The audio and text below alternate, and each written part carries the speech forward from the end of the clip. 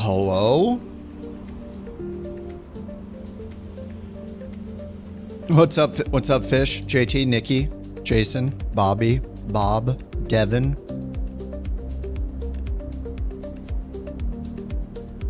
Alrighty. What's up, Mech? What's up, Ken? Alright, we got a we got a beta build. We got a new beta build. I'm in the good old Microsoft Flight Simulator that we haven't seen for a while. A whole day. Well, 2 days. I think I'm just gonna start with a quick Phoenix flight, and then I don't know what I'm gonna do after that. Well, let's take a look. Let's take a look at the release notes. I know a bunch of us already looked at them, but let's look again. It's mostly EFB fixes and improvements, which is gonna be pretty nice, actually. You bought the 408. Hello! What's up, Shooter? Thank you for the bits. You bought the Chinook and the 408. Nice. What's up, Impulse?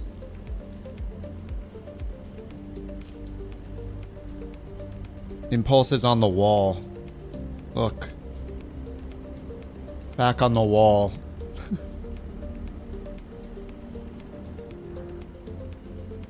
Alright, so here are the release notes. How long ago did these get posted? Was this like less than an hour ago? It says 1 day ago because that's like when they started drafting the release notes, like and before they made the post public. What's up, Shooter?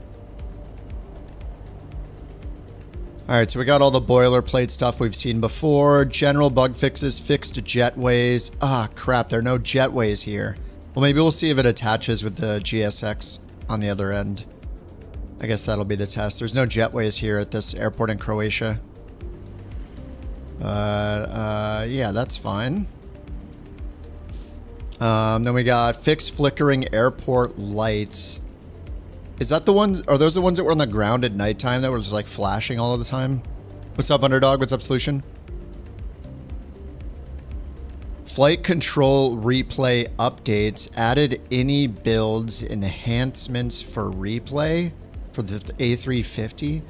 Fixed a bug where the panel window would disappear after attempting to use external pop-out. Fixed a bugs where toggling visibility of ghosts would cause them to fall back behind their original position. Fixed a bug in the recorder where ghost aircraft remain invisible. Okay.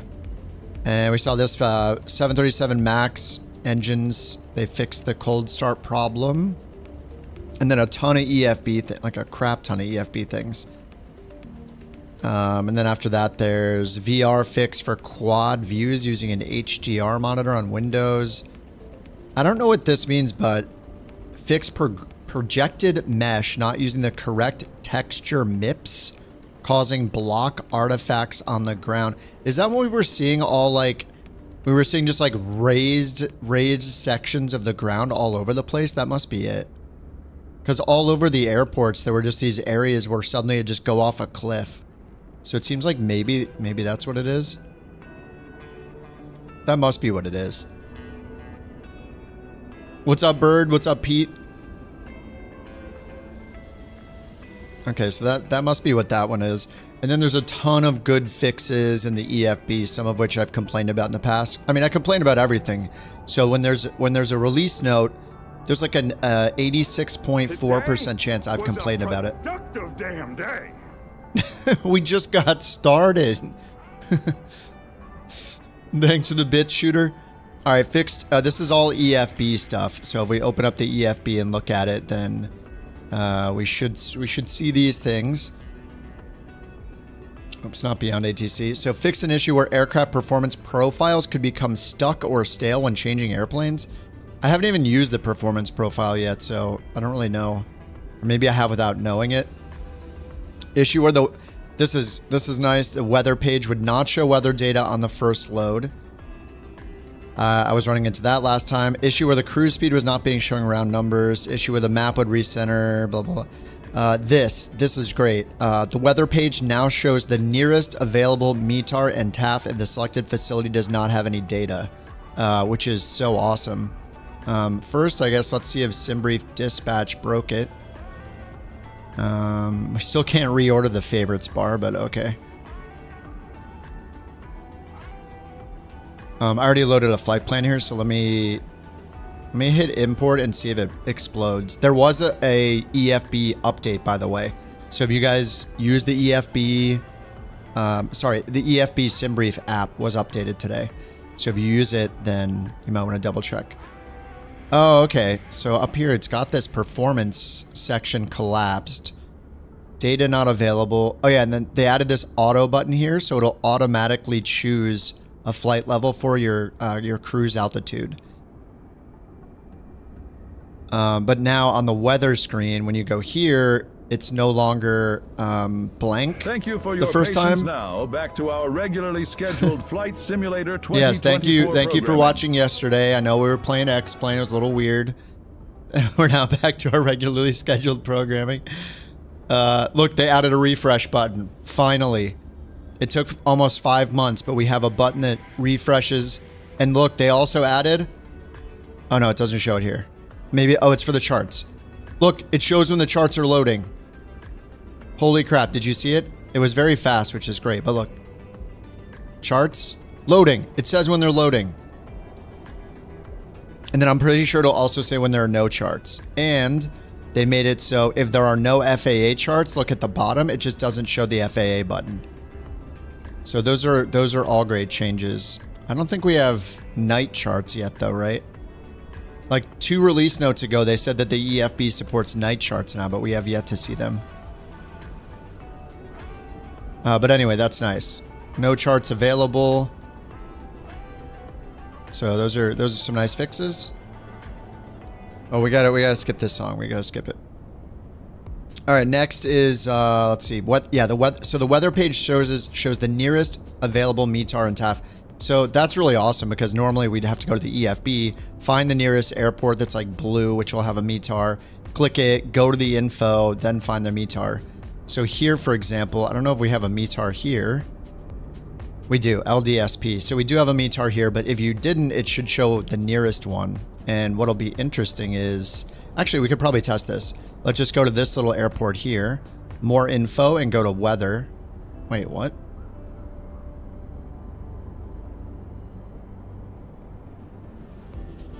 All right, this is right. LDSS, more info, weather.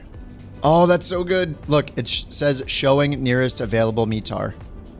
So LDZD is the nearest METAR available to the airport I chose, this little tiny grass strip or whatever. So that's really nice. With the refresh button, yeah, good stuff. It's so simple, but it's so helpful.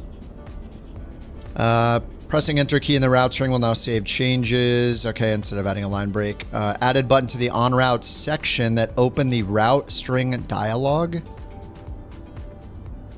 On route section. Oh, you can enter a route string. Wait a minute, what? No, that doesn't make any sense, guys. What the heck? The reason this doesn't make any sense is because the route string is not part of on route the way they're grouping it. That's wrong. The route string covers everything. It covers all phases except for the approach. So now they've put it under here. It was actually better. Up here was where it should be. Oh, they have it in both spots. Oh, okay. That's... Alright, I don't know why. Yeah, when you're loading a route, this makes a lot of sense. Enter route string, because it's got the departure, the arrival, all the en route waypoints, the 2 airport codes. That makes a lot of sense. I don't know why they put it down here. But, okay. Interesting. That's interesting, man. What's up, Dave? What do the night charts automatically turn on?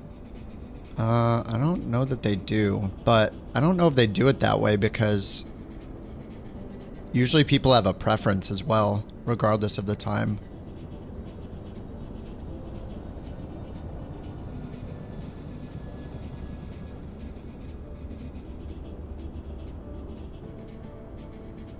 Nope.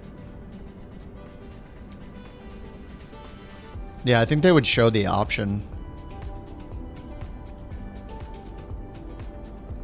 Yeah, we'll get a sunrise so we can... Because we saw some lighting. Like someone on the dev team's watching your streams. Or they just had this idea a while back. It might just be a coincidence.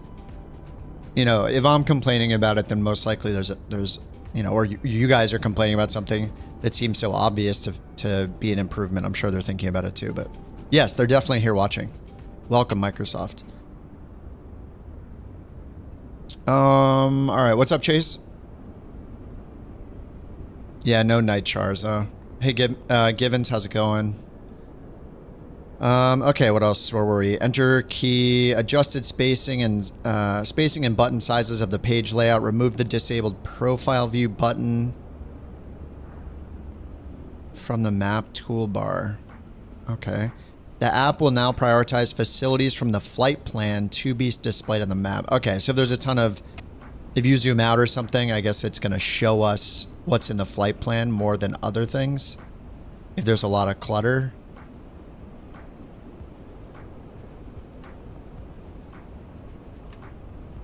I don't know.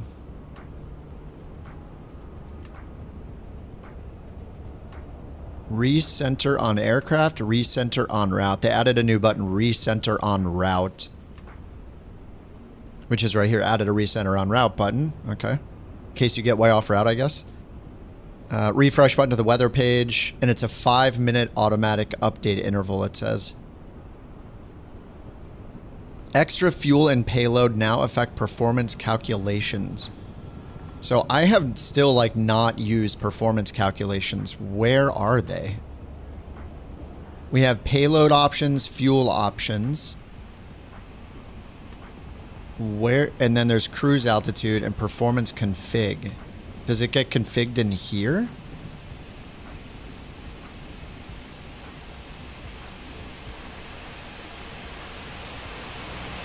Wait, does that show 3? Oh. Interesting. Okay. Yeah, I don't know exactly what the performance stuff is yet. Fixed cruise altitude and speed input have no effect on performance calculations. Move VFR pattern to the top of procedure list. Optimize the chart data fetching. Added a warning to the cruise altitude if the selected altitude cannot be reached.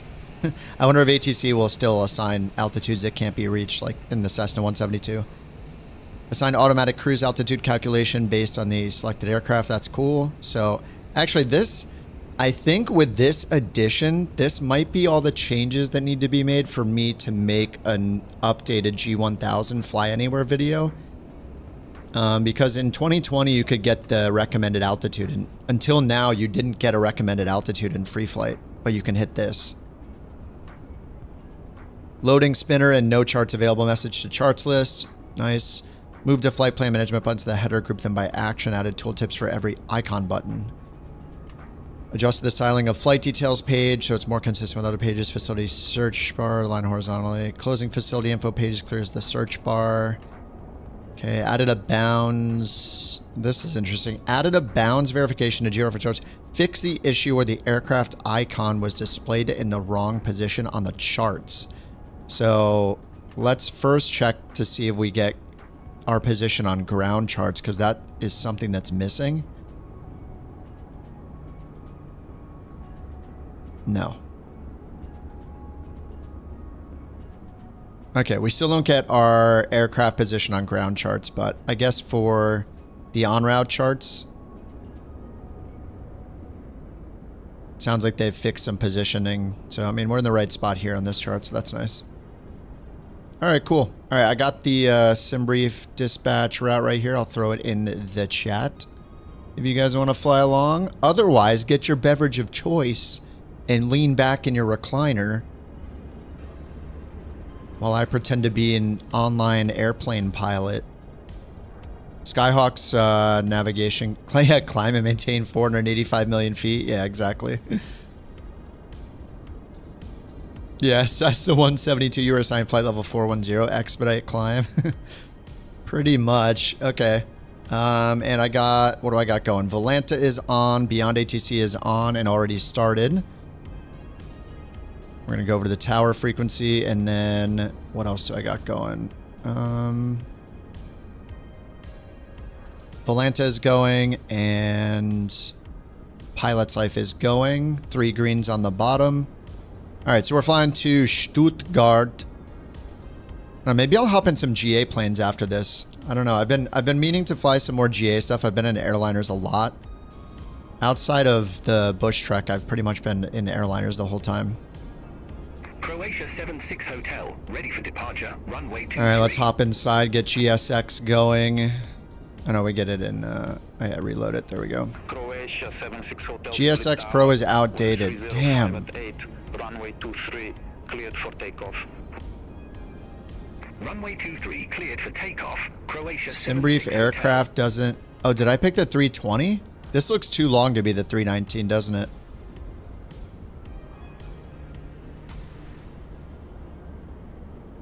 I don't think I picked the 319.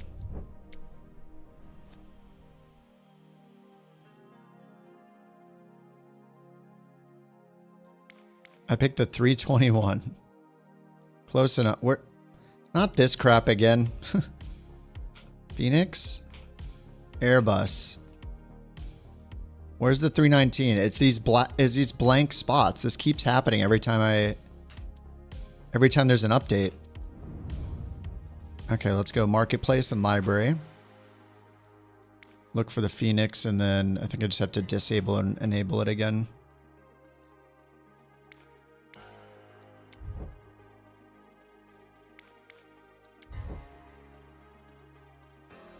I want to fly the Beaver. Oh my god, yeah.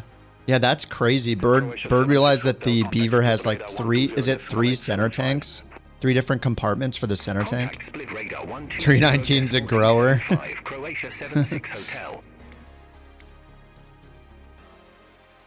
There, it's back. Okay, I don't understand.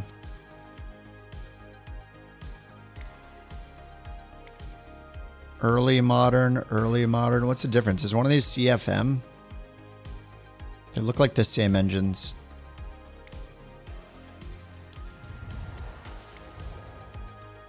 Turns out the Beaver is weird, yeah.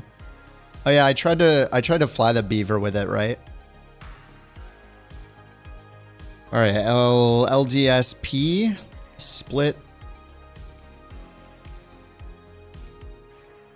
Let me make sure I don't load on to anybody's spot here. All aircraft be advised, information Zulu now current QNH 1023. I don't see anybody. Hope I don't load right on top of somebody. Where was I, here or here? I think I was on 12. Oh, let me make sure multiplayer's on. It is. Okay, I can always slew it, maybe.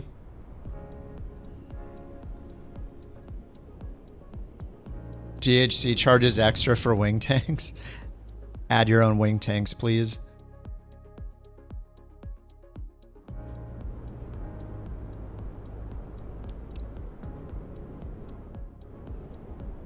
All right, sweet. I picked the right side. All right, here's the small boy. Ladies and gentlemen, mein Name ist Vera and I'm your Mein Name ist. All right, import delayed. Is it? Is it delayed? Let's get the external power on and then just start loading this thing. Boarding and refueling. Yeah, it did load really fast. And that's including loading, like reconnecting to a pilot's life, reconnecting to Beyond ATC. If you do not wish to perform the functions described in the event of an emergency, please ask. And it looks like it lagged a minute, like getting the Phoenix app going as well. All that stuff was starting. Smoking is prohibited on the entire aircraft, including the lavatories. Here comes our hero. Total fuel. The lavatory smoke detectors is prohibited by law. If you have any questions about our flight today, please don't hesitate to ask one of our flight Hesitate. All right, let's get our IFR clearance. Thank you. Why is that so quiet?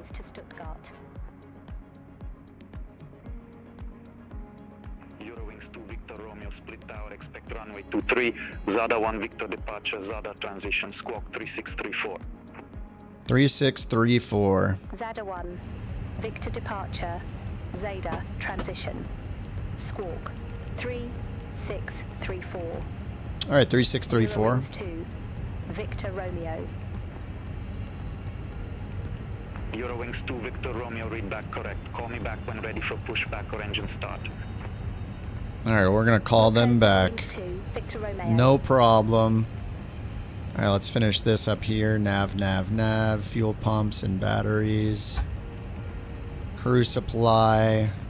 Nav 1, emergency exit lights.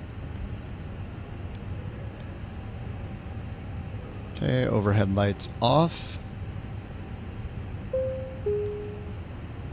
Ladies and gentlemen, mein Name ist Vera. Again? I'm your chief flight attendant. She's back. The fasten seatbelt sign is on, so if you haven't already done so, please store your carry-on luggage underneath the seat. Alright, let's check our route here. Please LDSP keep runway your seat 5. fasten your seatbelt. Alright, init data is good. Let's go to init. And And let's go over here and get our ATC COM AOC messages. Prelim load sheet.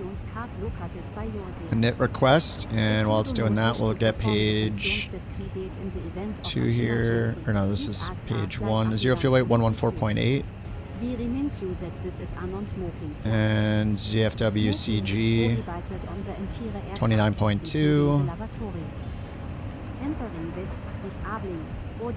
Block fuel, page 4, 14.18. Don't hesitate. Thank you.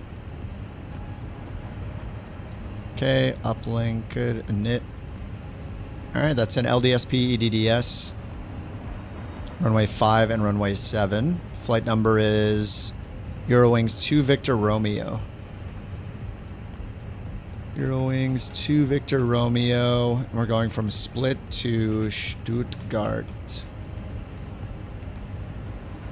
I'm going to start the wind request while I type this stuff in. Alright, EWG 2 Victor Romeo. Cost index 15. And 380 for cruise. Wind data uplink. Okay, that's all in there. Beautiful. Flight plan. So they told us runway 23. We were expecting 5, so we're 23 now. The Zada 1 Victor instead of the Zada 1 Whiskey, and then squawk 3634. So I already put in 3634.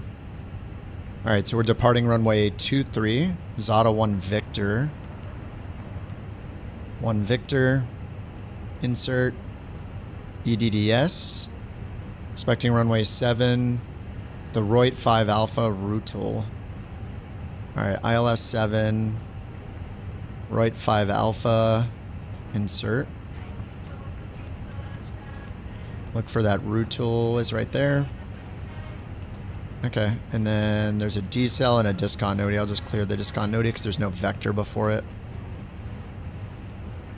Okay. And they still haven't fixed the reset view button. If you go to an instrument camera preset and then hit reset view, look, it just does this. You have to hit other buttons to get out of it. Some of them work and some of them don't. These all work. That works. Oh, it's a bug when it settles into the position. Oh, no, it's not. That one settled in? That's so weird. Okay, it's very inconsistent.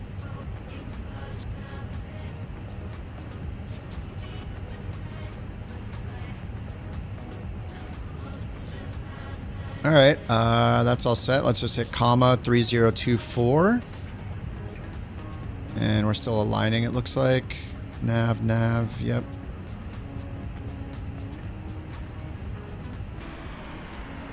Oh yeah, here come the packs. Alright, how many do we have? Passengers, 108 passengers. And it's expecting us to do a flaps 1 takeoff, rotated 22. Flex temp 67, so let's see what we get. Departure. So that's the prelim. We could put in the estimate if we want. Estimated takeoff weight ETOW is 128.5. LDSP runway 23 and calculate. So it's got, yeah, Passenger's flaps bus 1, is coming. flex M 76.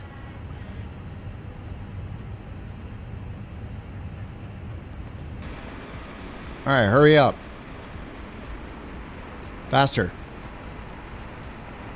Oh no, I got the belt loader on still. And the belt loader is a problem. I did get that Orbex add-on for the power lines.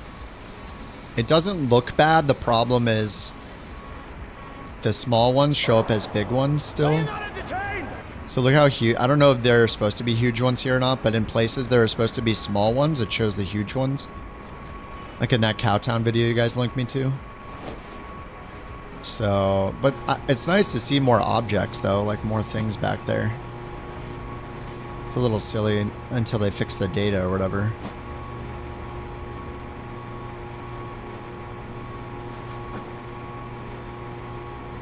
What I should do is make the... Can I make just the baggage load faster? No, you can't. Just boarding and deboarding density. I think that's just for the people. You can do refueling time acceleration.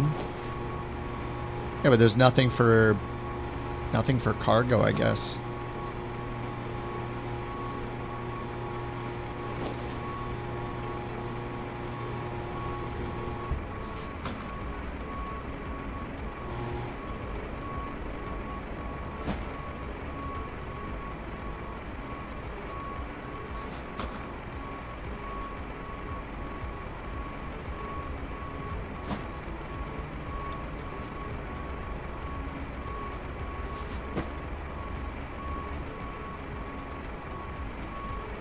Looking good, people. It's a sweet, look at that shirt right there. It's amazing. Amazing. Are we done yet? Hurry up.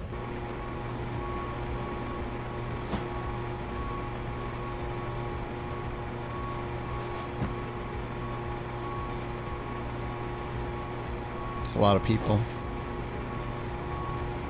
A lot of bags. And we need to carry on only flights so it'll be faster. New policy.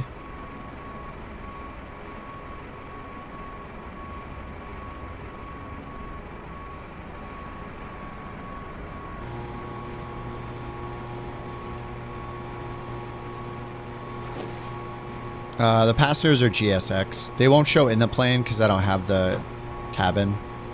And I don't know if it's probably supported in this plane, but I don't have it enabled. Yeah, all the passengers out of one bus. Actually, I think they send multiple buses. I think there's a limit on each bus. I don't know what it is, though. Passenger's bus is coming. Thank you for that beautiful crab. Hey, that's a nice Chinook right there. The props look like they're actually moving, or the rotors. And there it's gone. And now we can't see anymore. It's way too far to render in. Oh, there it is. Oh, it's gone.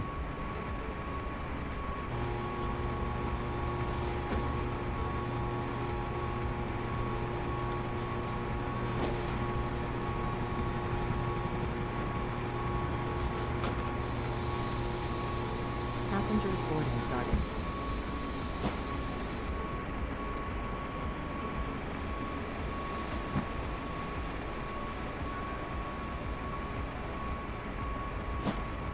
Here's bus number 2. Wait, that guy came off before.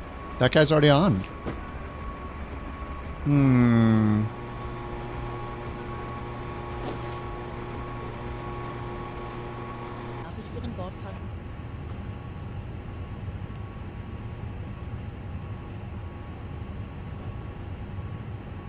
Alright, how we doing over here?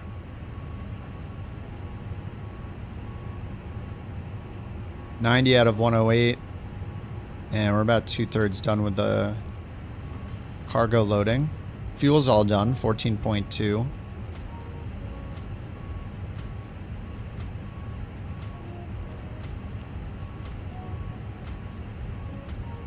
Yep, we just got a new beta build. Heck, like just now. All right, so we got the Zeta 1 Victor departure. Let's check that out. Oh, I didn't re-import it.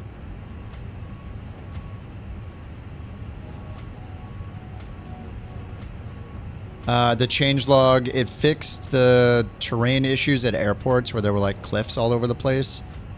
It added a bunch of improvements to the EFB, especially the weather section. You can now, it'll now show a nearby METAR if one's not available at the airport you're landing at.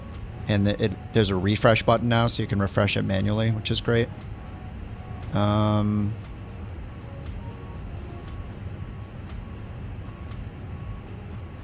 And what the flickering airport lights at night, I guess, were fixed. So yeah, a bunch of like minor fixes. No, as we can see, there's no LOD fixes. Look at the staircase disappearing. Oh, what? Hey, it's so far away. We better unrender this guy right here. Oh, now you're close enough. You should be able to see him now. Other than Sim Update Beta 1.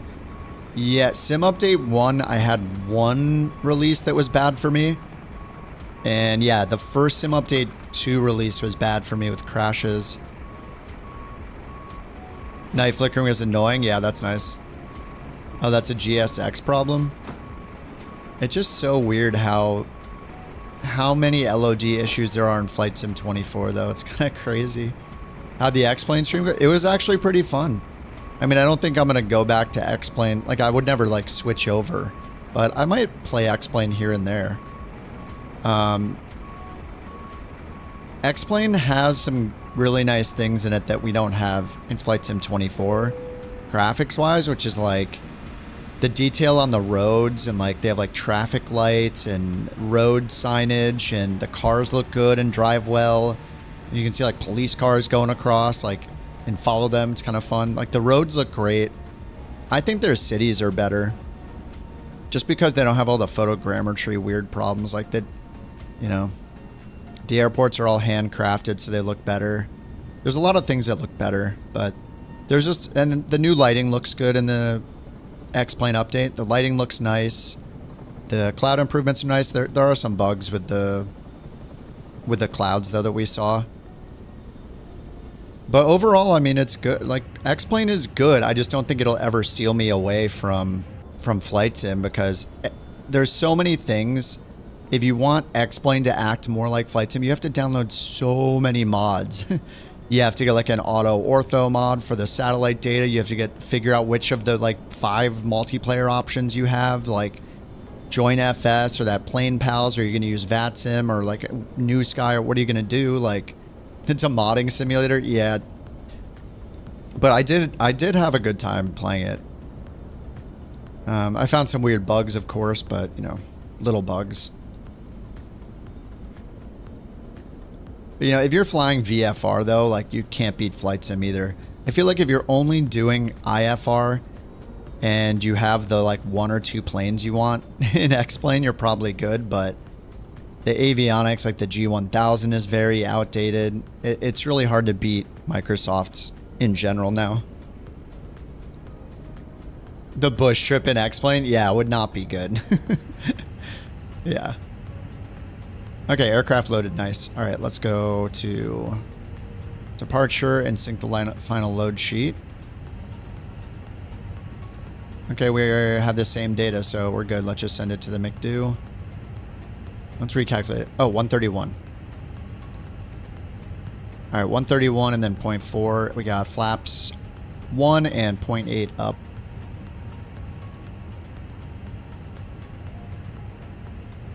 All right, ground service. Let's go get our APU started. Seat belts are on. Okay, and then go to our perf page. It's all in there. Flaps 1 and 0.8. Accept the final load sheet. 108 packs, 4 babies. All right, and then let's take a look at the departure. SID. What? What the hell? What? What the hell is happening? Ladies and gentlemen, mein Name ist Vera and I'm your chief flight attendant. What? Fast die Seatbelt sign is on, so if you haven't already alright, back to explain. What the hell just happened? Please take your Seat and fasten your seatbelt. What? Also make sure your Seat back and folding trays are in colorful upright position. What? If you are seated next to an emergency exit, please carefully read the special instructions card. Okay. Whoa, the whole plane's off. Dude, you gotta be kidding me. What is happening?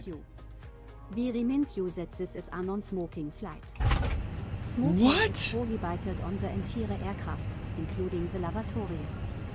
Tampering with, disabling, or destroying the lavatory smoke detectors is prohibited by law.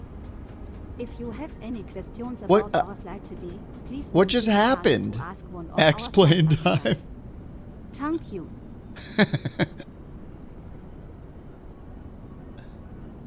That's how they fire you from Eurowings? They shake the plane until you get out. Whoosh, whoosh, whoosh.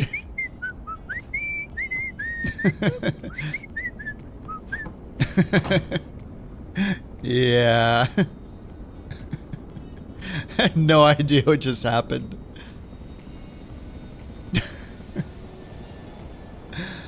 All right. That was very strange. APU fault. Oh, the pumps are off. That's probably why.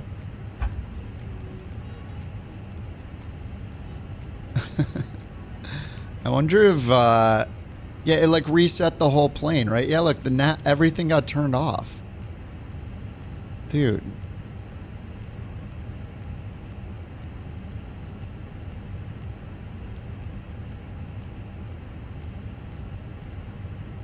I don't understand. Phoenix update coming soon? I guess?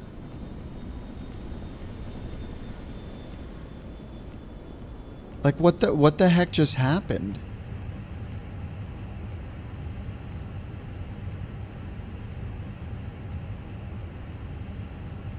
It's not loaded anymore either. That's just the whole thing reset. That was so weird.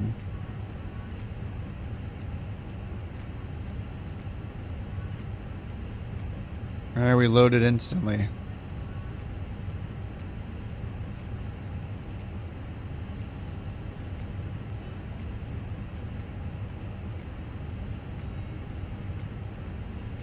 Okay, let's do this again, I guess.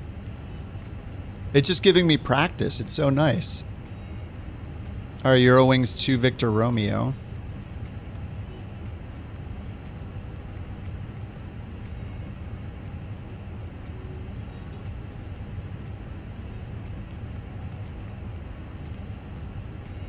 Costin X15 and 380.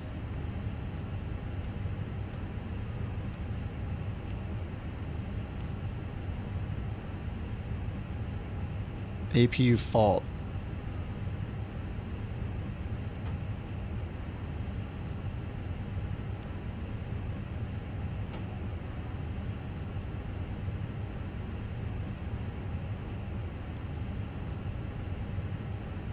Okay, what do we do? APU auto shutdown. Proof that any builds is better. Yeah, wind shear. Yeah, maybe it was the turbulence option being on. Alright, so can I not... The rat isn't out or something, is it? No, the rat's not out.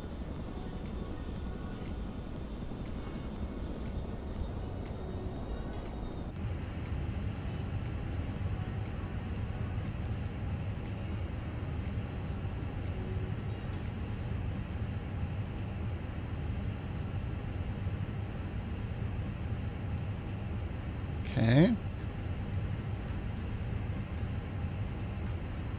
Folks, I had the strangest dream last night. I was in Airbus of 319, just sitting on the tarmac. But then the clouds turned into Scranton, and the autopilot started talking in Corn Pop's voice. And I started descending into a big bowl of chili, farm jiggle, jetstream, banana suit. What?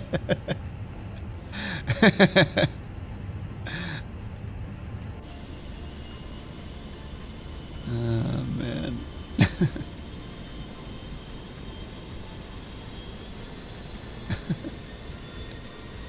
It's spot on.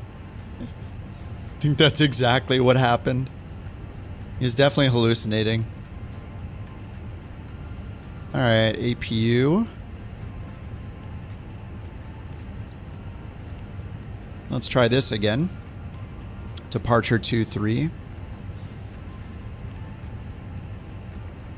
Was it the 7? No, the Zeta 1 Victor.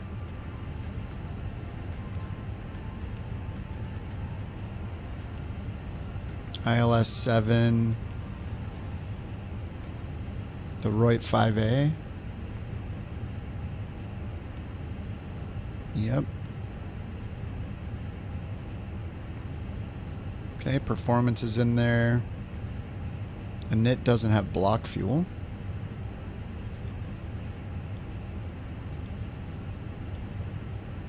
There we go. Alright, performance 1 and 0.8. Okay, let's try again to look at the top altitude. See if this works.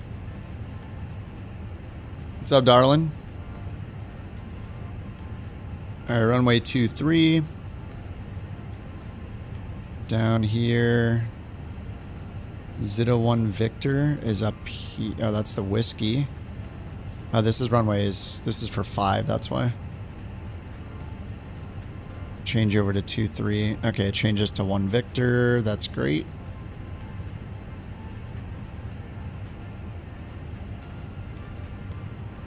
Alright, Zeta 1 Victor right here, and there's no altitude over there. Here it's above 4,000. I never know what to put in for the top altitude. I'm just gonna put in 4,000, I guess.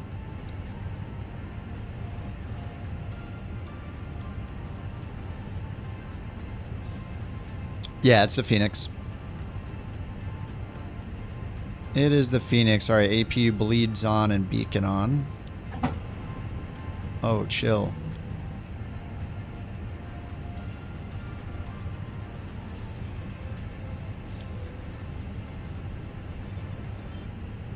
Alright, let's get that music out of here. Strobes, auto beacons on, nav and logo on 1.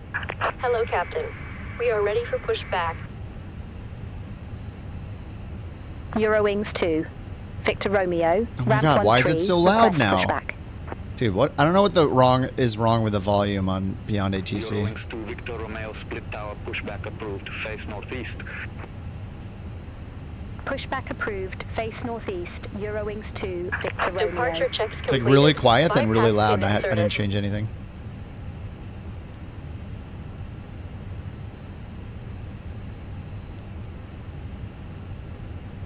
Alright, we're ready. Oh my god. I hate that they changed this thing where I can't get to my fixed cameras anymore with a couple button presses. I have to do this every time. Locking gear. And there's no button to just go straight to a fixed camera. I have like the hotkey set and it didn't work. To use my radio panel volume, no. I think I just got annoyed with having to turn on the volume in certain planes that have it off by default, and I kept forgetting, so.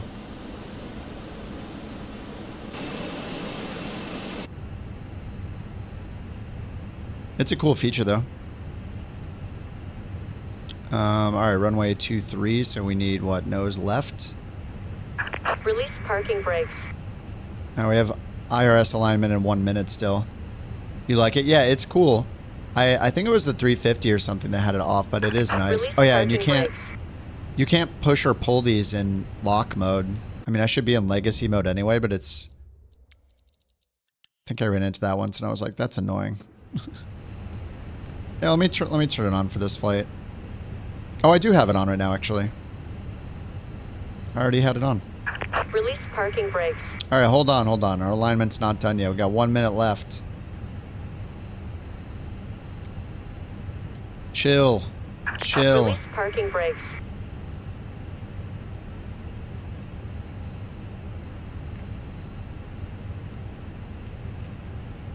Release parking brakes. Shh. Okay.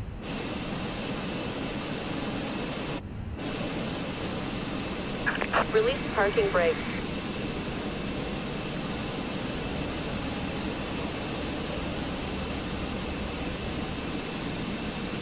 Release parking brakes.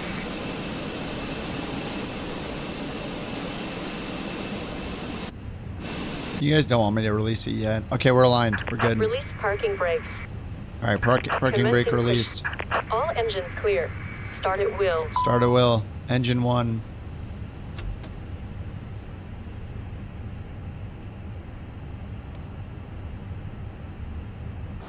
Engine number 1.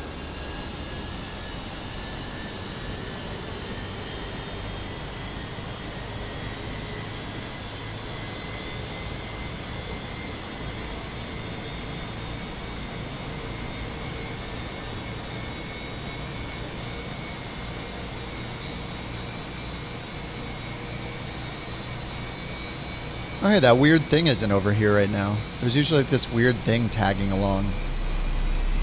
Oh, the rumble. Did we miss the rumble? Maybe a little bit. What about ASMR?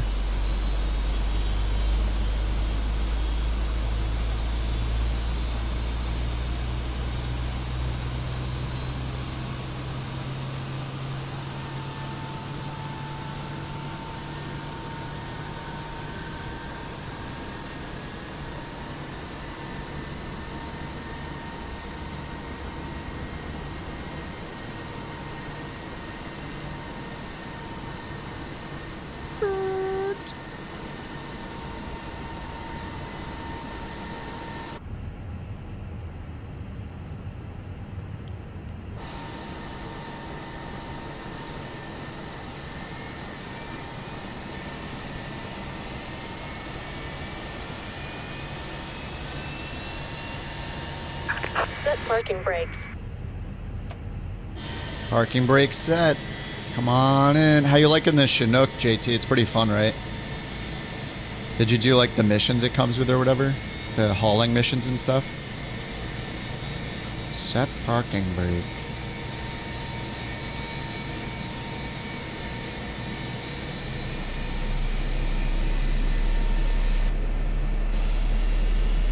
Unlocking gear. Oh god, please don't. Okay.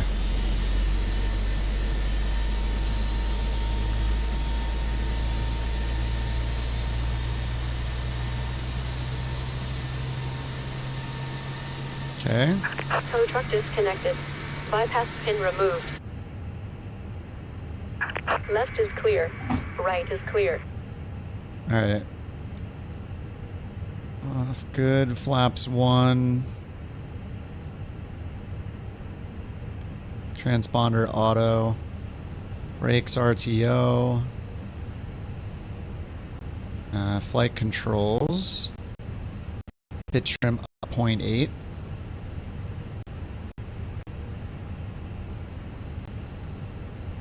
Alright, takeoff config check.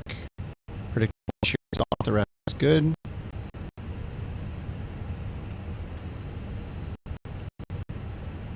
Alright, I think we're good to go.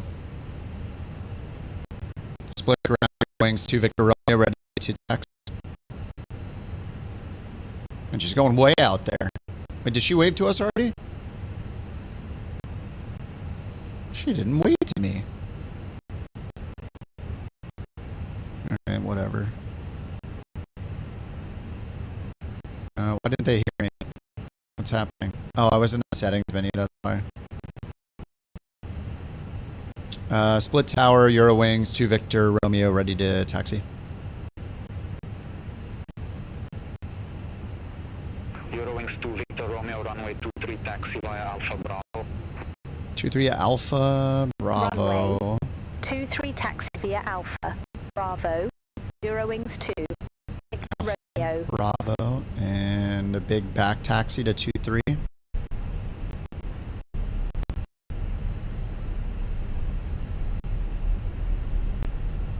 I'm tweaking out. The stream is choppy. Ladies and gentlemen, we now request Is it your doing it on Twitch too? demonstrate the safety features of this aircraft. Wählen Sie Seatbelt-Sign Illuminatis. You must fasten your seatbelt. I have 0 dropped Automatic frames. fittings von into the outer entdichten by pulling on the loose end of the strap. To release your seatbelt, It's just on YouTube. It's a YouTube problem then. wieso ist that you keep your 0 seatbelt dropped fastened frames. to the flight, as we might experience turbulence. Yeah, it happened for a second on my tablet I have here. Aircraft. Please take a few moments now to locate your nearest exit. In your car, YouTube's had more problems lately. Audio's cutting in and out. to evacuate the aircraft, floor level lifting will guide you towards exit. Doors can But be Twitch opened still by sounds moving fine. the handle You guys to hear me okay on Twitch too? Each door is equipped with an inflatable my also detached and OZS alive. Twitch is perfect. Oxygen and Hmm. are always by 5x5 on Twitch. Interesting. of a compression. Let me listen to it myself real quick. To start the flow of oxygen, pull the mask towards you. Place it firmly over your motor and mode. Secure the elastic band behind your head. YouTube's a train wreck. Yeah, hold on, let me see. Hook the back was not inflated. Oxygen is flowing to the mask. If you are traveling with a child or someone who requires assistance, secure your mask first and then assist the other person. Keep your mask on until a uniformed crew member advises you to remove it. In the event of an emergency, please assume the bracing. I feel like this happened not that long ago, like a couple months ago, and I think I just restarted the Twitch stream, or the YouTube stream, like not completely, but Your hands on top of your elbows against your thighs. Ensure your feet are flat on the floor. no Allow dropped the frames. foot Yeah, are put under your seat or between the armrests. When that's weird. instructed, Let me just, the stream will not stop. I'll just stop sending data and then restart just to YouTube. 1 sec. Pass the straps around your waist and adjust at the front. To import only when leaving the aircraft. If you need to refill the vest, blow into Alright, I restarted it on the YouTube side. And light to address attention. Let me know if it Also, fixed it. your seat bottom cushion can be used as a flotation device. Pull the cushion from the seat, slip your arms into the straps, and hook the cushion to your chest. Is it better now? Eurowings You will 2, find this and Victor also other Romeo, safety ready to go. information in the car Runway located in 2, the seat 3. pocket Alright, on good so far? Okay. Wie strongly suggest Sweet. you Alright, read thanks for your letting me know. Backtrack runway If you have 23. any Sorry about that. I don't think I did anything. to ask one of our crew members. Backtrack runway 23, call when ready. Eurowings 2, Victor Alright, Romeo. backtrack 2-3. Oh yeah, we should get that off.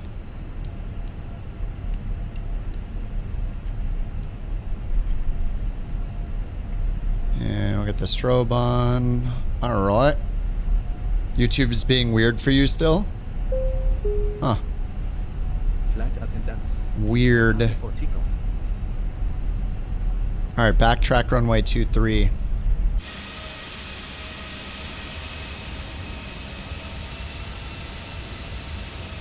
We probably all want to bunch up because we all have to back taxi here. Can you imagine trying to taxi and the pilot's fixing his YouTube stream? Yeah, hold on, my GoPro. It's good now? Okay.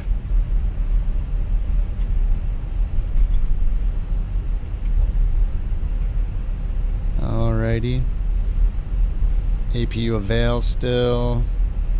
All of our lights are good. Nose light's not on yet. Not for takeoff.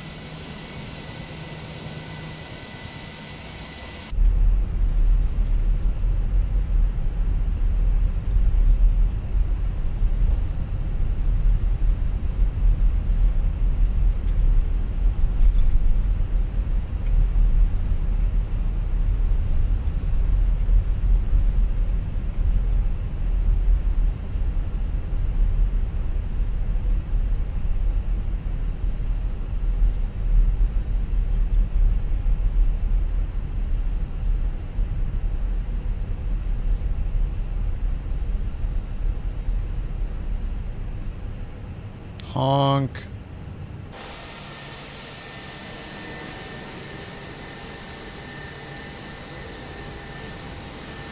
Sounds like a Spirit flight. We're doing just fine.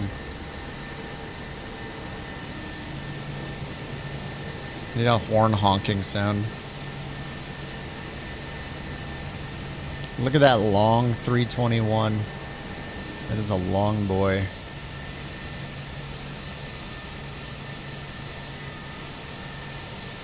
Versus in the max, it's showing passive aircraft generic.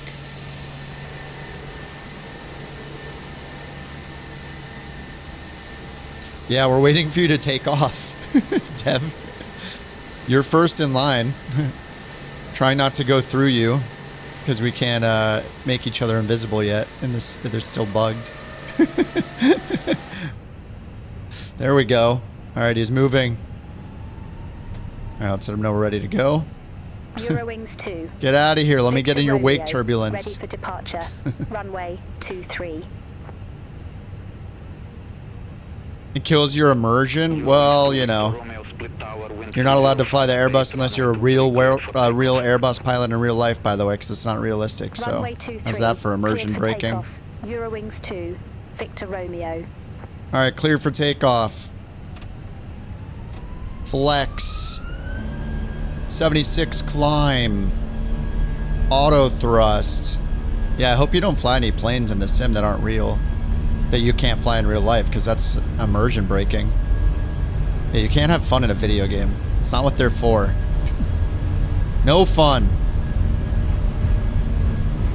You can only do realistic things. By the way, if you don't fly with a co-pilot, you can't fly. You have to have someone sitting next to you role-playing ATC. If you're in an airliner, by the way, because no airliner has just one pilot. So you better have a co-pilot doing the comms, not doing it yourself. Immersion breaking. All right, we're up. Landing gear up.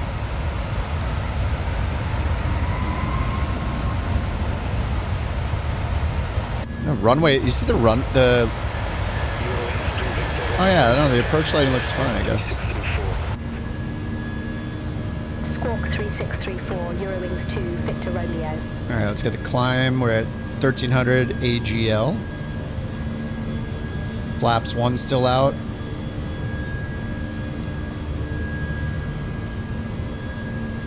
I hear the Chinook in the background still. TCAS is on standby. Fixed. And it's on above. Oh my god. Yeah, it still looks so much better than X-Planes. I mean, maybe it's where I'm flying in the world, but damn, it looks good. You don't need no stinking co-pilot. You only flight sim when you're on the real aircraft. There you go.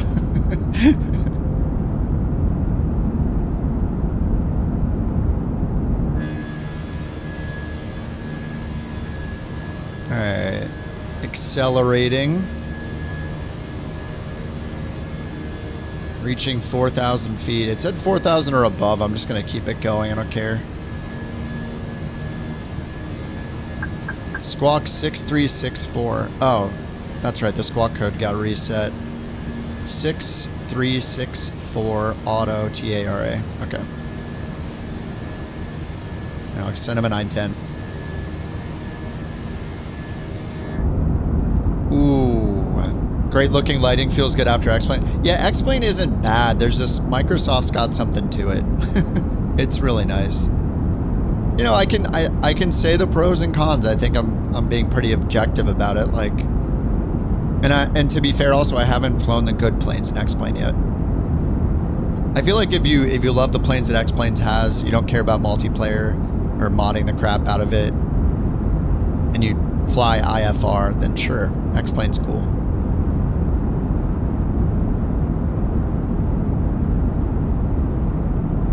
It's so pretty. I mean, the sim's only going to get better. The haze, the backscatter. Yeah, there's something about it that just looks so much more detailed.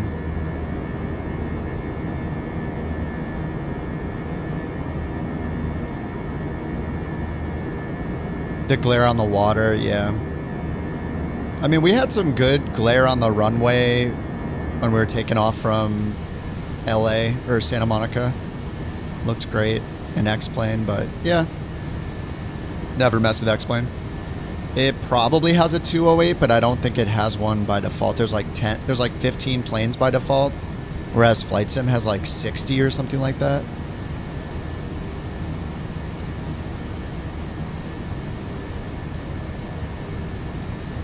All right, 10,000 feet, standard QNH. Standard. Looks good. The whole lighting engine, yeah.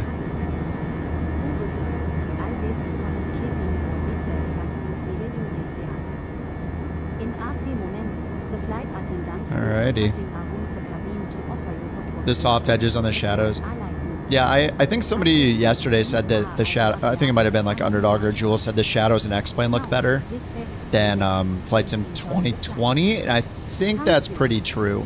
But the 2024 shadows with like ray tracing looks so good now.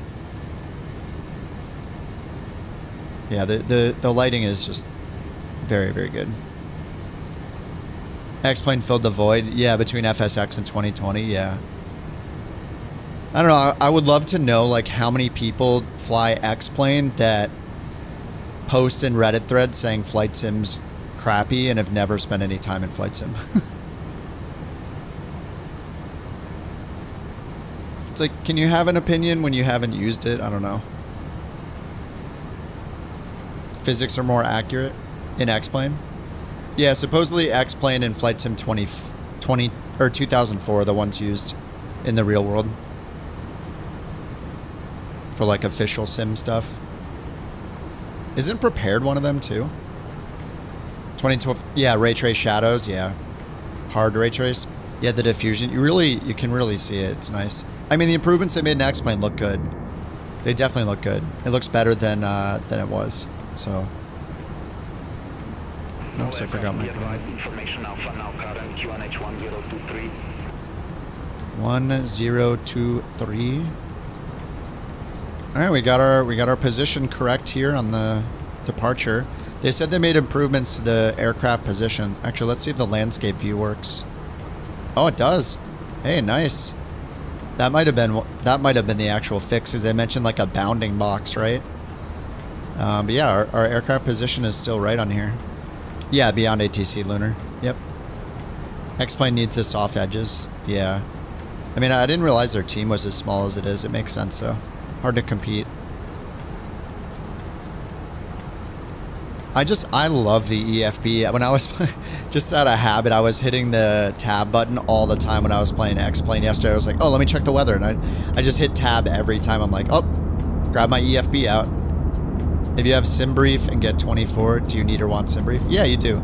Yeah, I use SimBrief for this flight. There's a SimBrief app here for the tablet you can use. If you hit import, it'll import it into the built-in flight planner that automatically pulls in Lido charts and stuff like that, so you can get all your charts. It's still useful, and SimBrief is used for a lot of planes to, if you want to save time by importing the flight plan in, so you don't have to do it by hand. And in any big planes, any airliners, anything that has performance data in SimBrief, that if the plane doesn't have its own like takeoff or landing calculator, like say for example the default 737 MAX in Microsoft Flight Sim, it does not have its own performance calculator for takeoff and landing. So the one, unless you want to do like Toga every time, the SimBrief one comes in a lot of use as well. Yeah, I mean, in my opinion, like if you're still on 20, the way I look at it is if you don't really care about career mode, or you don't want to deal with bugs in career mode, I still think it's worth getting 24 as long as your plane is available in it. Like, we don't have the iFly 737 and the PMDGs yet. We do have the Phoenixes, and the fly-by-wires work pretty well. It just matters what you want to fly, but if you're somebody that flies GA planes, I think it's still worth it if you have the time to sink into playing and dealing with any leftover career mode bugs that there still are, and there are definitely leftover career mode bugs. But overall, I think even with the bugs, as long as like losing a flight here and there isn't going to ruin your night, I think it's an overall positive experience to play career mode. I thought it was a lot of fun. GA. Yeah, I mean, you might really love career mode, but you should be warned that in 2024, career mode is still pretty messy. It's not the worst thing ever. There are glitches you will run into. So if you don't have the time to, if you're going to get really angry, like, you know, it's going to piss you off that when you run into those bugs and you're going to feel like you lost a night of gaming because of it because you have limited time, you might want to avoid it, or like only do it when you have like several hours. And it just matters how much free time you have, really. But it was a really fun experience, I think. I'm a fan of the career mode. Despite all the bugs, there's all those new activity types. There's wear and tear, failures, and maintenance on all the planes. Like, it's pretty crazy. You get, like, when you start owning aircraft in it, the wear and tear is so cool. Like, you land a little too hard, you brake a little too hard, that's costing you money, you know, for maintenance. So it's pretty rad. And just all the different activity types are really fun to do. Like, I haven't even done the helicopter side yet. Maybe I should. But, you know, they have, you know, they have the aerial firefighting and crop dusting and medical transport, and, you know, they're really challenging. Yeah, I'd rage so much. I'd probably just turn on assistance mode. Oh, you started doing fuel planning in your flights? And I don't do that. I just look at SimBrief. I'm just like, hey, SimBrief, how much fuel do I need? Okay, cool. Loaded, let's go. Yeah, I miss the PMDJs as well. The default max is not horrible. I mean, I flew the X-Plane default max. The one in Flight Sim that's the default plane is way better. I mean, I know they don't have the resources to make the default planes, you know, as good as they are in Flight Sim, but the Flight Sim ones, the default planes, we scoff at them a lot of times, but man, they're very far ahead of what's in X-Plane by default. And we get a lot of planes. Yeah, the Zebo. I did download the Zebo in case I do X-Plane again. This is the Phoenix A319. The Phoenix is like the go-to Airbus for Microsoft Flight Sim. They have a 319, 20, and 21. To get all three, it's like $120 US, something like that. But they're pretty much like widely regarded as the best planes you can fly in Microsoft Flight Sim. In terms of realism, failures, all that. And they're working on like a Neo now. These are all, it's the 320 CEO is what they made, so they're working on the 320 Neo now.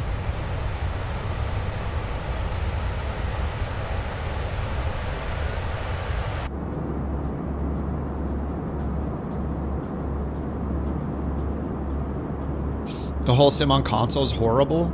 I have not booted it up yet. Sim Update 2 hasn't been nice. We're trying to optimize it. So you think Sim Update 1 is bad still, or you just mean Sim Update 2?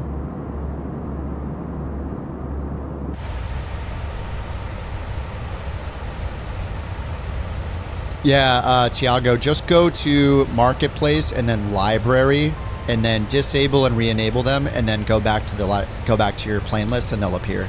I had to do it at the beginning of the stream.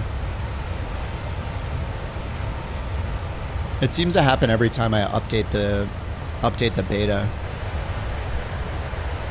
You were saving to get a yoke and set up your... Oh, a gauge console? Now you have to save up for 24 Deluxe. Yeah, Deluxe Premium. I mean, just look at the airplane list to decide which edition you want.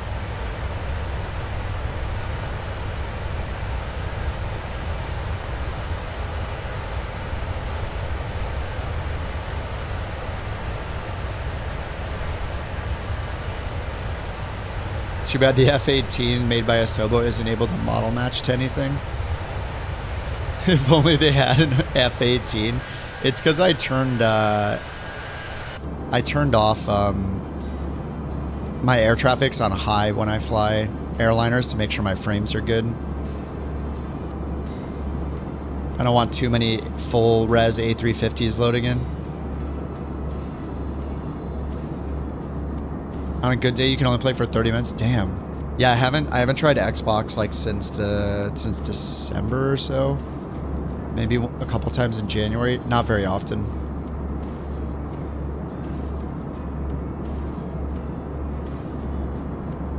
You bought the 350, I haven't tried it in 24. It's gotten a lot better in 24. I try every update.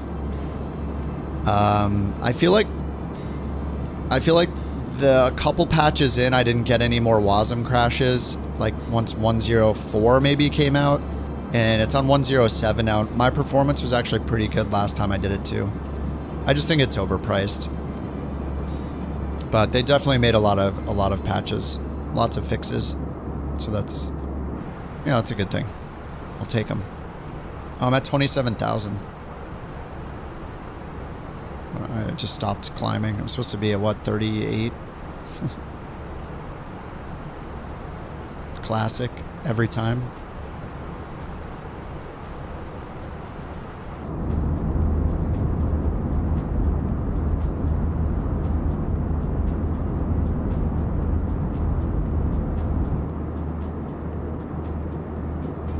$2 million. Oh, V1.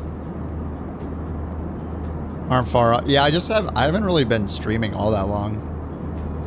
Like, how long have I been streaming? Like 3 years? I forget when my first stream was.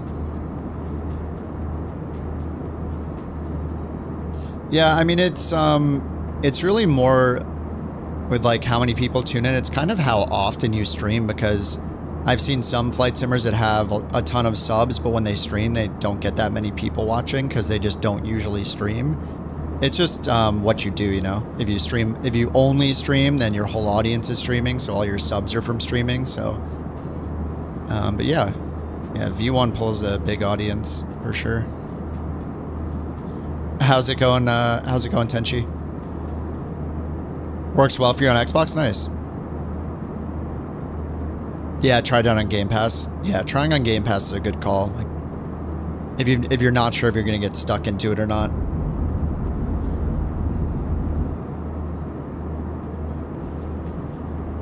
Fan-made things. He watches like Green Dot videos a lot. It's a YouTube channel with like air, like an air disaster YouTube channel.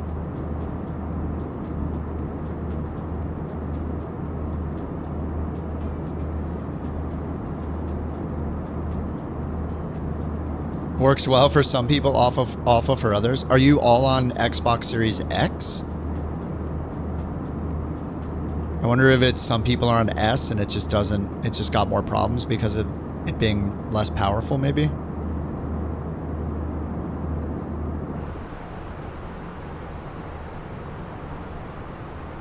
You're on X, yeah. I got an X as well. You're on X.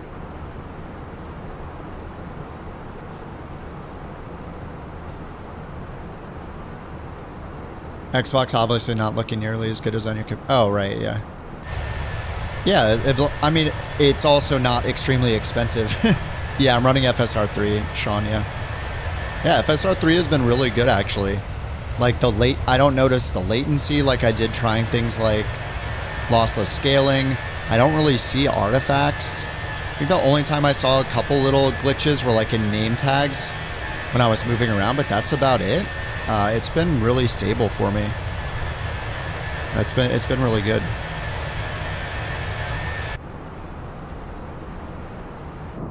Smooths the stream out for sure. Mrs. Bird had a horrible time with performance issues on X. Bought it first release. Never worked properly for any game. What? Oh, that's so weird. Constant lag in most games? Damn. Could you return it for that and be like, I think mine's messed up. All the games are on like garbage. I only played like I only played a few flights on ours and then on our Xbox, and then I played a little bit of Indiana Jones when that came out. Chilling on the couch. Internet issues. Oh, first week of release. Oh. Huge over retail to get it. Damn.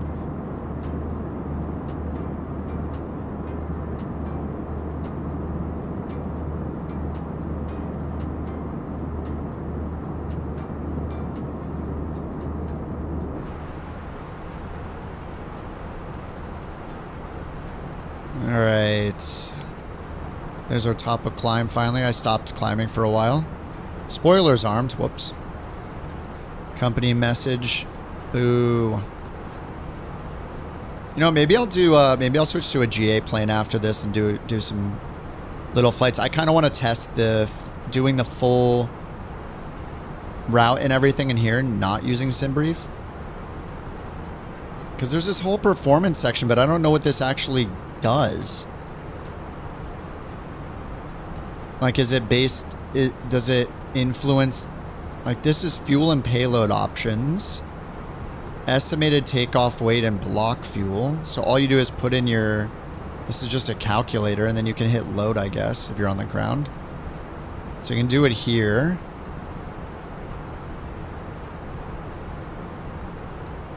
I wish it would update this number while you drag it. That's weird, right? Look, this one updates live while you drag it, and this one doesn't.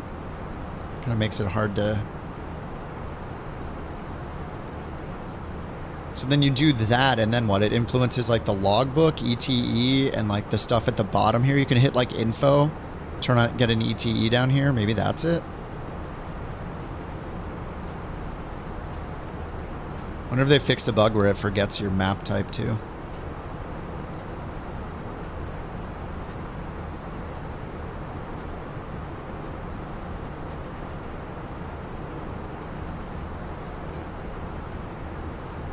I love the built-in EFB, man.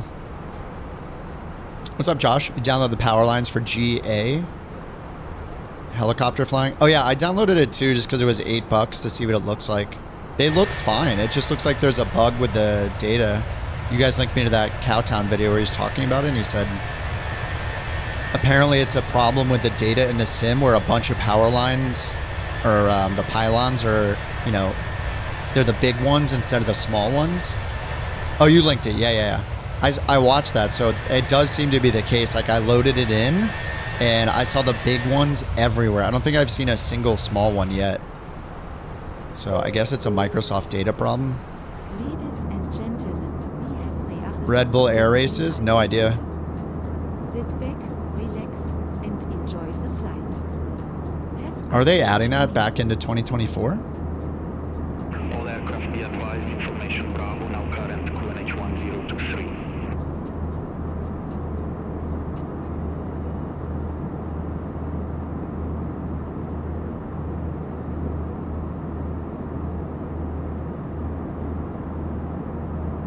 You were worried it was considered promo? No.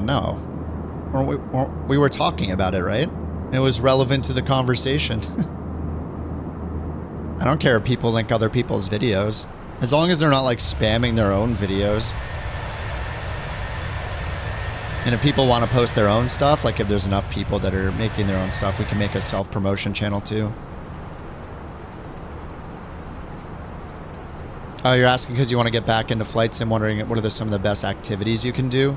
I mean, the main one in Flight Sim 24, the two big ones, well, there are three kind of. The biggest is career mode, which is what it sounds like. Like, you start with a small plane doing little jobs in a Cessna and move your way up to like airliners. It is pretty buggy, and there aren't a lot of planes in it yet, but overall it's really cool. So if you saw the Flight Sim 2024 trailer ever, you've probably seen the career mode stuff.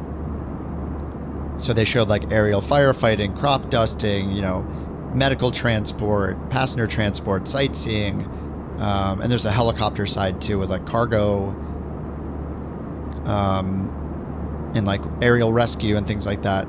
So that's the biggest activity thing to do. The second is they added this whole photography, world photographer mode. I don't even know how many total missions there are, but there's got to be like 100 at least, maybe more, that take you all over the world into different hotspots, and you need to like, you know, be at a certain place, like taking a specific photo at a certain time of day in a certain season with animals in it, or, you know, there's just a huge number of different ones you can do. So there's that, and then they added a challenge league thing, which is like a competitive mode where every Monday there's 3 new activities that last for the week.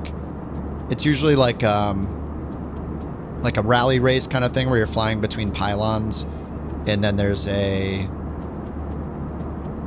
low altitude challenge and like a Super Hornet or something, and then there's usually a landing challenge in a helicopter or a plane.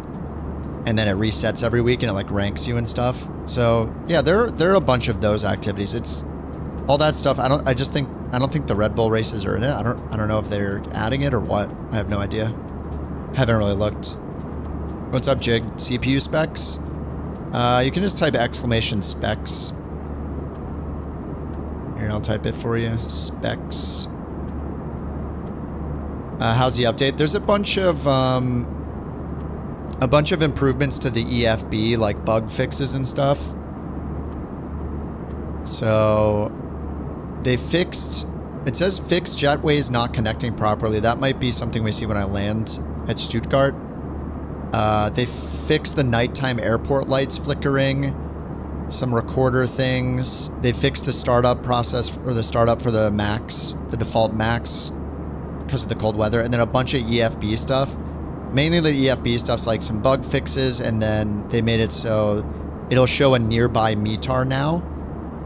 So if you look up the METAR and there is no METAR at your destination or the airport you're looking up, it'll find the next closest one and show you, which is really nice. And then they finally added a refresh button for the METAR. So when you go to weather, this refreshes on its own every 5 minutes, it says, or you can hit refresh and then that'll manually refresh it. And then if you put it in an airport like that doesn't have its own weather, like I'll just click this one down here.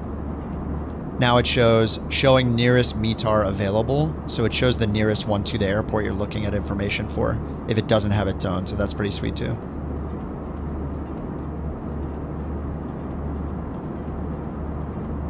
But yeah, it's nice. It's getting real nice. SimBrief import is still working. It's not like crashing me or anything. It's probably a plane by plane thing though. But yeah, I really like this EFB. Like, it's just getting better and better.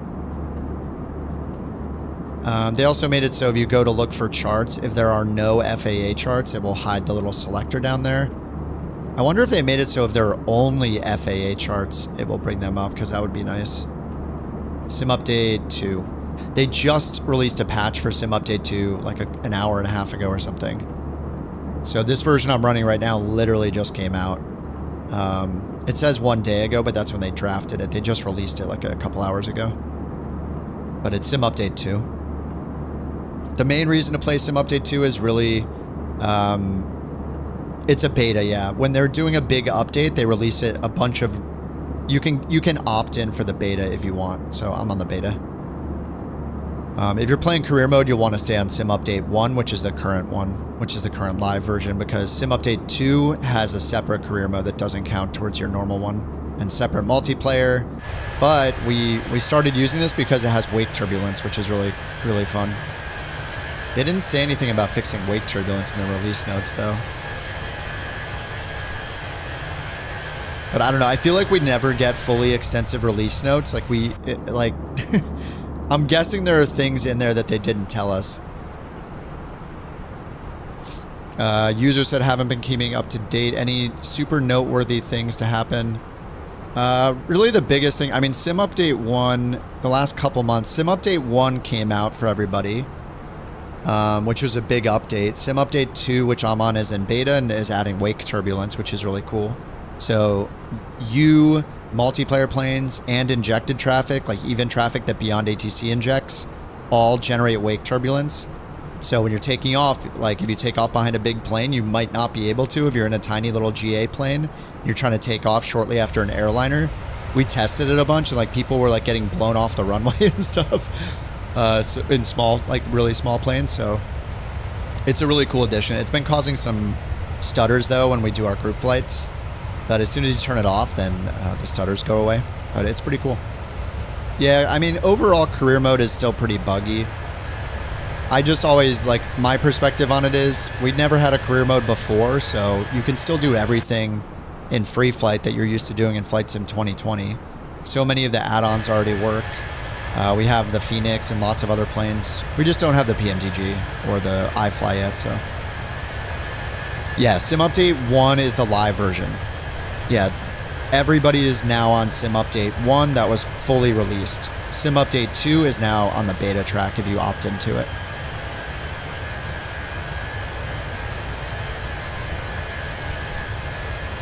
No plane works in career mode besides the default plane so far.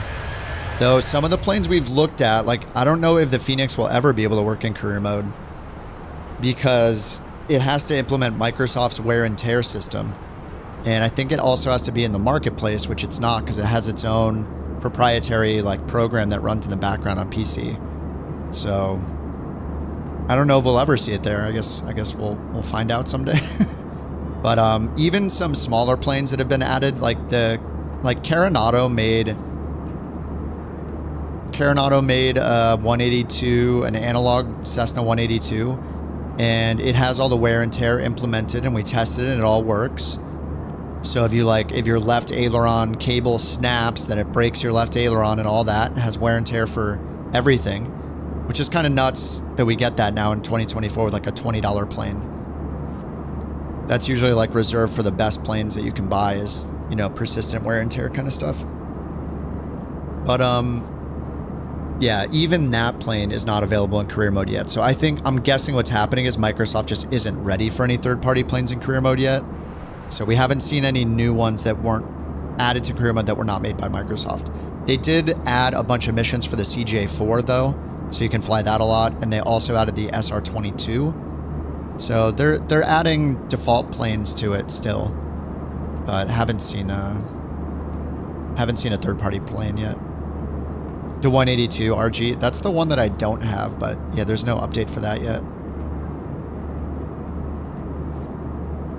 Yeah, the Sim Update beta started as crap. Yeah, I felt like that about Sim Update 1 in the middle of it, where suddenly there was a build that like broke everything. I was like, oh my god. A330, no, the one thing that's locked, heavy is still locked, so you can't do the 330 or the 787 yet. Or like the Beluga or whatever. The biggest you can get is still the Max. What aircraft after learning Cessna? Which Cessna? The 172? If you want a small step up from the 172, I would fly the 208 Grand Caravan. It has the same avionics as the 172 if you use the G1000 one, but it'll let you go higher up, like up to 25,000 feet. It holds a lot more if you're doing any career mode stuff. It flies a bit faster. It's a turboprop. It's gigantic. It's really fun. It's a single engine. That's an easy one to get into if you've flown the 172. If you want something bigger and slightly faster. Link in the YouTube bio is expired. Is it? Oh, what link's in the YouTube bio? Maybe I put the vanity URL and we lost our level 3. Let me go fix it. Oh yeah, the SR-22. Yeah, that's true. Yeah, SR-22 is another good idea. If you're in career mode. Oh yeah, SR-22. The Corvallis is also cool. If you want to keep it Cessna, try the Corvallis. It's pretty underrated, I think. I like the Corvallis a lot. All right, 173 miles till top of descent still.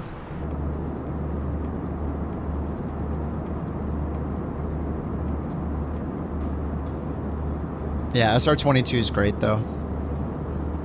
If you want something fast as the SR-22, like the Vision Jet, I think they're kind of similar speeds too. Vision Jet's not big, not super fast. Something big. I mean, the Grand Caravan is a big plane compared to like a 172. The group flights we're doing them on Stupid Bird's schedule right now because he made a group flight for us, a plan from Alaska all the way down to the southern tip of South America. But we try to do it once during the week and once during the weekend. It's really just dependent on our schedules, like Bird's schedule and mine, since he's made the thing. And he's like putting it together. So we just organize it on the Discord. There's a channel for the group flight. I mean, we fly along every time I'm streaming. Like anyone can fly along. I always have multiplayer on. So you can just copy wherever I'm flying. But the bush flight we've been doing yeah, you can join at any point. We just do like smaller planes and there's usually a good amount of us. I don't know, like 30 plus. Yeah, the Caravan is gigantic. I didn't get the perspective, like the scale of how big it was until I tried it in VR. Pick one plane to buy in real life for free.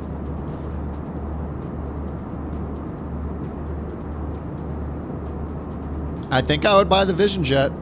It's so automated. It's got great safety features. It's faster than a piston. It's pressurized. It goes to 35,000 feet. 30,000 feet. I would get a Vision Jet. It's not too fast. Like, I feel like in real life I could work my way up to it realistically instead of trying to fly like a Citation or something like that. No bathroom. Have you ever heard of have you ever heard of a bottle? Yeah, I would just get a bottle. A Vision Jet and a bottle. Buy a 350. PC-12. See, yeah, PC-12 is alright, I guess. But the Vision Jet is just so slick. You knew the Vision Jet? Yeah, dude, the Vision Jet is so cool. It's so modern. It's got a parachute and an auto land button. I mean, it's got all the tech to feel really safe in it. And when I flew in a Cirrus in real life, when the Mountain was flying one, I felt safer in the back just knowing we had another out if we needed it with the parachute. Like, peace of mind was there for me. Like, I liked that a lot.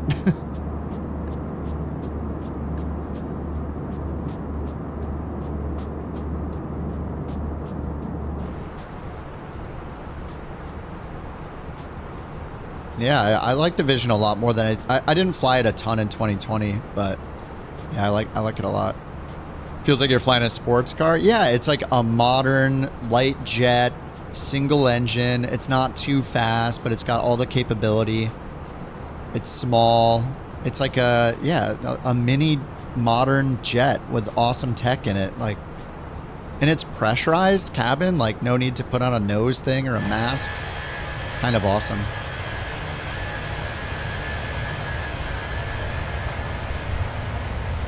Yeah, the views are awesome. It's got a screen in it for the passengers. Constellation or a DC-3. I'm just thinking about flying the thing though. Like, I want it to be reliable. I want it to be new. I want it to have all the tech for safety purposes. Like, maybe I'm thinking too practically. Is the maintenance free too?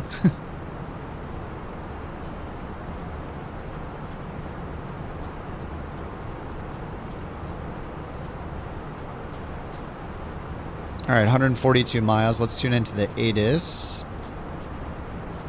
Clipped charts, stars. Yeah, I think I want to fly a GA plane after this kind of randomly. Maybe I'll do like an on-air company, a couple freelance routes. What do I want to fly, though? I kind of want to fly something that I haven't flown yet. I mean, there's probably a bunch of things I still haven't flown.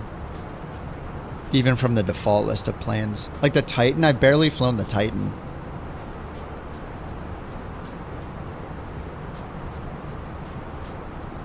Let's find the ATIS frequency up here. 126.13.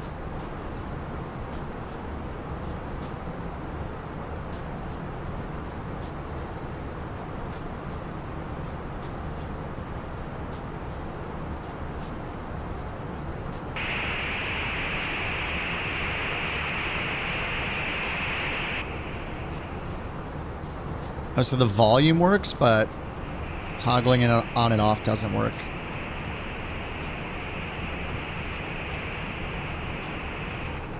Okay, yeah. It follows the... Oh, that's why it's so quiet. Oh my god, that's why. Yeah, this is why I stopped using the... I remember now. It's not a Beyond ATC bug with the volume here. It's that I'm using the cockpit radio controls, and by default... So now they're all going to be at the same volume. The VHF1 down here was turned to half by default. So those things just got kind of annoying. It is really nice to be able to go between them though. I just keep forgetting that, and then I'm like, why is it so loud? Why is it so quiet? And each plane you get in will have a different volume. Like some will be 100%, some will be 50. The A350, it's off by default. So it's just like, I'm too lazy for that. Yeah, I have the 414. I don't know if I have it enabled though. I actually went through my marketplace or my library and disabled everything that is not listed as 2024. I just disabled all of them that are, or sorry, I disabled everything that is listed as 2020 that I had enabled. So that could be why I'm not seeing you guys in certain planes. Have I flown the cows? I flew the DA-40 around a little bit off stream. I did notice though that the DA-40 does not have the Flight Sim 2024 wear and tear implemented yet. You just found a bunch of stories on Reddit about and a bottle for single seaters.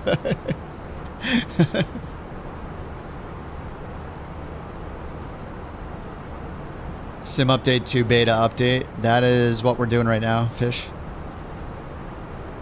I got the update. The 414 works great. Yeah, there's so many planes that do work. They do work good and just right out of the box in 24. I just want to celebrate all of them getting updated, you know? I wish they would make it so you can't move this off the screen. It's kind of weird. Oh. Oh, it does have a bounds. It's just at the end. Okay. You know what it probably is? So you can, like, center this if you want to.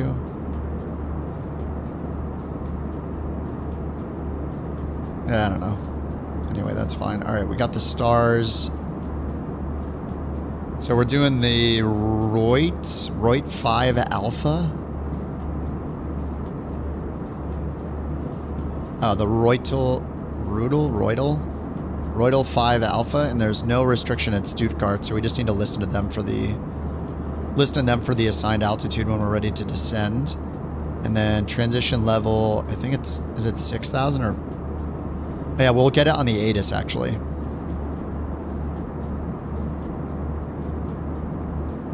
So once we get the ATIS, and we'll be able to hear it. We'll just go ahead and get our approach weather in there for now, a little early. Destination airport, info, weather. Last updated in 1924, which is right now on my local clock, my Windows clock. And just auto variable at 2 knots, ceiling and visibility okay, temperature is 3, QNH 1020. 1020. And winds are variable at 2. So worst case scenario, that means we have a tailwind, right? So if runway 7 is the one we're landing on, 25 is the opposite of the one we're landing on, which is a magnetic heading of 250. So I'll put in 250 at 2 for like the worst case scenario. There we go. And then what did we have for our approaches? Approach ILS for runway 7. And let's see which one of these might make sense. Want to find the one that's near the magenta line, which is our existing flight plan. So if there's one near that that makes sense, we'll pick that. DS 429. This one goes over the airport first.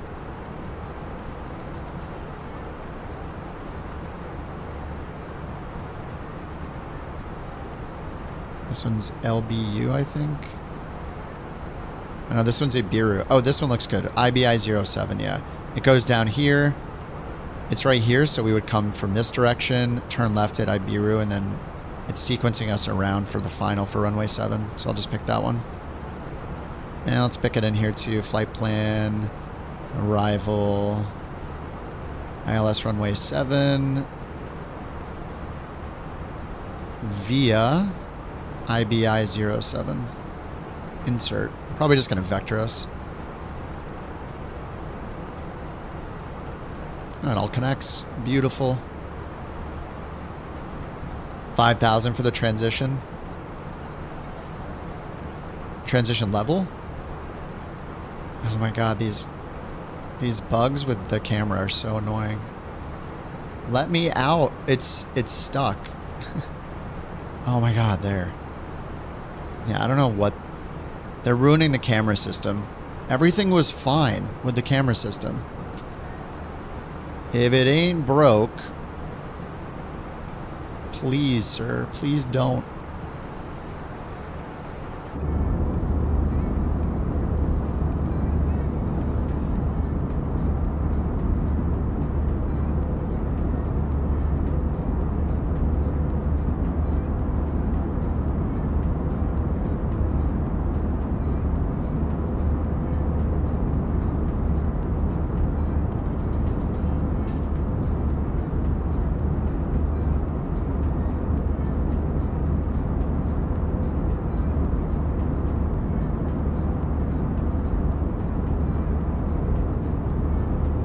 If it ain't broke, bash it into a billion pieces. Yep. All right, where are we right now? We are in... Is this Austria? I don't know anything about the world. Where? What country are we in?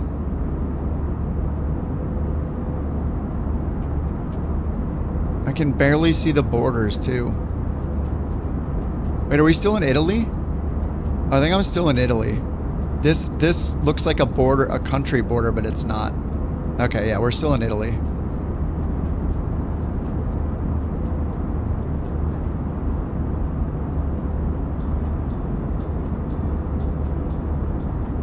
Trento. We're gonna pass through Switzerland.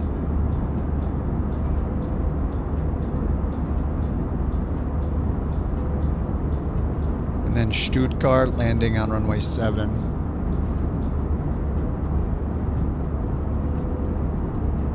And then... Is this where the terminal is? I have no idea. Probably.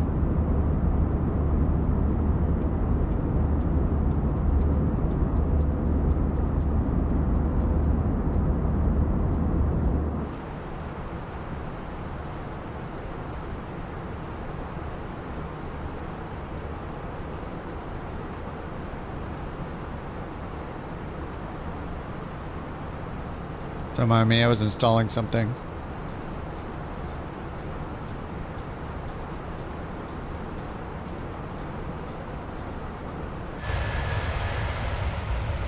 May or may not have been an update to the stupid bird persistent aircraft simulator tool. The bird passed. The past. Past is a weird word to say. Past. The plosive. Start with the plosive.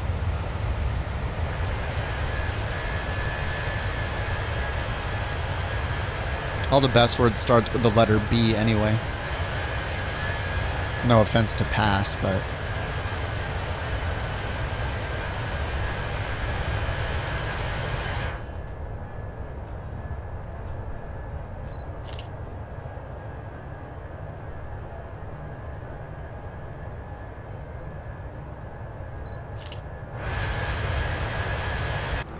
will the 737 autopilot get fixed? I flew the default 737. I flew it quite a bit the last few weeks, PJ. I didn't have any issues with the autopilot. The bug that I had was the startup bug in cold weather, but they fixed that with this new update. What's the autopilot doing?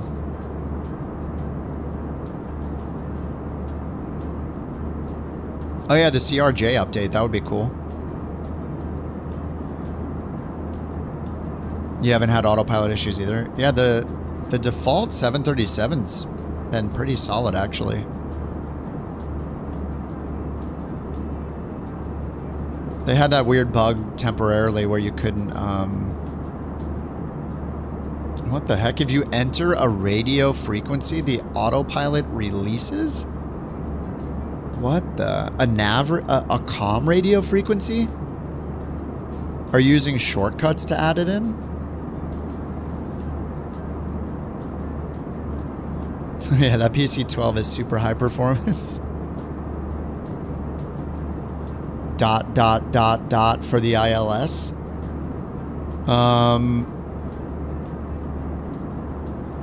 The autopilot releases. So you have it on FMS mode. It's using the FMS for the course through GPS. You put in the ILS frequency in the nav 1 and 2 radios, and then the autopilot just turns off. And are you doing it just by clicking the buttons? You're just like going down and typing them in? This is an Airbus, so I can't demonstrate. ILS is not putting the good frequencies automatically? Well, in the Boeing, you have to put them in manually. You have to put them in the COM 1 and 2, or the nav 1 and 2 radios in the 737.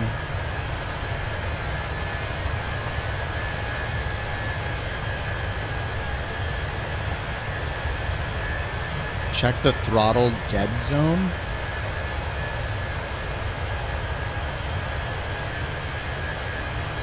You enter an ILS frequency, it goes into a spin? What?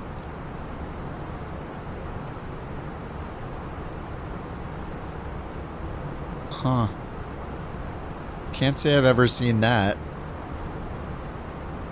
Like, that's a pretty drastic thing to happen. Goes into a spin. I mean, you should be able to go down there and mash all the buttons on the radio and nothing should happen. Like that should have no bearing on how the plane is flying. Unusable. I mean, I've literally flown that plane like 20 or 30 times in the last couple weeks, so it is very. I do that constantly. There must be something going on with bindings, or I fly that plane pretty often. The bugs that I've had were just like the cold engine startup bug, the alternator bug, but they fixed those.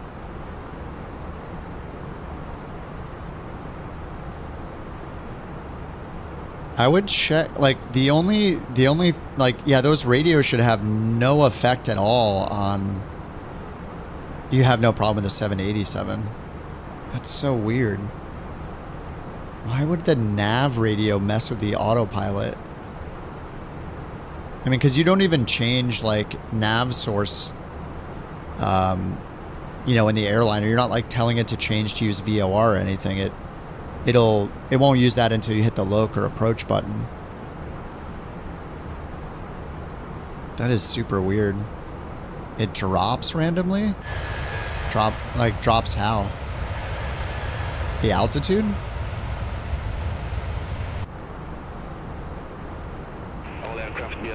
Oh, not just with the ILS. Well, maybe it's what Strangely is saying then, and you need a dead zone on your throttle. Maybe it's detecting input on your throttle when it's sitting still, and then because you move the throttle, it disconnects the autopilot, which that doesn't have anything to do with the nav radio, though. It was maybe it's just a coincidence. Or like you grab your mouse and bump the throttle with your elbow or something.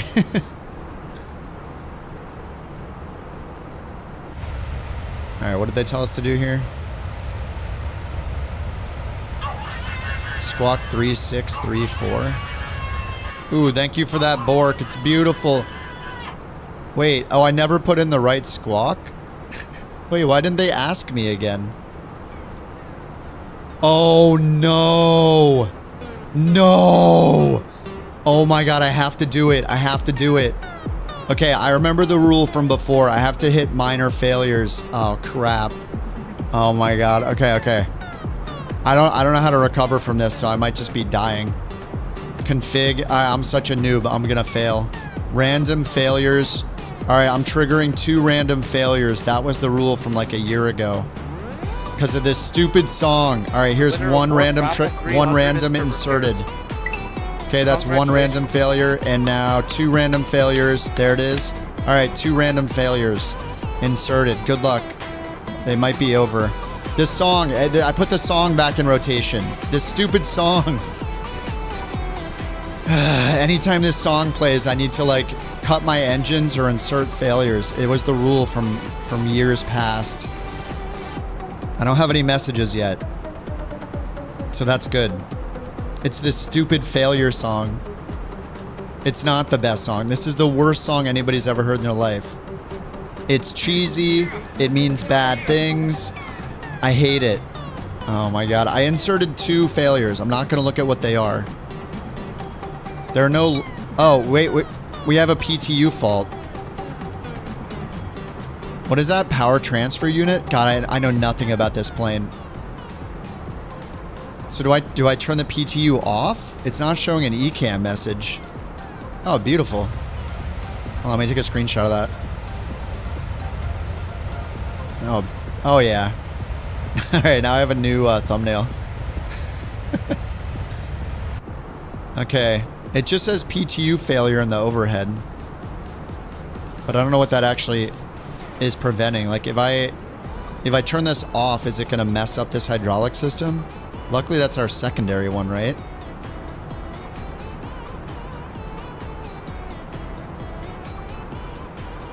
Thank you very much for the crab. Thank you for the disco lights. Thank you for the popcorn.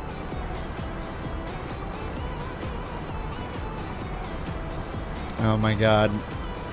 Alright, well, we're 58 miles from top of descent. Well, we've inserted them. We'll see what, if anything happens. Hopefully nothing happens.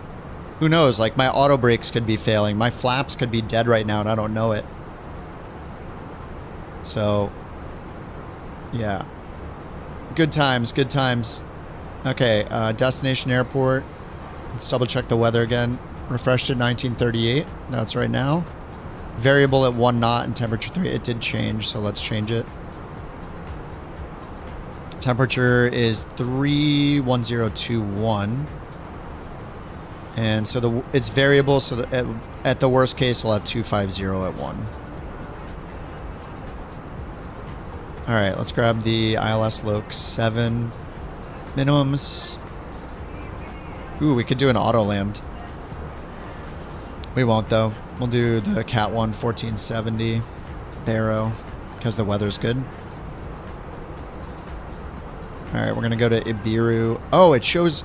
Oh, look, it shows Rutal 10,000 clearance limit, and then it shows us going on DS 429. So that should really be the VIA. Over here, arrival via. Oh, it's not there. Can I choose the Ru 07? Because that's the arrival, right? I'm learning so much. Yep, that goes to DS 429. Okay, there we go. You basically are choosing the VIA is the attached to the star.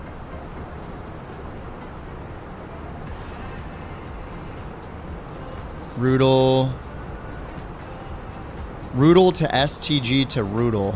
No, we're not doing that. We're just doing RSUT to Rutal. We're not going over the airport first. There we go. We're not doing that. We're making the call. All right, 31 miles to top of descent. Airbus PTUs make the barking sound. Perfect timing. Maybe the APU's dead.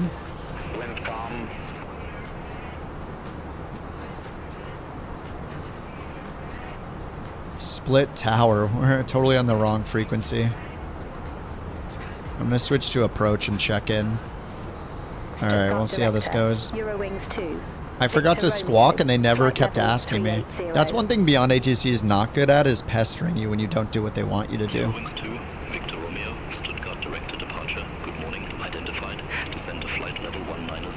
190.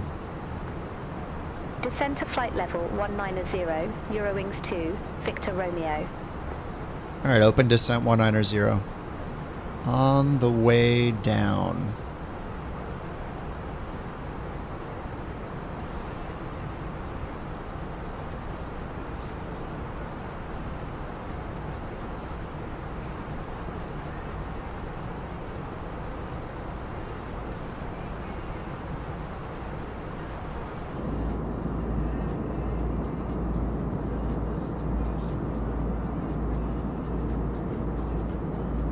Flying over Liechtenstein.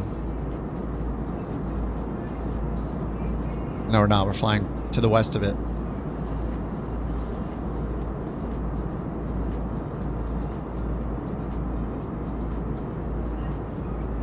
Google phone numbers. Yeah, it's an AI that berates you. It's like an A. You have to, it like knows, it gives you a number and a code, and when you call and you give it the code, like the report number, and it actually logs it against your account. Or like, what if it remembered you over time? Like built a profile of you.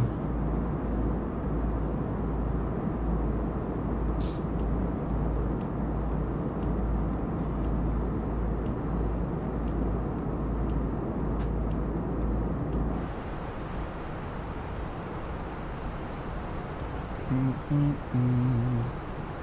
we got a discontinuity between Arsut and Rutel. Oh yeah, we do. Let's get rid of that.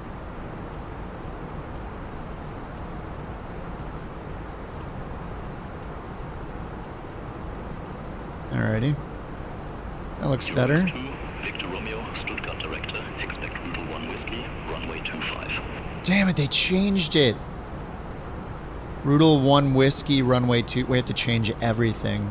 Expect Rudel 1 Whiskey, runway 25. Eurowings 2 Victor Romeo. Damn it. Jerks.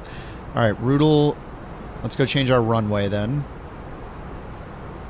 Okay, so we're here. Arrival, runway 25. Rudel 1 Whiskey. Okay, Rudel 1 Whiskey. EDDS, arrival. Rudel.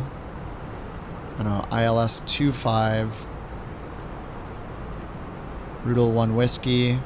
Via. And is there a Rudel shown here? Rudel 25. Insert. Okay.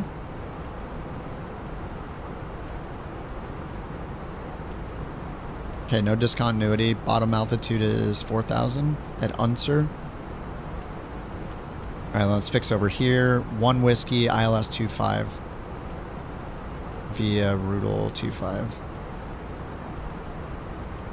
Alright, fixed. Wait, where's the arrival?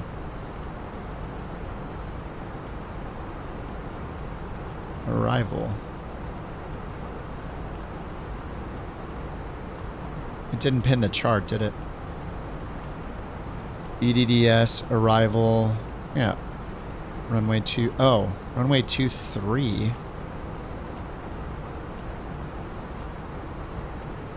Wait, what? 5 and 23 versus 7 and 25? Okay, it's got the wrong... How old are these charts? May 2024.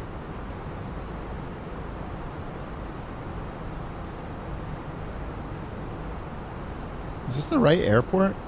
EDDS? Yeah, EDDS. Charts. Wait. Oh, I was on the wrong one. What did I pin? RNAV stars runway 2. Oh, that was the departure? Okay, I swear it said EDDS over there. Alright, we got it. So the Rudel... Rudel's right here. Rudel 5 Alpha. And then to Stuttgart, but we're going to break off this way. Yeah, we're just... Alright, that saved us some time.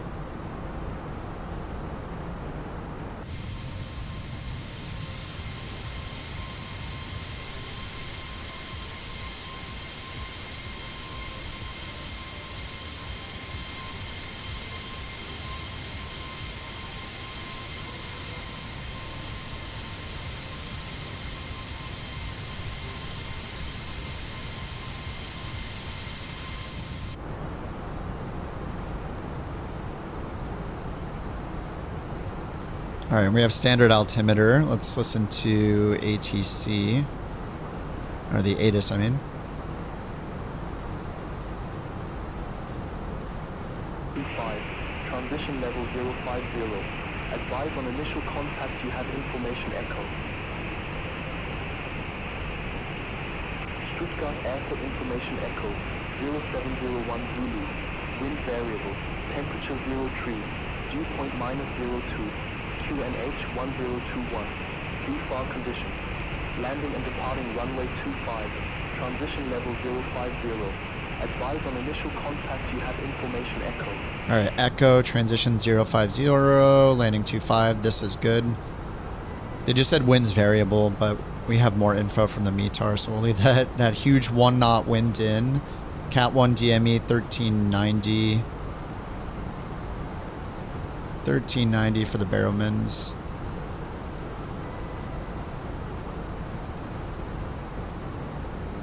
Alright, then after we land, ground chart, landing on 25 over here. We want to exit as far down as we can, so let's do our landing performance. Landing performance calc. We could do this, if we didn't have like a calculator, we could go here to SimBrief, Performance, and then hit Populate at the top, Populate from last flight, open the landing part at the bottom, and then calculate it. Auto brakes, low. VREF 121, VAP 126. And what does it show over here? Yeah, VAP 120. It's within 1 knot. This says 121 for the VREF. 120, 126 versus 125. Yeah, we can just do auto brakes low. Or we can go use the calculator. Refresh the METAR. Landing on runway 25. Apply the METAR. Low brakes. We just need our landing weight. Fuel prediction 7.2. So it's 115 plus 7. 122.0. 122. That's low auto brakes. Beautiful.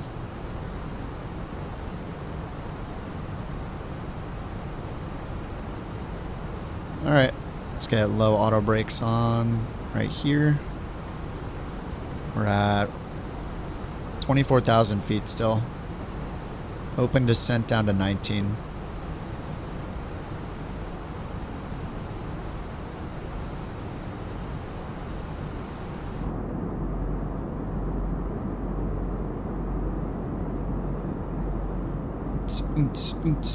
Yeah, this is yeah, so far so good with the stability. I don't know what the heck happened on the ground before we taxied out, before we pushed back.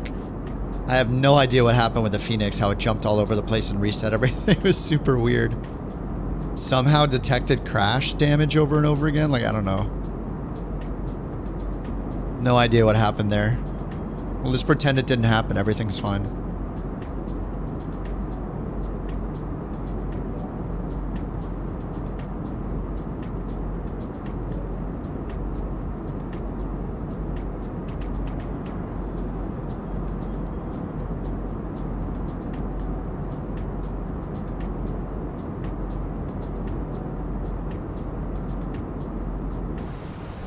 Five big booms. Oh, on the ground? Yeah, yeah. I have no idea what that was.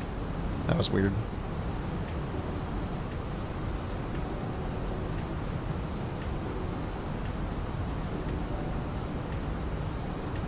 Alright, 22,000.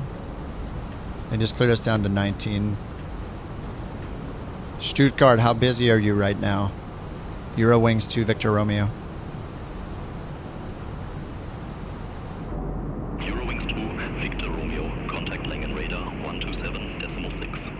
Early, he just passed us off. Langen radar, Eurowings 2. I wanted to chit chat. He's like, crossing flight level 217 for flight level 190. You're going to another frequency. You're on the ground. It's not very busy. Eurowings 2 Victor Romeo, Langen radar. Good morning, radar contact. Climb to flight level 380. What? What the heck? Level 380. We're definitely not going to climb. Victor Romeo. We're descending to 190. What's this guy talking about? All right, ready for descent, I guess. Eurowings the 2. heck? Victor Romeo, approaching our top of descent. Ready for descent. Just going to bring this down and go to manage Eurowings descent. 2 Victor Romeo, Reutel 1 Whiskey, runway 25, descend to flight level 120. Reutel 1 Whiskey, runway 25. All right, 120. Remember, I triggered those 2 failures, so something might happen here. We do have the PTU fault, but there are no ECAM messages, so I guess I just leave it alone. If I click it to turn it off, then I'm wondering if it's going to cause some problems. So I'm just leaving it. Maybe it's like too minor of a failure. It doesn't really matter. I mean, everything still works. At least for now, we'll see. Let me test the spoilers real quick. Yep, spoilers are working.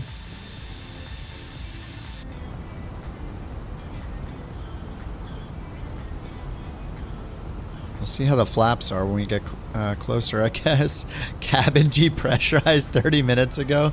Nobody noticed. Oh my god, there are no passengers. You're right. Look, they're all gone.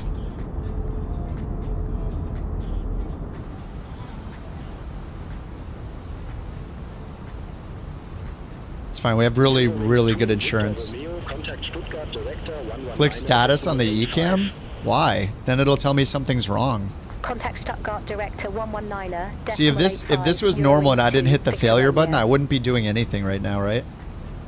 Because there's no errors shown anywhere. I would just be flying along like everything is fine. We have Echo on board.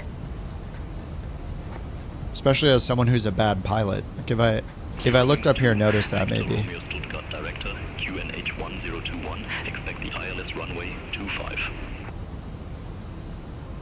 QNH 102.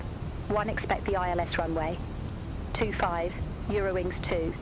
Victor Romeo. Alright, 1021, but we stay in standard until we get to 5,000 feet. Yeah, the entire engine and wing is just gone. Yeah. We'll see what happens. I don't know. It's probably... I mean, there are so many failures in this thing, the chance of it being a minor failure is pretty high. I mean, the engines are still running fine. There's nothing crazy showing up here.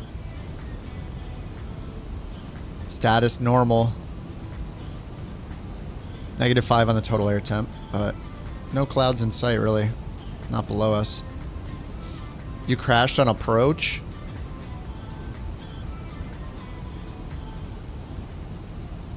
Did you just switch to Sim Update 2, Eric? When I switched to Sim Update 2, I had to reinstall FSLTL, the models. I used the installer to redo it. I don't know if that's 100% what fixed it, but... No? Oh, okay. Uh-oh. Oh, speed brake's still out. Yeah. Thank you. Alright, speed brake's out and armed. 13,000 feet. Descending to 12,000. They just said expect ILS 25, which is what we're set up for.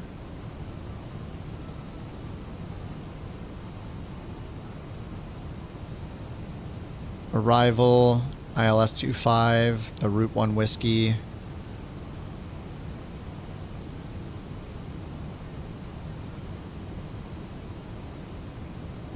Yeah, I thought we had the failure too. You're telling me. And I won't even know how to deal with it other than read the eCam messages and do what it says. Anything more than that, it's over. Oh, you just reinstalled yesterday too? Are you in career mode or not? Or do you have a bunch of add-ons installed? I mean, a lot of the time, like, I mean, I crashed the other day. I had like a graphics driver crash or something, what, 2 days ago? It's probably because I had swapped the version of FSR that was being used. You could go into Event Viewer in Windows, launch the Event Viewer app, and go to the Applications section and scroll down and try to find the error and look up the error code and what application the error was caused from. Victor Romeo. That could help troubleshoot. Last night, you got to say the outside camera and X-Plane graphics and colors looked awesome. Yeah, they did improve. Like, they definitely improved it. The lighting looks better. The colors look great. It was definitely a good patch. Instantly blamed Bird. Well, that was the only change I could remember that I made, was anything out of the ordinary, but then I forgot that I replaced the FSR file with GLSS swapper. But it was Bird's fault, so I mean, I think we can all agree it was his fault. Right. You know? Got buzzed by Agile, nice. He's making the rounds.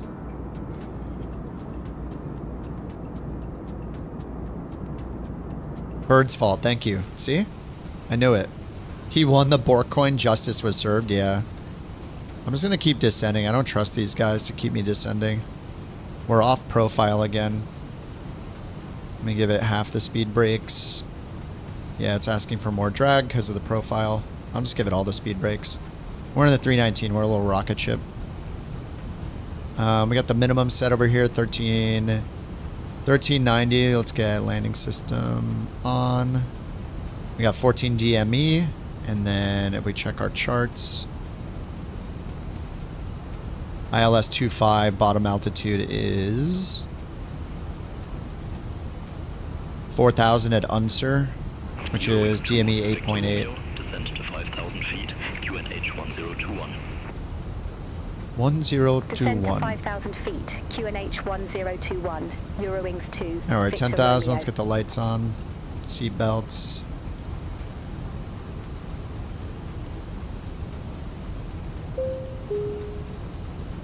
Ladies and gentlemen, the captain has Having fun with your new jet? fasten seatbelt signs. Wait, what did you get? Turn to your seats and keep I disabled a lot of stuff. I should probably re-enable it from the library.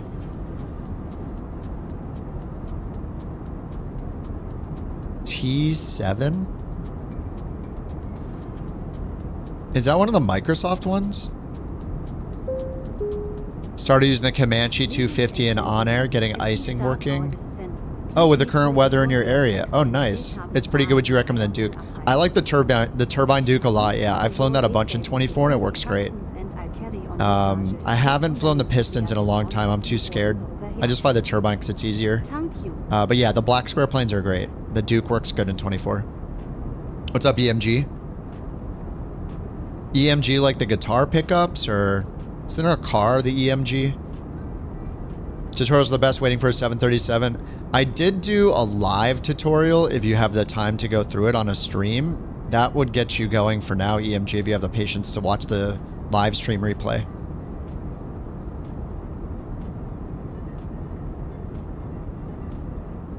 Oh, AMG? Oh yeah, the AMG.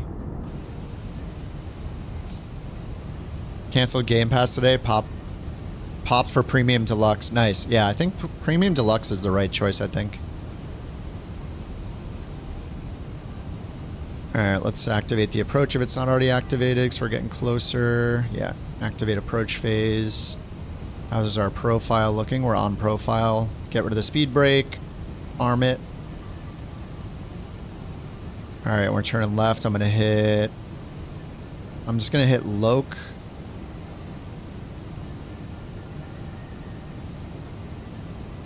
Runway's over here, like 15 miles out, and 13 DME. 4,000, good. Descend to 4,000. Alright, we got Loke Star. Eurowings 2, Victor Romeo.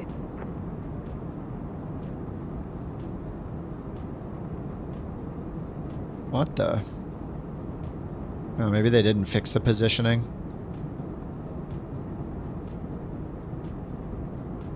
Or did I have the wrong chart? Oh, maybe they did. I'm on the approach at this point. I think I might have been on the wrong chart. Okay, here, ILS 25. Oh no, I was on the ILS. Okay. What the heck? Shouldn't we be like up here? Is it using the inset? Victor Romeo, 4 miles from Unser, turn left, heading 265, maintain 4,000 feet until established. Cleared ILS runway 25. Alright, we're cleared. There's the airport right there. Turn left, heading 265, 4,000 feet until established. Cleared Alright, glide ILS slope's still runway below us, 25, so we're gonna leave that 2, alone. Victor Romeo. We're not gonna hit approach yet until it's above us. Going down to 4,000, it's almost above us. Alright, let's zoom this in. Almost at the 10-mile range. Alright, I'm just gonna hit approach then. We'll get right on the glide slope in a second. There's GS star, flaps 1. Alright, Loke and GS.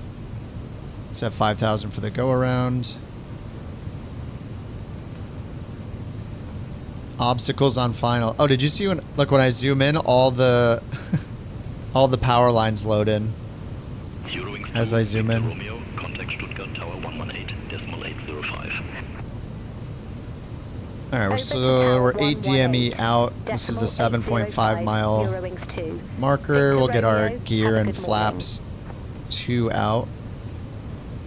Stuttgart Tower, Eurowings 2. Victor Romeo, ILS runway 25. 2000 AGL. All right, I'm going to go gear, flaps 2. Eurowings 2, Victor Romeo, Stuttgart Tower, wind Uh-oh. variable, runway 25. VFE. Oh, whoops. That was too fast. Runway All right, we're 25 clear clear land. to land. Eurowings 2. All right, there we go. Victor VFE, we're under Romeo. 200. Now flaps 2. Any more failures on the overhead? Just the PTU. All right, they cleared us to land, so let's get the nose light on. Takeoff. No smoking on. Beacon is on. Wing. Yep, all that's good. All right, VFE. Flaps 3. 2000 AGL. And now we'll just do flaps full. All right, less than 5 miles out, and then let's do a no auto throttle. I'm gonna see if I can. I'm so bad at landing this thing still. 1600 AGL, and we're at idle power, so I'm just gonna get auto throttle off and clear the warning. We're just gonna keep it in idle power. Cabine crew, please stick your seats for landing. All right, then we got a 7-knot crosswind from the left. All right, here comes 1000 AGL. And we need to add some power. Just gonna get the power stable until I turn off autopilot. All right, trending a little faster. 1000. Yeah, the power lines, I mean, I think it's putting the big ones in spots it's not supposed to, but if they can fix that, then it's a pretty cool improvement, I guess. Just more stuff on the ground. Okay, autopilot off.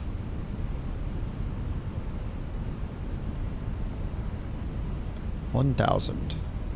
All right, 800 now.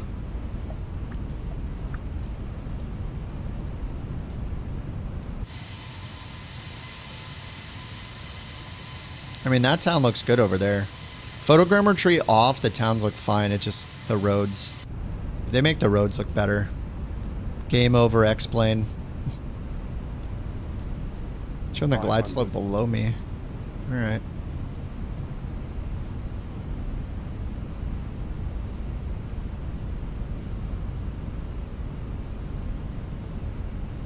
Above.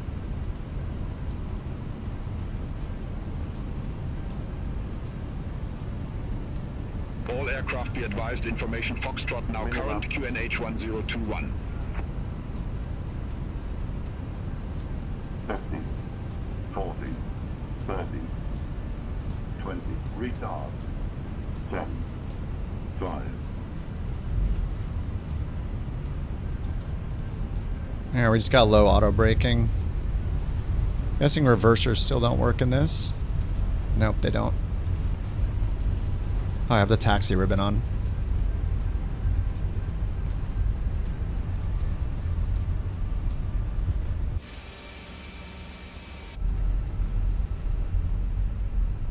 Alright, auto brakes off. Exit right at India. Exit right at India. Eurowings 2.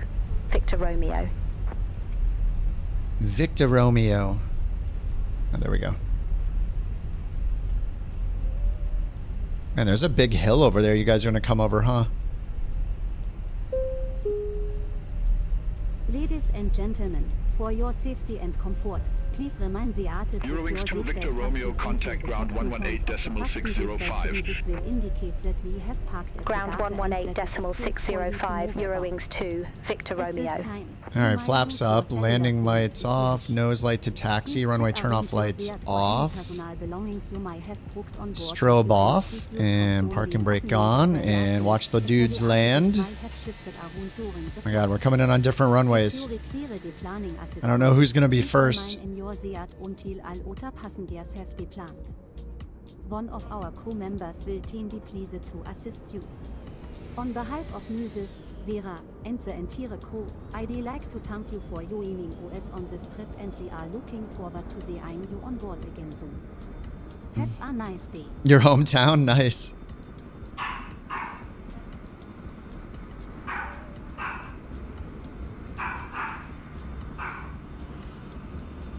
Thank you for the Bork. Whoa. C700. Wait, is that supposed to be a longitude? Eurowings 70 Whiskey Mike, contact Stuttgart Tower 118.805, bye-bye. Here comes Chase in the 319. Tower 118.805. Ooh, gear down at the last possible second. Beautiful. Have a good morning. The winner of Bork Raffle 301 is Underdog 101. Congratulations. Damn, that was smooth. Very smooth. Oh, I missed Dev. Sorry, Dev. I was watching Chase land.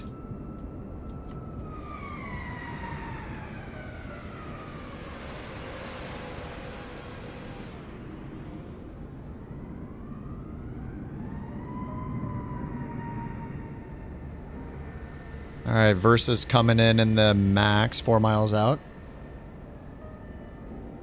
I'm going to ask them where to park, and then we'll get that set up. We'll see if the gate attaches. We don't have to wait for the whole deboarding.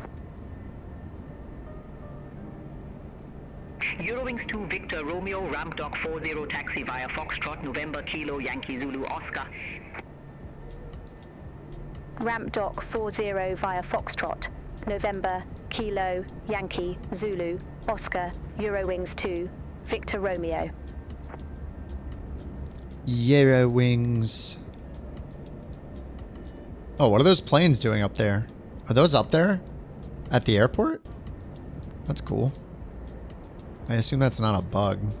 Is that a bug? Are those actually up there?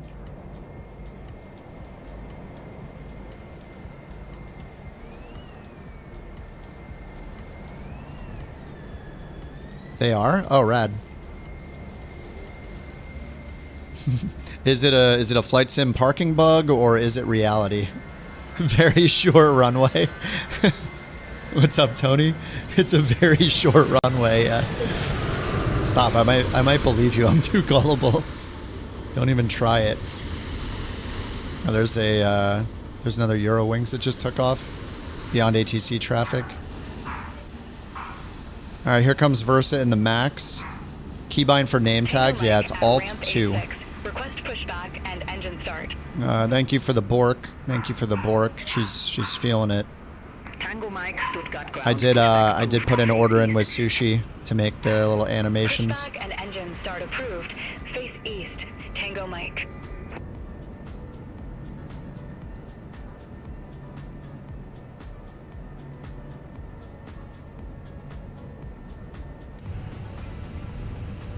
All right, let's get the parking brake off.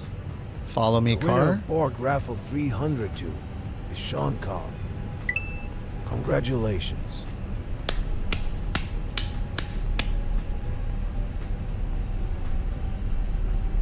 All right, follow me, car.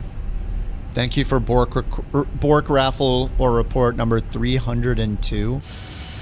I'll be submitting the report card to the mountain for review to let her know that she's borked over 302 times now, over 301 times. It's important information. Did they fix a live time? Live time. Wait, what do you mean, Chad? Trying to start a second flight?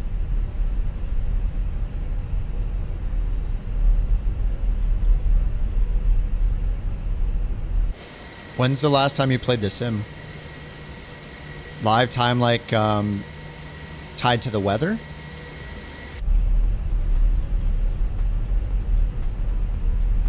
Tango Mike, ready to taxi to the active. Tango Mike, runway 25 taxi via November, Golf Sierra Alpha. Oh, you can turn off the follow car running away? 25 taxi via November, Golf Sierra Alpha, Tango Mike. You'd have to change the current time to start another flight? No, I'm not sure. That was yesterday? 4.9.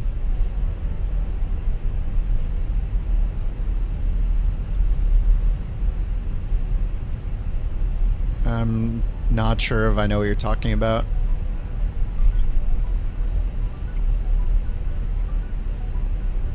What do you mean start another flight? Like you can't start the plane up after you land or something? You're just talking about the sim?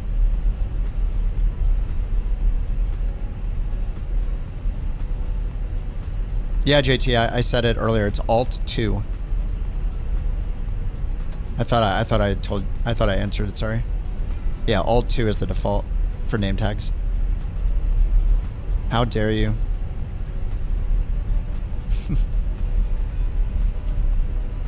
Pilot's life bug? Yeah, I don't know what we're talking about. Like, I don't...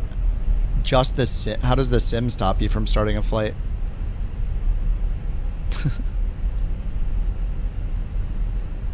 Man, this is a long taxi.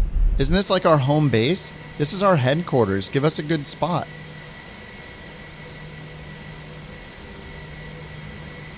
Oh, you go back to the world map? Sounds like Bird might know what you're talking about. Yeah, Bob. I'm gonna do some GA flying.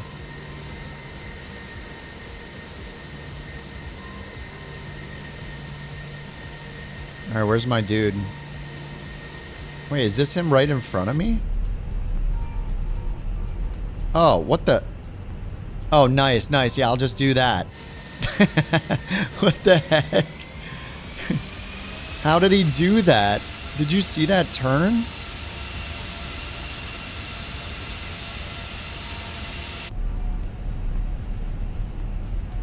VA. I'm doing the... I just did this flight in a pilot's life where it like tells you what like real world airline you're supposed to fly for. So I've been with Eurowings for, I don't know, a week or something. I did one in Mexico first, then I did Ryanair, now I'm doing Eurowings. Pilot's life is cool if you want to fly airliners. Reverse thrusters.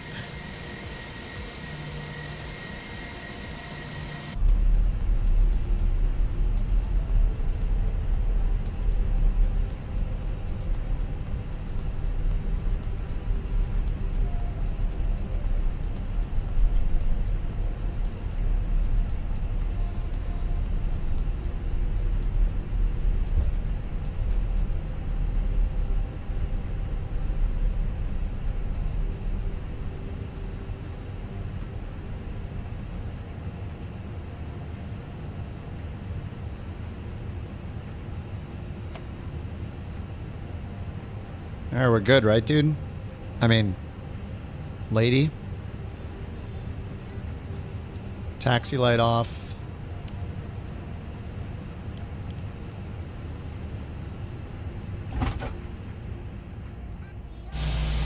Tango Mike, contact Stuttgart Tower 118.805. Have a good morning.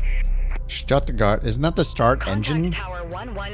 Doesn't that mean start engine? What is she doing? Doesn't that mean start the engine? What the heck? Oh my god, she did the throat. Now she did the cut engine thing, okay.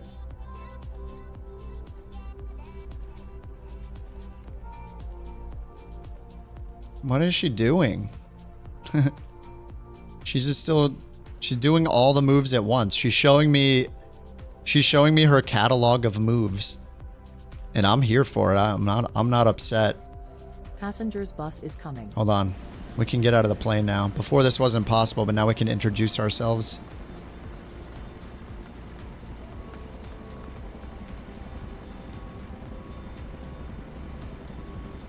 Alright,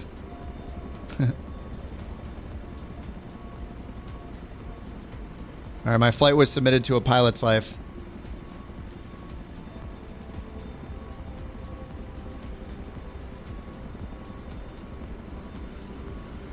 Okay, what did I get for the landing? I did a manual landing. It could be real bad.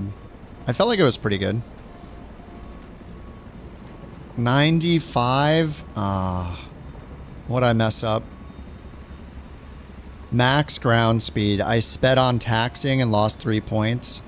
My landing weight was 303 feet per minute. I lost 2 points, but the G's were good, 1.3. Boo. Garbage pilot. That's how they attract a mate? It's working.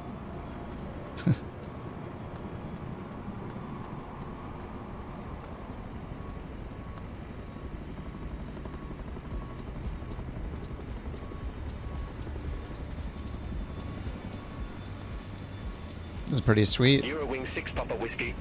Is GSX supposed to work in airports without a profile?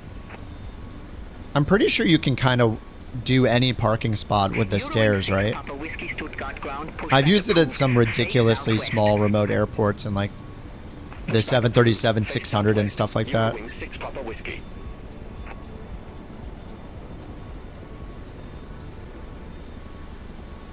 Alright, I think it's time to switch to a little GA. Oh, check out the planes on the roof? Yeah, good call. And you landed a Chinook on my girl? Oh, what are these other stairs doing here?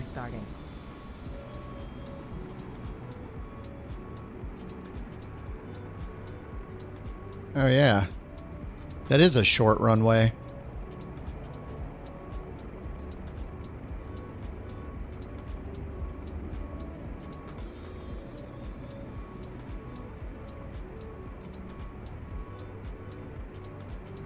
Victory.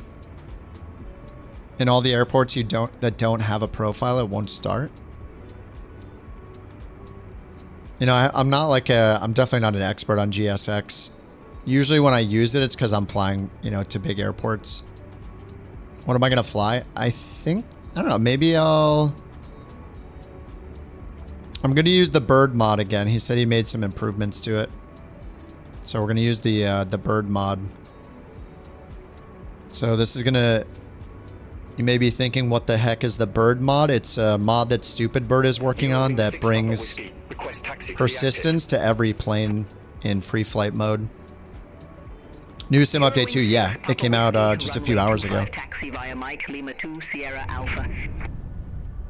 Bird mod's getting more updates in the A350.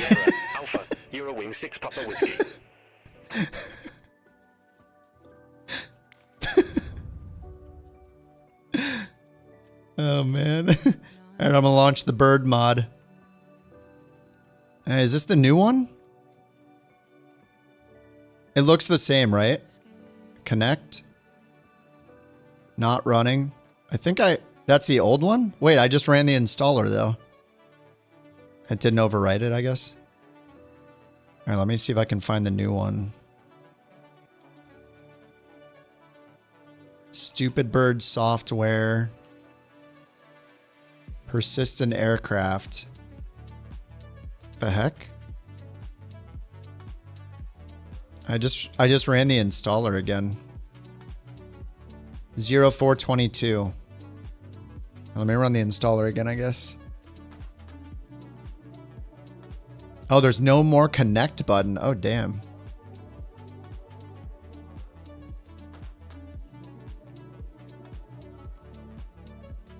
Let me close FSUI PC because I don't need that. It's all automatic. Holy crap. So Stupid Bird, he's mainly in the Twitch chat. Friend of the channel, Stupid Bird. And Twitch VIP, Stupid Bird. And creator of our world tour that we've been doing. We've done like 45 legs out of 140. He's making a mod. I have to update it. That was the old version, so... He's making a mod where any plane you load... Well, not any plane, you know, he has to vet all the planes, but... So if I load into like a 2024 plane, like say the Corvallis... Maybe I'll do the Corvallis. Basically, he's starting to track the dirt, grime, wear and tear, like chalk position. He's making a persistent mod, so it'll remember the state of the plane with as many parameters as possible. So right now, it just remembers the dirt, all the dirt, grime, whatever, and then the covers, like the chocks, the engine cover, all that kind of stuff. But he's working on making it so all of the wear and tear, like you get in career mode, will work with the planes in free flight mode. So you could have persistence in all of these 2024 planes that you get in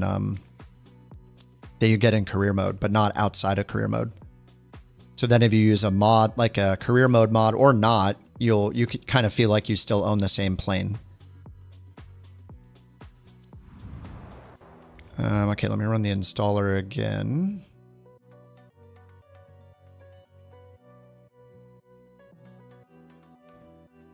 Oh, it's asking if I want to repair or remove. So I hit repair. It's still the old one. That's so weird. I guess I have to, maybe I'll just delete the whole thing and then it's like not overwriting it maybe. Viewing 23 Lima Foxtrot Stuttgart ground, pushback approved, face southeast. Go into add remove, okay. Pushback and engine start approved, face southeast, building 23 Lima Foxtrot. Add remove programs. Am I going to lose my amazing data? I'm just kidding. Oh yeah, I have 2 of them.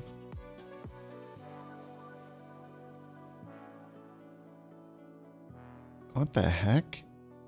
Okay, I removed 1.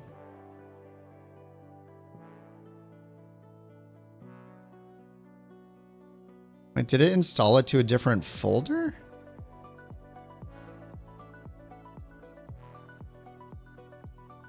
Oh, it installed it to my non-x64 folder or something like that. That's what happened. Anyway, this is 20 still. What the heck? Okay, all right, let me uninstall again. Windows is trying to be Linux? What could go wrong? All right, downloads. Okay, I'm doing the setup again. Install. Done. All right, I'm gonna bring up On Air Company too and just do a couple On Air flights. Okay, On Air has an update.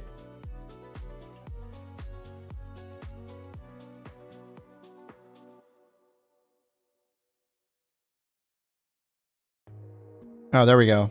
22. Got it.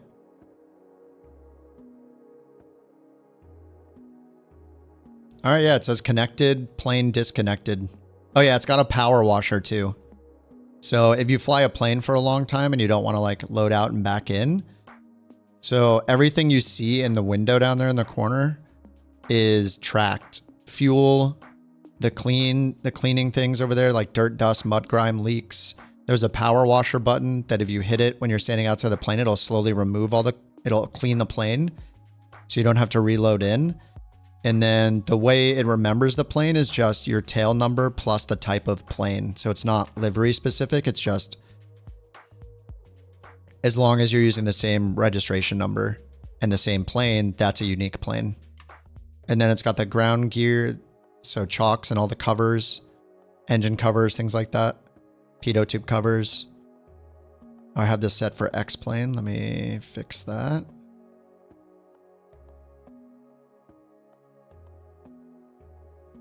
All right, I'll just do a freelance flight.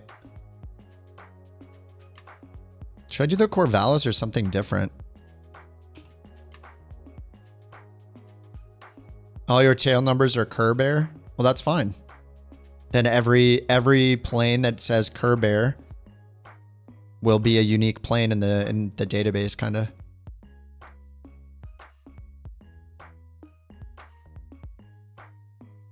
Appreciate how I interact with what now? I was going to ignore your message. This version fixed a few issues with how it saved the data and how it actually leave a flight. Oh, nice. Or if your sim crashes.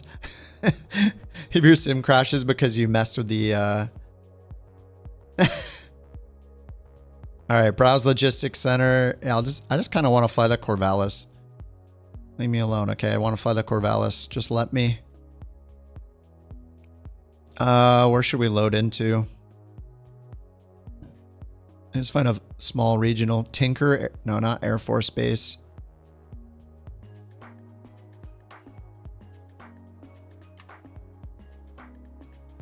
Moreland Municipal. All right, all players are on. Now we got a Sim Update 2 update. We got an On Air Company update, and we got a Bird update. Murd.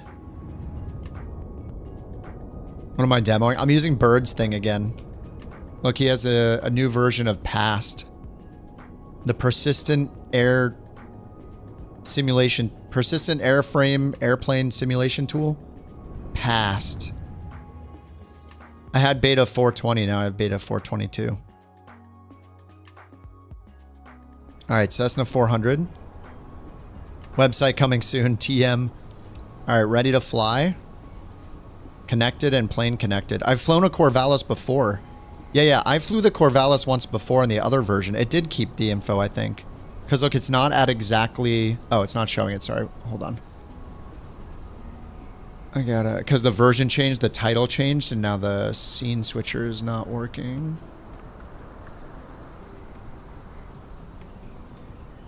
$422. All right, there we go. So, yeah, it automatically connected. It recognizes the plane. See, I used it before. It's got the airframe hours, and then it's got the tanks are less than 50%. All right. Whoa, what the? Is somebody on top of me? Is that what happened? Excuse me. Ah, there we go. All right. Let me take care of this. So yeah, it recognizes, like, you can use the UI here to remove them too. So if I hit remove, the chocks are gone. The pitot tube cover is gone. So everything in the UI is what's remembered. So what you see down here is what's remembered so far. So the cleaning, the fuel, the ground gear. So as long as I fly any Corvallis with 2.5 OTG on it, or the same tail number, it'll remember it as a persistent one. Yeah, how did uninstalling and reinstalling keep my plane records, though? That doesn't make any sense. Yeah, we're at KMDF. Sorry, I just updated it in the corner. And let me see where I'm going to fly to. A little Corvallis mission. Couple passengers. And I wanted to try out the new EFB improvements, because now the EFB made it so it'll recommend a cruise altitude for you, which is new. So I'm going to reset it. And then does it recognize... Oh, yeah. So that's interesting. So this plane has a known profile. Oh, that's interesting. Okay. I don't know what this changes, though. So it's showing our cruise profile, what RPM... That's kind of awesome. And then descent profile for the Corvallis. So we can cruise at 31, 28, or 24 with different RPMs. Okay. Neat. All right, so on-air company, let me grab a mission. How many miles do we want to go? Less than 100, probably. Let's do this 73-mile mission to KMEJ. Mead Municipal. Oh, wait. Nope, can't do... Wait, where do I have to go after that? And then Mead... Oh, can I take all that?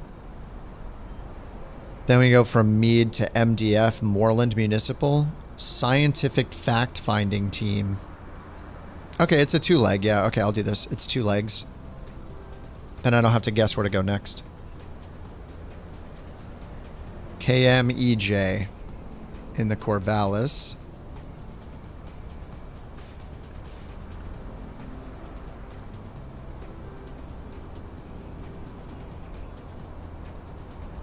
Let me just fix my Volanta.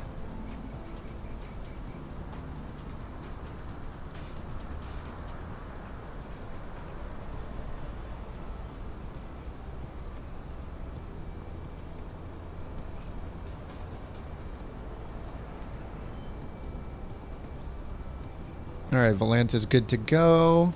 There's our little airport, runway 17 and 35. And let's do fly now. Okay, we don't have a C400. I'm going to use the SR22 for the profile. Actually, no, wait, I'm not going to use SimBrief. So let's see what we can do in the EFB. So I'm just going to go to the route, and we're going to put in departure airport and destination airport. KMDF, Moreland. It chose runway 17 automatically. KMEJ, Mead. And then we'll hit find route. Okay, and it's got no arrival procedure. It's just got an RNAV. So runway 17, and then we're going directly to an RNAV. So it's pretty much a direct flight. Okay, and then we got our performance info up there. And, oh, it automatically did 10,000 for the cruise altitude. So it's changing that automatically. Okay, so what changes...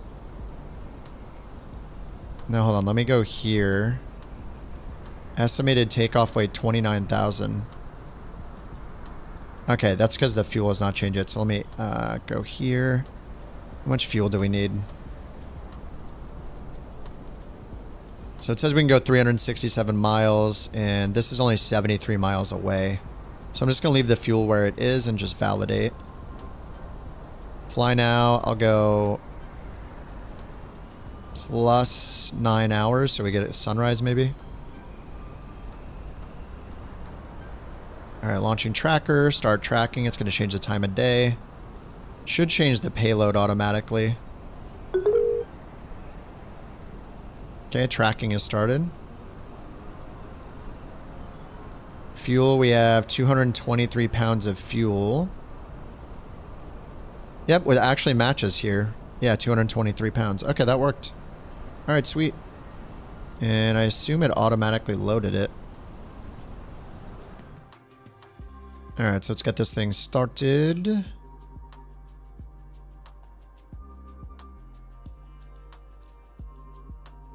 Have magnetos over here? Yeah. Magnetos, primer. Okay, speed brake. And then batteries up here. Alright, master switch and battery on. And let's go here to the route. Oh, not sim brief. The flight planner. Collapse it. Send to...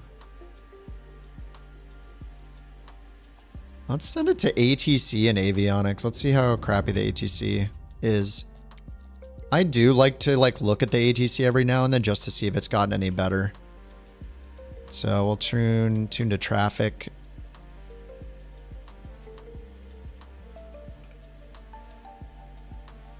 Alright, let's get this thing started. Prop and mixture are rich. Crack the throttle. We got our speed brake over there. Backup pump is on.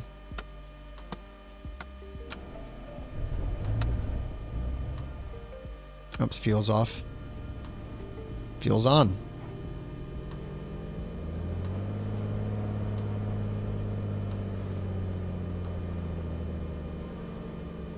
Alright, pump off.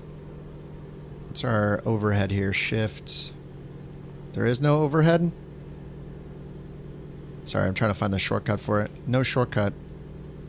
Alright, we'll get alternator on. Oh, there's a right battery. Whoops. Alright. AP trim. Can't touch it. Okay. Alright, let's get the flight plan in. Oh, it doesn't have our plane. Does it now? Oh no, it's still broken, huh? What? Alright, well we're gonna go direct to Latak, I guess. We're just gonna go... Select approach. Runway 17.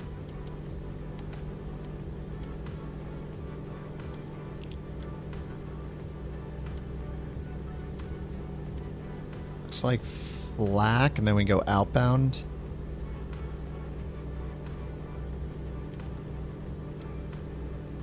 I'm just gonna pick flak, I guess. Alright, minimum's off. Activate. Yeah, it doesn't show our plane position on this G1000 still. I think they have to fix it like plane by plane. Alright, we'll get this to CDI. Hit comma for the altimeter. And it said to go to 10,000 for the cruise. We'll do that.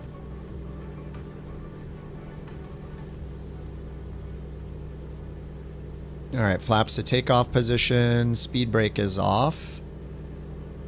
No cast messages. And let's use the built-in ATC, see what it does.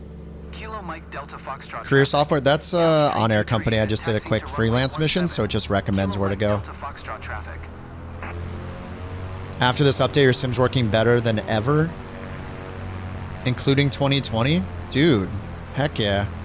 You did turn on DLSS 4. I mean, I'm using FSR now because they implemented it, so... Oh yeah, strobe position and taxi lights.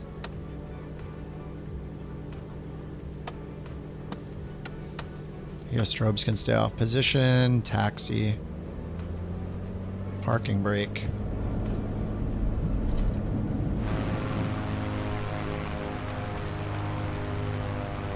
All right, how's our grime going here?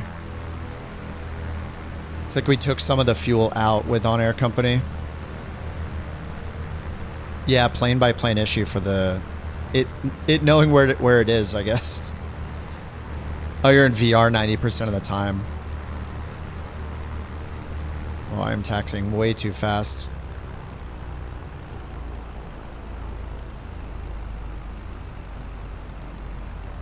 All right, announce takeoff, and we're gonna depart. Where are we going? I guess to the north.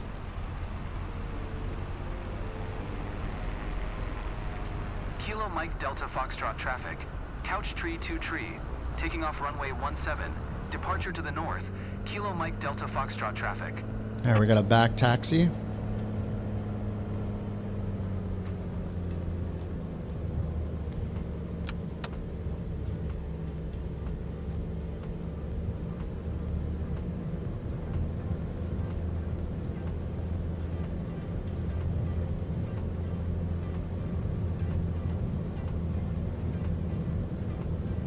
Something floating on the right side of my plane? Oh yeah, what is that? Seat belts. I think I've seen that in a couple planes now. I mean, safety first, you know? Alright, backup pump on. Vapor repress. Suppress required above 18,000. Alright, props full forward, magnetos. Flaps are set. Do we have electric pitch trim? Oh yeah, this is the plane with no pitch trim indicator, right? There's aileron trim indicator, but no pitch indicator. We have electric pitch trim only, no trim wheel, and no trim indicator. Forgot about that. What's up, Johnny? How's the rudder? Do you mean like sensitivity and stuff? I mean, it doesn't have like the CJ4 problem if that's what you're thinking about. How sensitive the CJ4 is, but... Yeah, I wish it had a... It seems like it's supposed to have a digital elevator trim indicator over there, but it doesn't.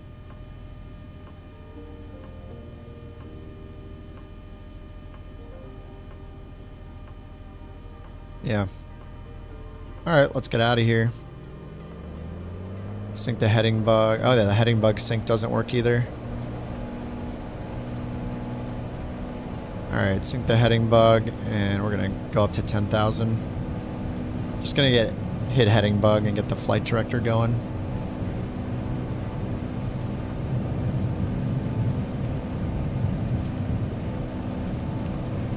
It's a nice headwind. You love to see it. Is it a power line? Oh, it's way out there. Yeah, it's got all the huge power lines. Yeah, we got fixed gear in this thing. I just hit gear up. Trim was definitely not set for takeoff.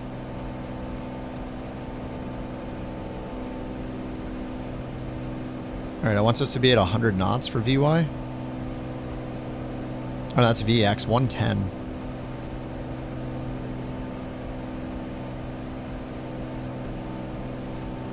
Alright, let's get the flaps up.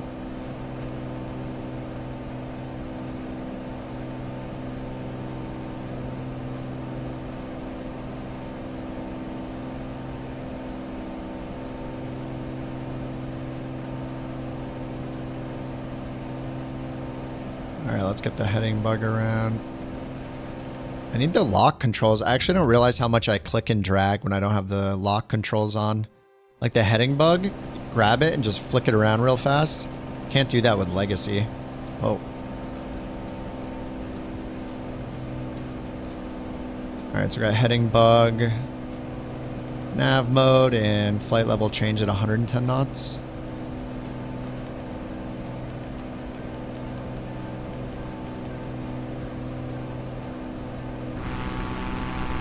What's up, Zoldrin?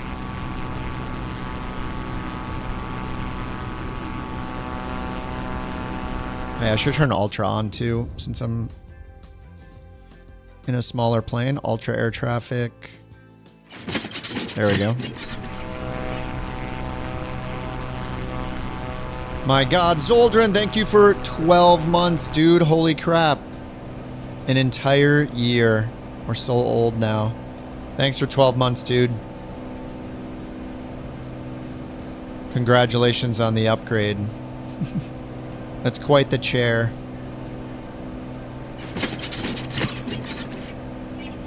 Oh my God, Johnny was 16 months. Thanks for 16 months, Johnny. 16 months of being so comfortable. Super comfortable.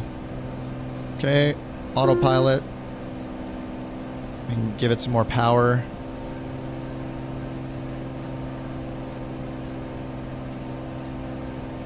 Oh yeah, and this one doesn't yell about the RPMs. Like, it doesn't get into the red, and I don't think it ever broke during career mode, so we'll just do what we can get away with. 1,900 feet per minute.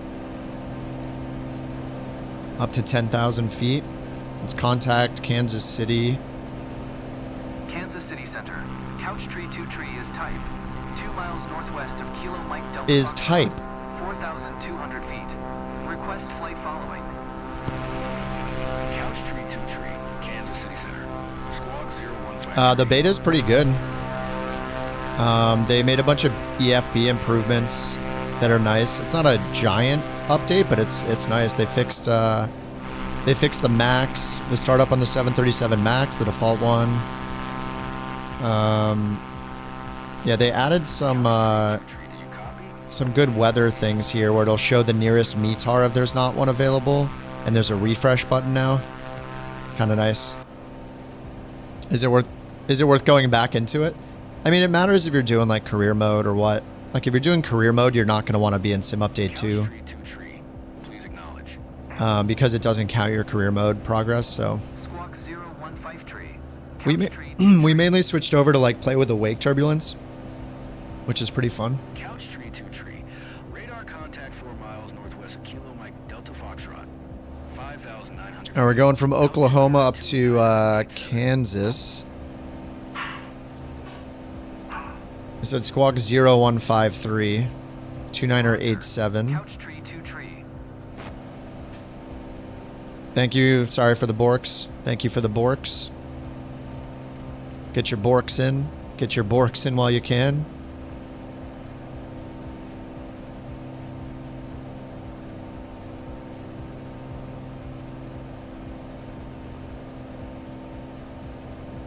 Alright, we're at 8,000. Let me lean this out a bit.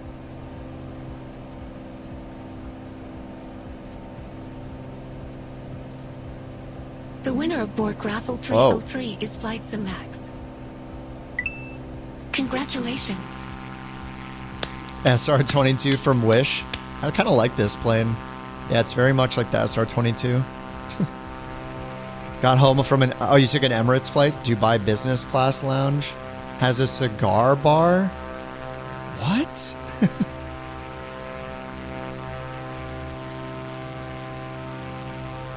I have never been on an Emirates flight.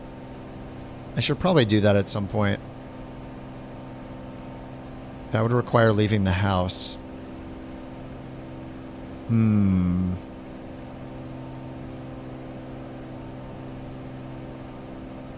Oops, that's not the... It's the Corvallis. Yeah, Corvallis. Corvallis. There we go. Live stream it. Leave the house? Yeah, scary stories. Yep. That's what we do here. A little beta testing of dirty apps, like the Bird Dirty app. Persistent aircraft simulation tool. Man, it's not accumulated that much dirt. Look, just the tiniest sliver of dirt accumulated so far. Sweet. It's dirt resistant. I mean, it was a hard surface runway. There's no like clouds. Feeling pretty good. Plane's very clean. Bird's app ruined your plane and I love it. It remembers that my plane is dirty, half broken, has no fuel, and I left the pitot tube cover on, and I hate it.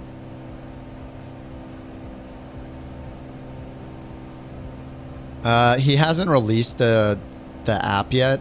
I don't know when he's gonna put it out. I think he's working on all the. I mean, he's here in the Twitch chat. I think he's working on all the. He says soon.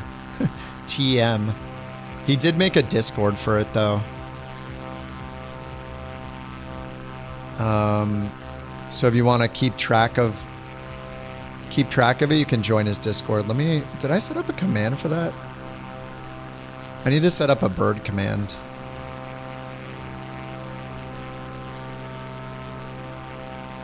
Do you have the link again, Bird?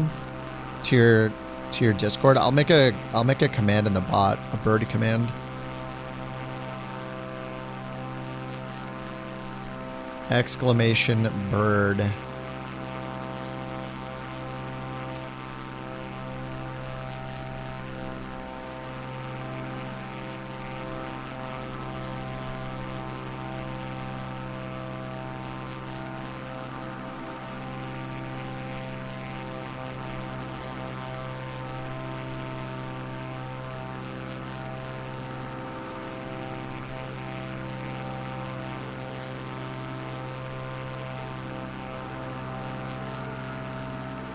Okay, there it is, thanks.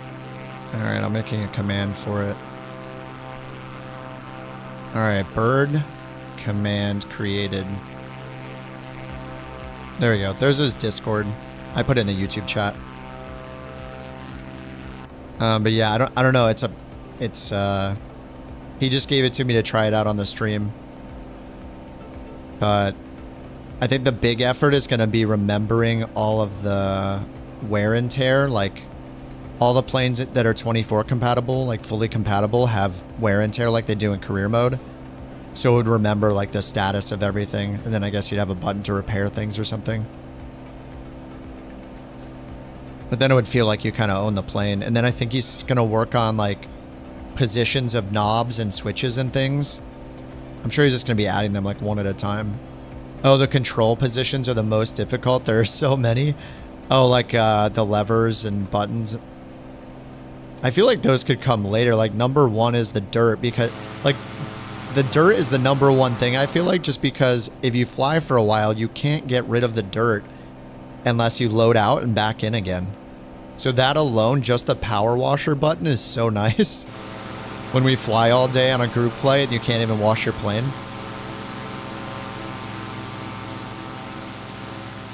But now that it already remembers your fuel and then the chocks position too. Chocks and covers, kind of awesome too. Wait, does it flicker when I click it?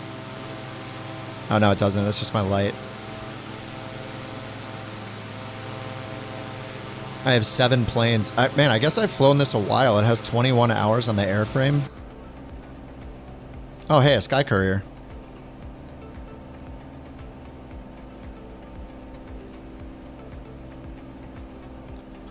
Does it skew you to the same location? The mix, prop, throttle, trim, fuel tank selector are probably the first set. Yeah, that makes sense. And like, yeah. Yeah, I think that's the most important, for sure. Just the main control, the main levers and the trim. Maybe the flaps. The flaps is probably difficult too, though. But yeah, I mean, literally anything is better than what we have, so.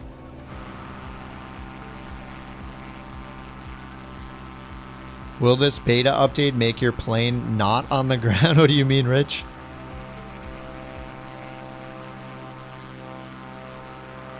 You've been playing with that idea to remember the position? Oh man, that could be cool too. That's like hardcore mode.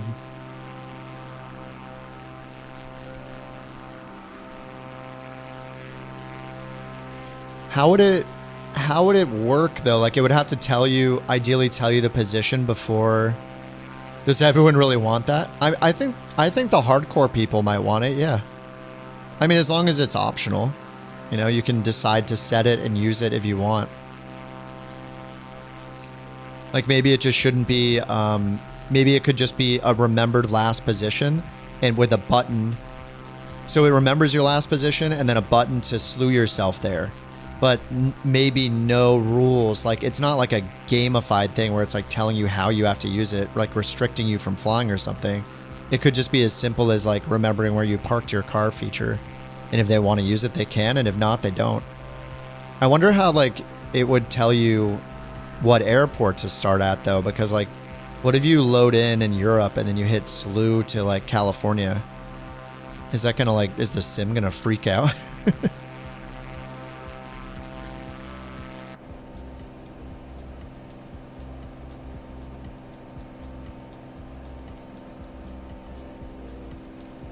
I don't want to land on 1.7. How's the weather?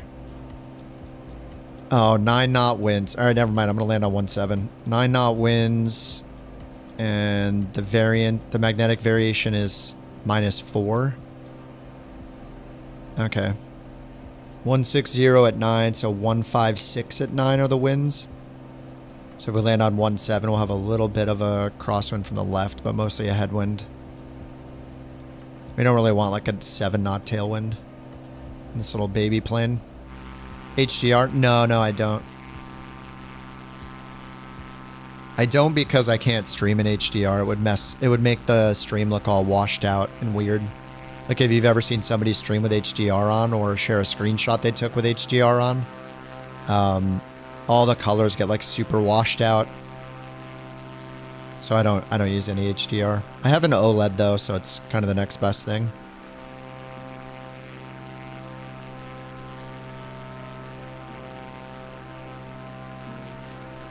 We'll make it an option for real simmers, yeah. You like the plane? Oh yeah, the Corvallis is so underrated. This thing is great. Got a G1000. It's fixed gear, but it goes pretty fast. We're doing 190 true airspeed. At 10,000 feet. It's pretty sweet. It's got its... Oh, whoops, I had the backup hum on it. It's got this awesome little speed brake you can put out. These little speed brakes. You actually kind of need these in the descent a lot. I remember using these a lot to make steeper descents. It's a little hard to slow it down.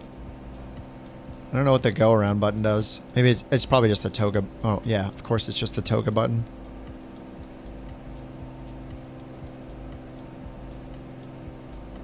It's kind of unique, yeah. Forgot that this actually works. Is it attached to the PFD? Yeah. Circuit breakers don't work, but I mean, this has... I'm pretty sure this has wear and tear. Oh, that's the parking brake down there? Oh, yeah. I didn't look at the cruise settings here. Performance cruise is 31.5 at 2,500.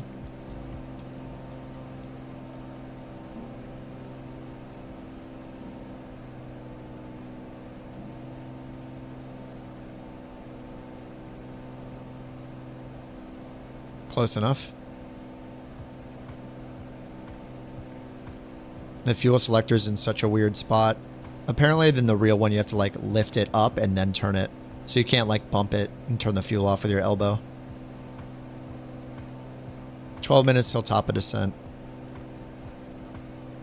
Oh, I set a shortcut for up there. Oh, and one outside the plane.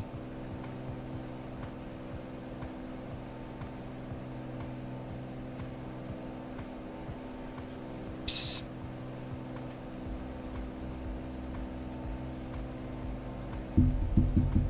Hey. Psst.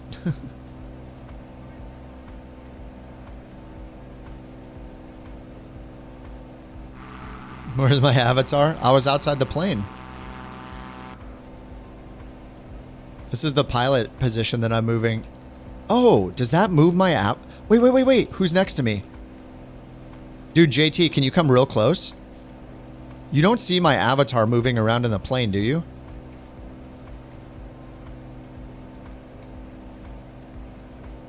Because this is a custom camera position. Is it moving my avatar?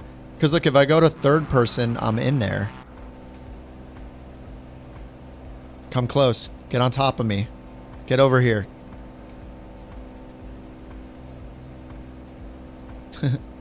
Yeah, super close. Okay, I see your name. I see your name now. So that means I see your avatar. Because they added this in Sim Update 2 where your avatar is seen inside the plane. But I don't know if it... Does it show me moving around? Probably not, because... Unless it, like, glitches me through the plane. Okay, I see him in the seat still. Do you have a preset camera? Does it show me in the seat?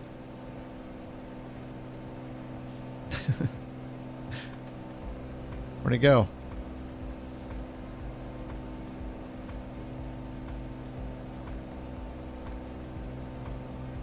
He's going to check if I'm in the seat. I'm hiding in the back. I was not moving. And neither was I. Okay. Alright, confirmed.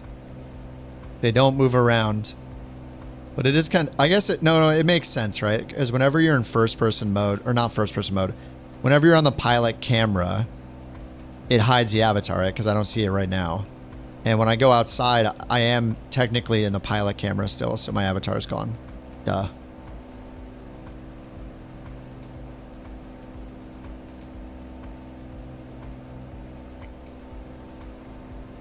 But it does show two names, which is new. Like when you get close enough, you see their avatar in the pilot seat. So if they're making it so you can attach your avatar to a seat location, just like the NPCs are, then it could be a step towards shared cockpit. We just don't know yet. Well, man, we just don't know. EFB. Oh yeah, the EFB is good. It's great that they added the auto altitude. It'll give you a recommended cruise altitude. It'll warn you if the cruise altitude's too high. I think it's required. It's only if it has the profile though, I'm guessing.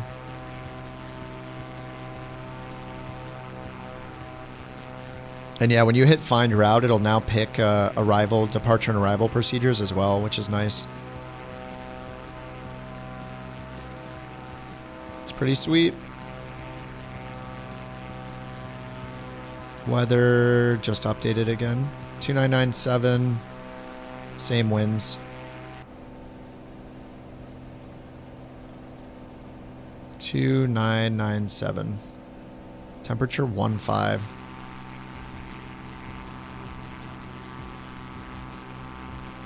Maybe I was moving. I doubt it. I was just I wasn't thinking about why I wouldn't see my own avatar when I'm outside, but it's because I'm in first person. I'm in pilot camera when I'm using these. So you never see your avatar in pilot camera. But if I go to third person, then if I go to chase, then I see my avatar. It makes sense. See the avatar, see the seatbelt outside.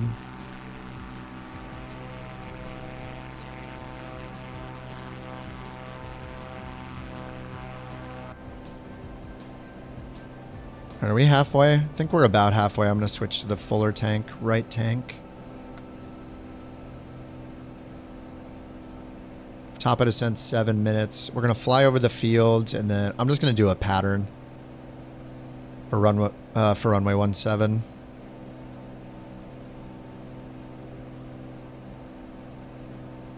The weather is good. What is this button supposed to do?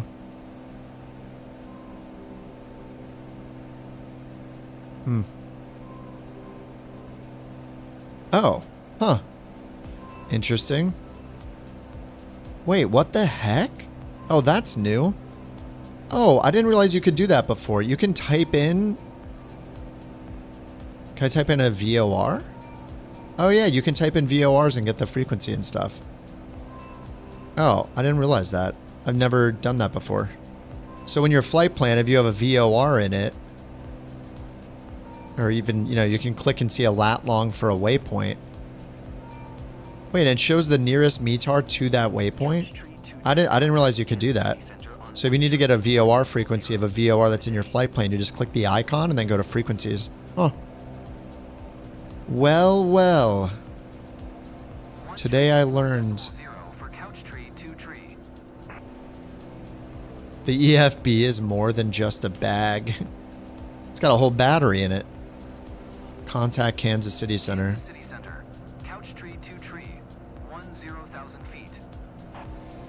Oh, I messed with my audio settings again.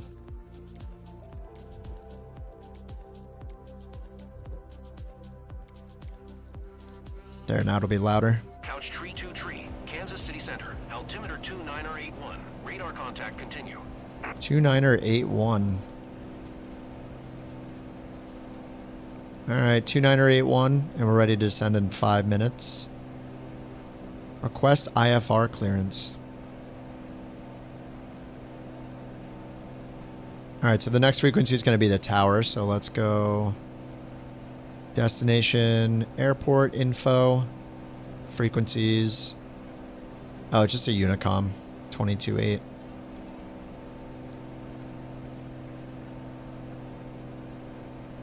Alright, that's in standby.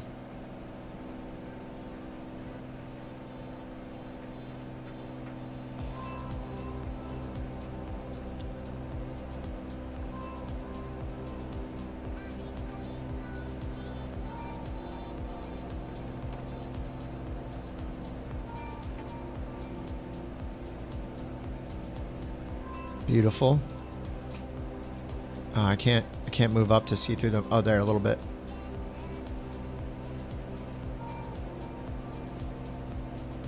There we go. Oh. Just don't point at them with lock mode on.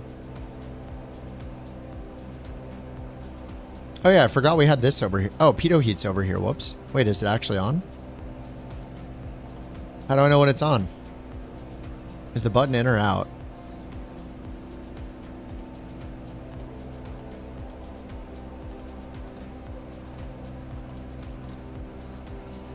Think that's right?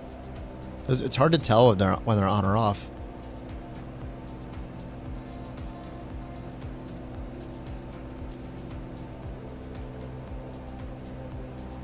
All right, 3 minutes.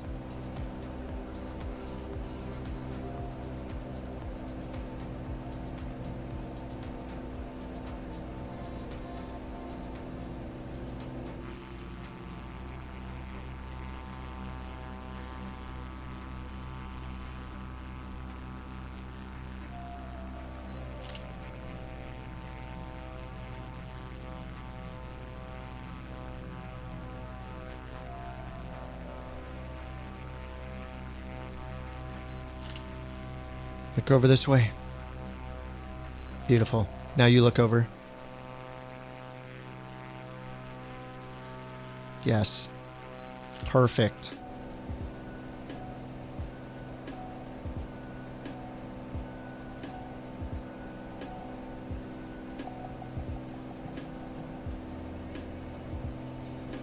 Yeah, just a little bit of glare. They need a... You hit a button and it holds your hand up to block the sun. My immersion. I can't hold my hand up to block the sun. I don't think this I don't think these block any light. It's just like a filter. I can't move it backwards anyway. How's my dirt accumulation going? Alright, just a little bit dirty. Dirt is bugs, right? I feel like maybe you should rename it dirt/bugs. So people know that the bugs are in that slider. If they care. Dirt and bugs. But they're all just one word, which is so nice. I do like the idea of cleaning each one individually too. Like if you don't want to wait for the whole thing to be clean, you just want to clean the bugs off and get going. Like you'd have like an amount of energy you can expend in each one. Like you could just do the bugs maybe faster. Yeah, you could do the bugs faster than you could do all 5 at once. Or, you know, queue all 5 of them up or whatever. Or what if you hit it and it does one at a time, top to bottom, or... That would be annoying. That's getting too complicated. Add a thing that changes the rate. Oh yeah, it's all done by the sim.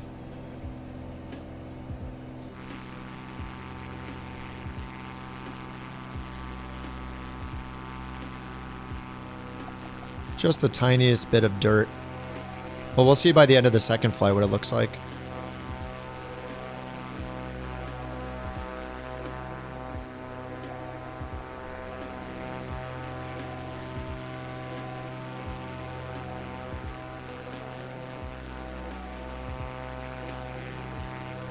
Oh my god, is everyone in the Corvallis?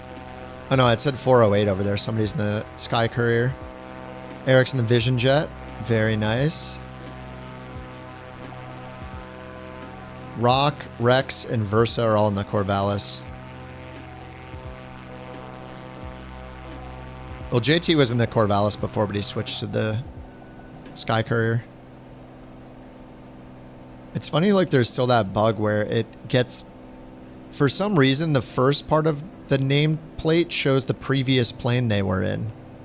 And then the second one, where it's got, like, the plane type code or whatever, it shows the correct one.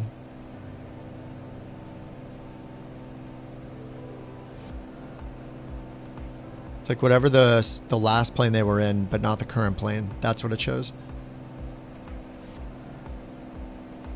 Alright, top of descent? Yep.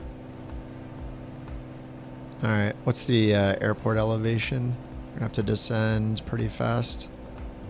Ground speed is 180 roughly, so 18 divided by 2 is 900 feet per minute. We'll go a little faster, we'll go 1,000. Alright, prop full forward and pull the throttle back. Watch our airspeed. It's the elevation of the airport. Destination, general, 2,500 feet.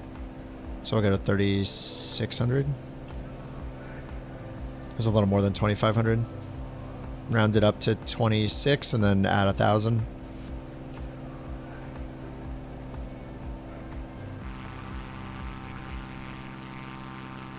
And what are the runways? Okay, hard surface, 4,800 feet. Magnetic heading 171.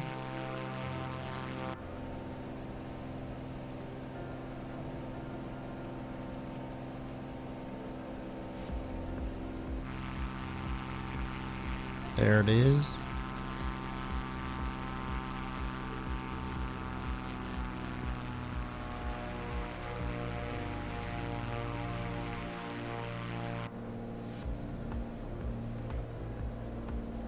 Alright, let's sync the heading bug.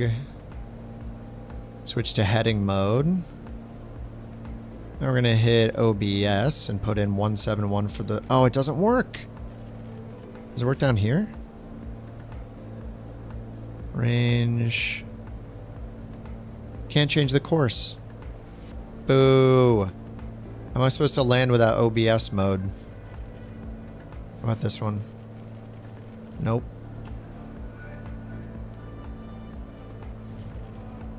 Alright, OBS mode's broken.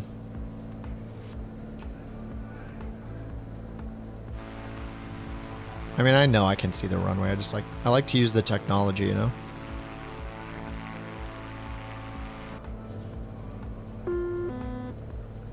Unplayable.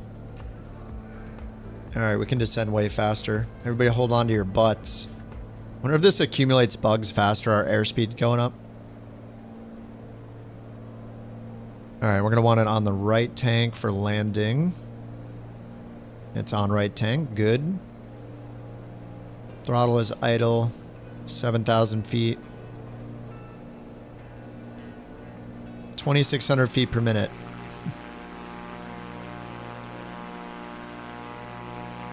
RNAV? No way. Not in this weather. I know I'm a sucker for autopilot and instrument approaches. Every now and then I have to pretend like I can land a plane. I'm still gonna try.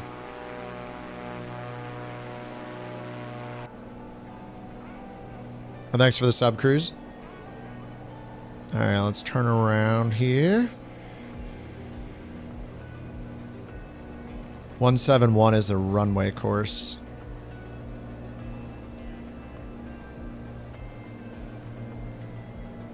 And we got a advisory glide path too. Actually, no, that's the one for the RNAV, isn't it?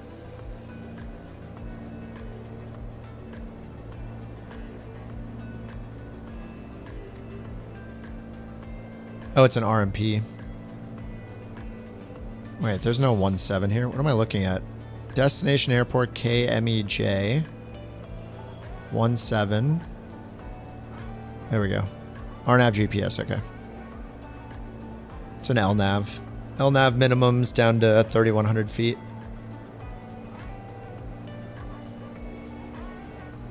Alrighty.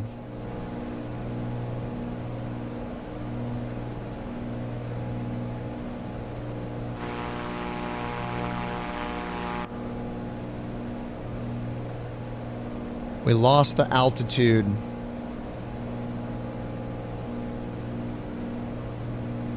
You said nice attitude. I was like, what did I say?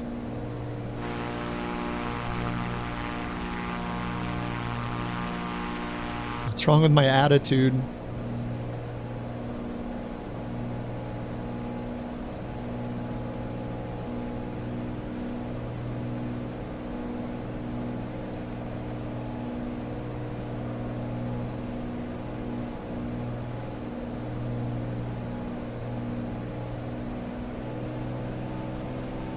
All right, 3,800 feet.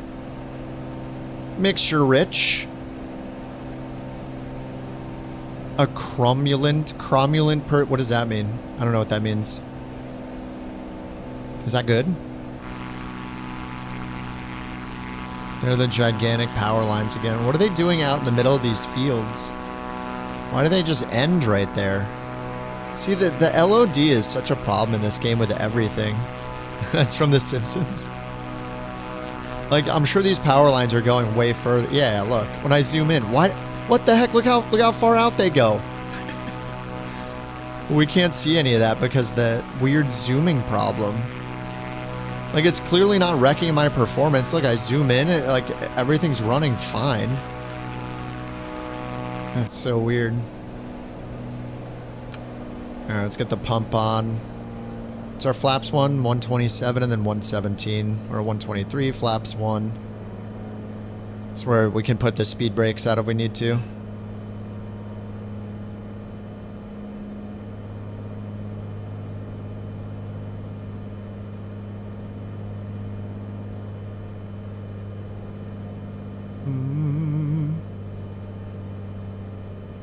Bug splatter not too bad right now.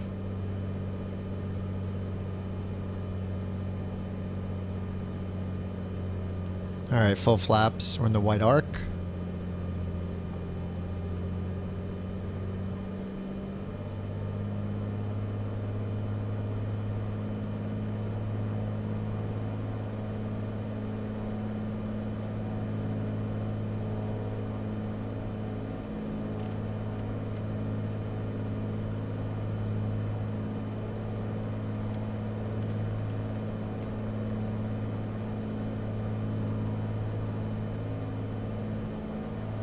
I see cars.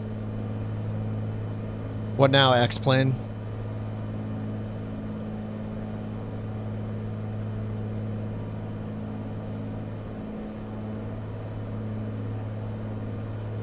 Whoa, why did it bring me back there? Oh my god, that's not helpful at all.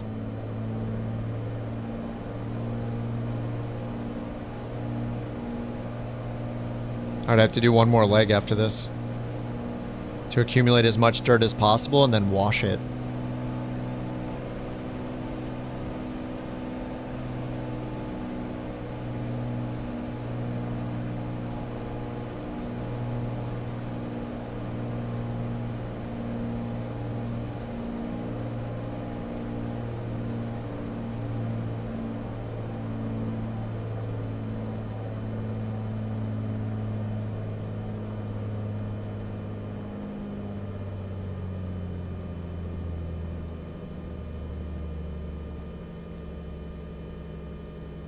Stutters.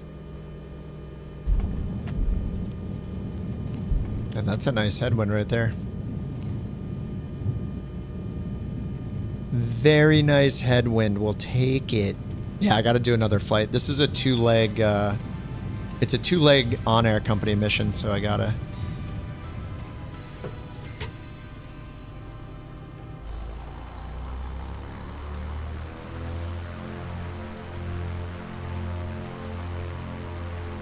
Alright, flaps up.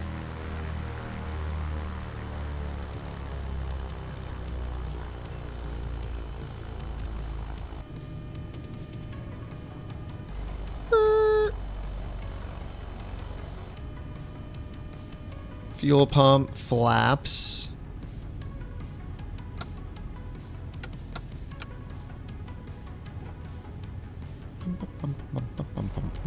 Give him the dirt, then sell him the power washer, then retire to an island in the Bahamas. What are you guys doing over there?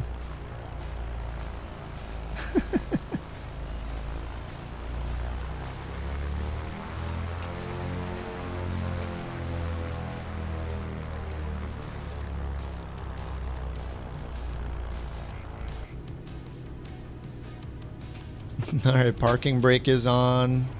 Feather the prop.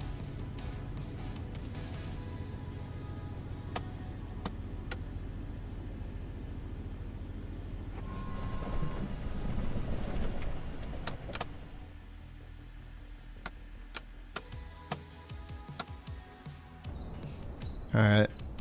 Heck yeah. Monorail. Rex and Rock are coming in.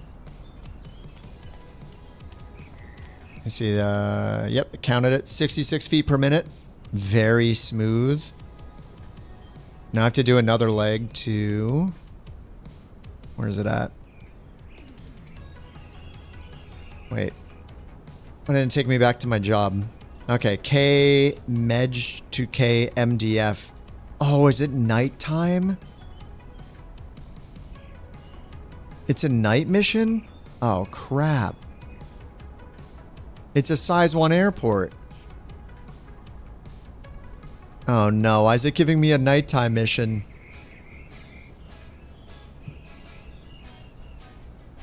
KMDF, Moreland Municipal. I just want to tell you both good luck. We're all counting on you. Is that gonna work? What if there's no lights? What if it's in the middle of nowhere?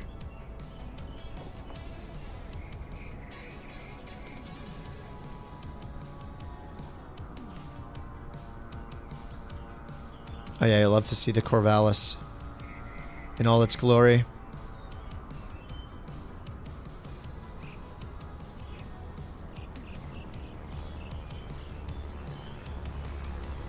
Oh god, there's no pilot in there. Ghost plane. Whoa, whoa, slow down, buddy.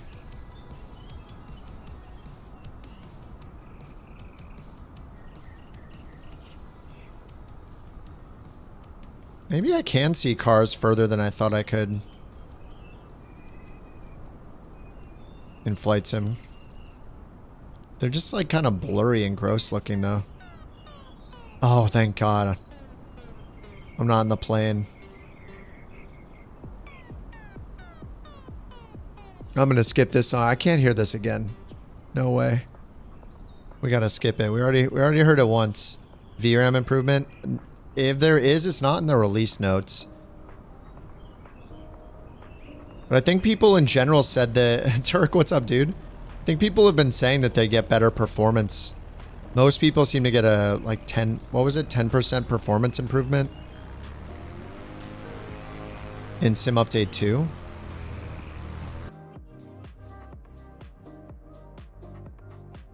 I think those stutters I'm getting are from the wake turbulence. I'm guessing. Alright, so let's reset this. And we're going KMDF at nighttime. So I'll expand it. We're going to go KMEJ. KMDF. Moreland Municipal. Let me just check the charts. It's at 2,000 feet. It's got a 3,400 foot runway, hard surface. The nearest METAR, 11 knot winds, clear skies. And it has an RNAV for runway 17, LNAV minimums. And that'll get us down to 650 feet above the ground on an LNAV.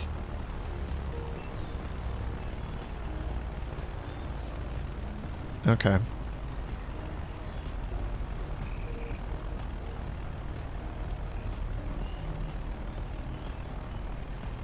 What's MIRL again?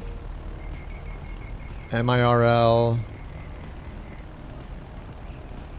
Is it medium intensity runway lighting? Yeah, medium intensity runway lights, MIRL. Okay, it says it has runway lighting. So we'll see. Left-hand traffic pattern. Okay, yeah, we will see here how it goes. And then for the route up here, let's see. Let's just hit find route. Okay, it's picking the RNAV 17. Did not clip the chart, so we have to clip it ourselves over here. No airport chart.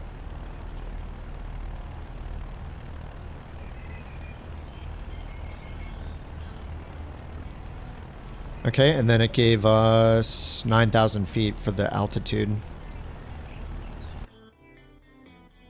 Alright, I'm just gonna do a quick start on this.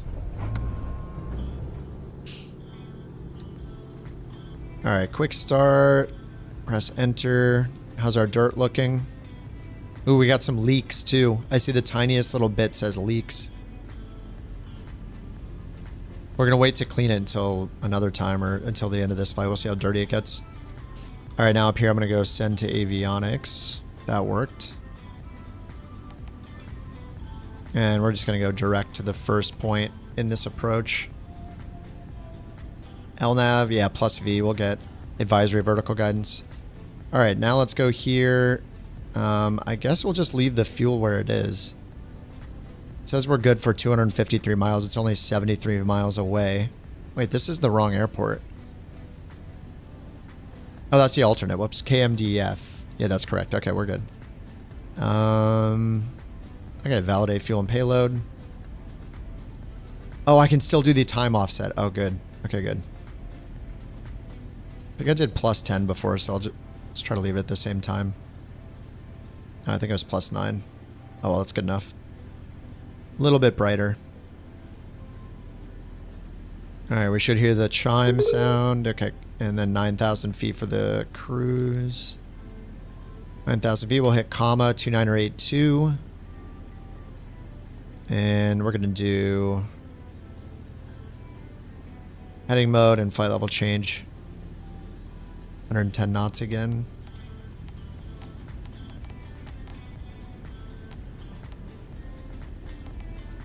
Yeah, this is awesome that now it gives you the recommended altitude. That's, I like it. Corvallis seems to leak faster than most planes. I did have it running at like almost full power the whole time. Maybe that's why. Or have you been testing with the Corvallis? You would totally trust a flight doctor, Dr. Airplane, the mechanic. He has his own reality show.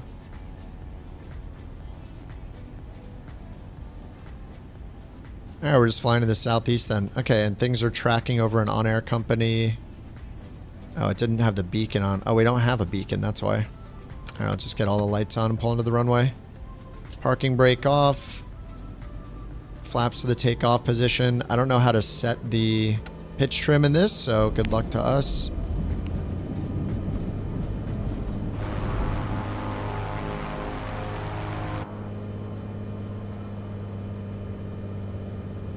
Alright, I guess we should back taxi because that was kind of a strong tailwind or a strong headwind on landing.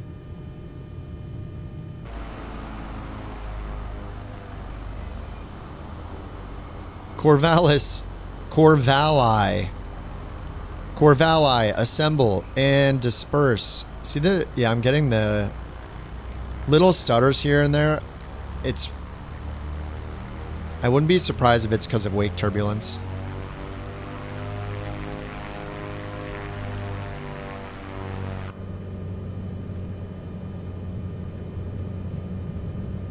Zegred might as well just take off again. Unless he needs to clean his windshield.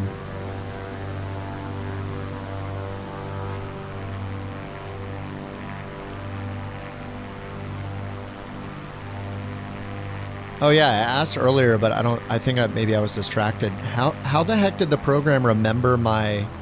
Oh, it's storing it in app data or something, isn't it? When you install the program, it's in a different folder, like an app data or whatever. How it didn't lose my data when I deleted. Nice, that's awesome. Heck yeah.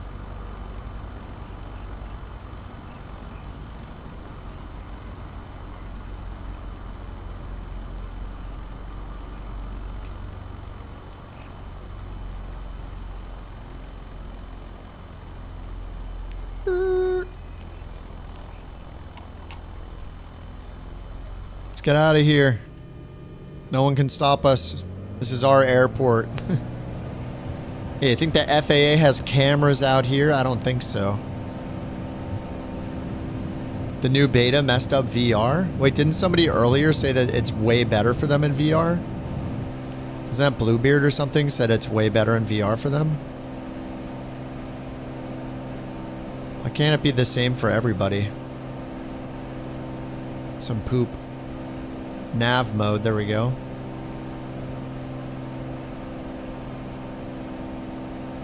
The FAA has cameras everywhere. See, they're always watching. God, this sim looks so good.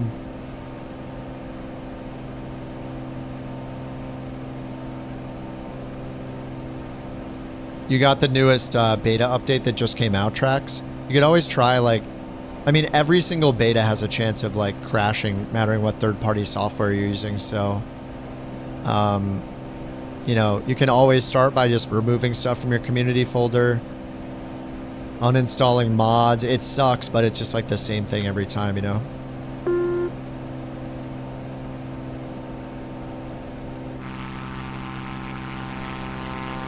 Bird Allies.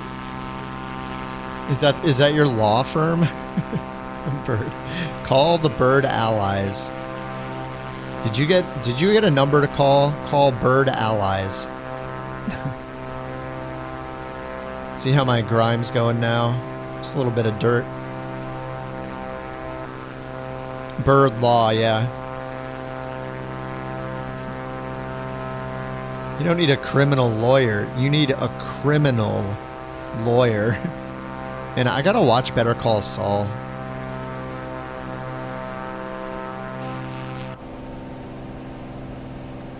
I probably should pull this back a little bit.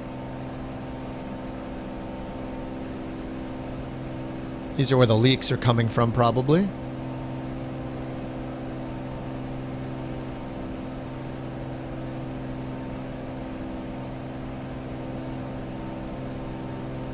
Don't worry about the oil level. Oil level. Looking pretty good so far. Oh, it is a thing? So as the leaks get higher and higher, you lose more fluids at a faster rate, I guess? Is that what happens? Oh, you don't know 100% if they're tied together. That would be so cool. It will be? Wait, you're gonna make it tied together? If it's not? What the heck? You are? Holy crap. Dude, that is crazy. How are they not tied together? That's kind of weird that they're not, what's a route? We're just going to KMDF now. Pretty much direct to KMDF. I'm just doing a couple small missions here to test out the bird mod. And, you know, just hopping something other than an airliner for the new beta build.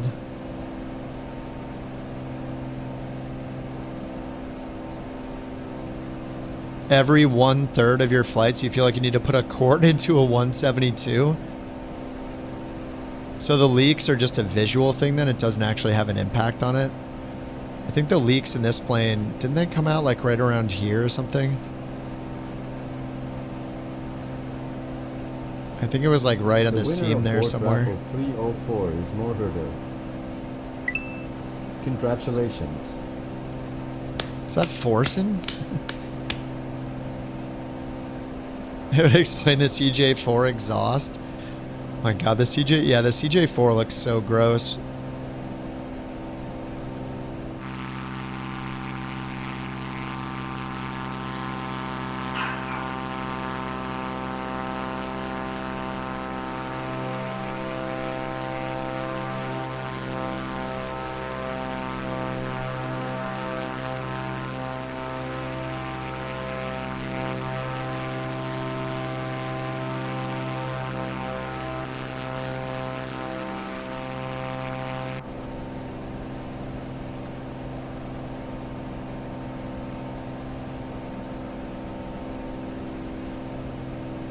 All right, already captured 9,000 feet.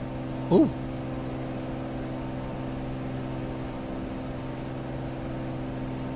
Boats. Oh, HOTAS. I mean, I have a Verpal stick. Verpal, everything. Stick, throttle, rudder. Does the Borker have a real name? Nope. Negative. You know, she values her privacy and she will not send you her ID. Maybe we should give her a name for the stream. Because Borker is a little too generic.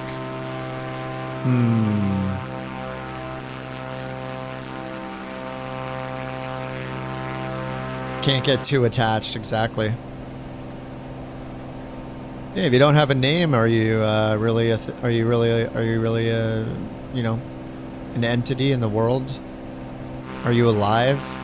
Are you known? No.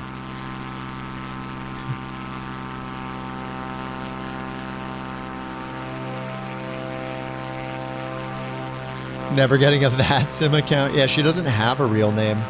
Yeah, what if you don't have a legal real name? So it's like, sorry, I don't have a name, so I can't provide you my identification.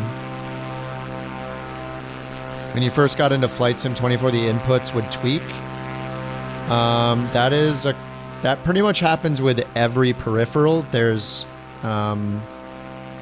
unintended inputs that happen due to how like it detects if it's being moved or not, like the axes are being moved.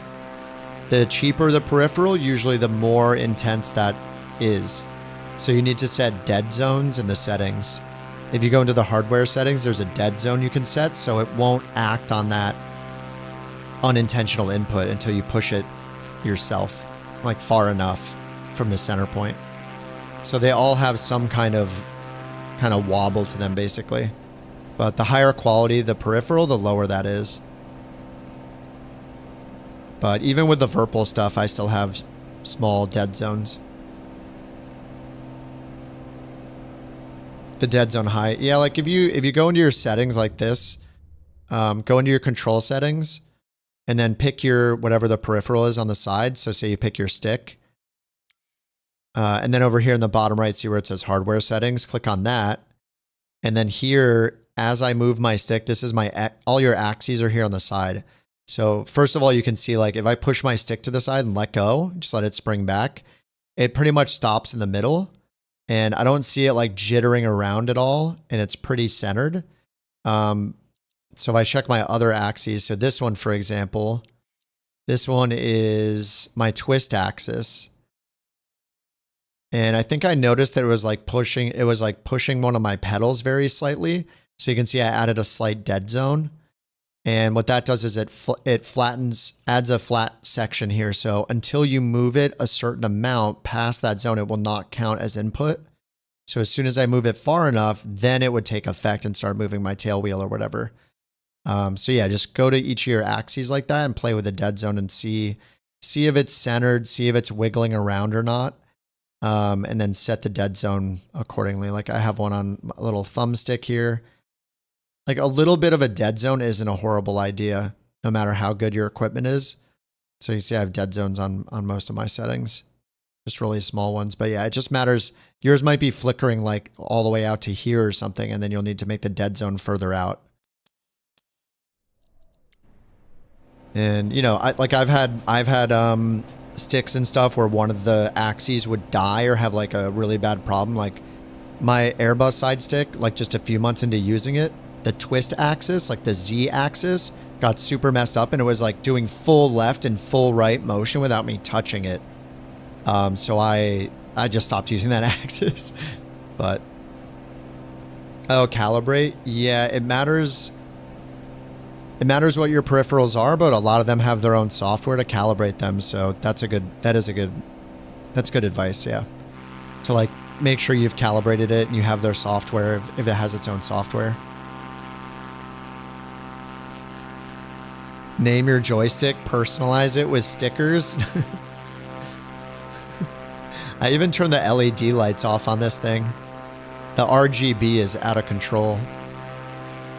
Though my video card has RGB, I haven't turned it off, but it just faces the wall, so it's kind of like splash lighting. It's not the worst. You know, just running through the rainbow colors. Oh, the camera tweaking. Yeah, I use a little thumbstick for my camera movement, so yeah, having a dead zone on that is nice. What's up, Slevin? It's good. They made a bunch of EFB improvements. They fixed the 737 MAX startup. So the cold weather startup, changing the weather isn't a thing anymore, I guess. I haven't tested that, but it's in the release notes. And then they added some nice features to the EFB with the weather. Like if you look at a place like that doesn't have weather, it shows you the nearest weather, which is super nice. And then they added a refresh button to it finally, which is great. Yeah, there's like a bunch of bug fixes and little visual changes on it, but yeah, it's pretty good. And then they fixed the flickering lights at nighttime. The nighttime airport lighting was fixed, I guess. I haven't tested that either. You flew on a 737 yesterday while watching the stream? Dude, awesome. Wait, was it a MAX? I keep, I'm going to keep my, 900 ER. Okay, yeah. I took a 900 ER back in October. Actually, on the way back one time, I went to Seattle twice. On the way back, the first time I think it was an 800, but then the second time was a 900 ER. And both of the ways up was a 321 Neo. I kind of want to fly on a MAX at some point.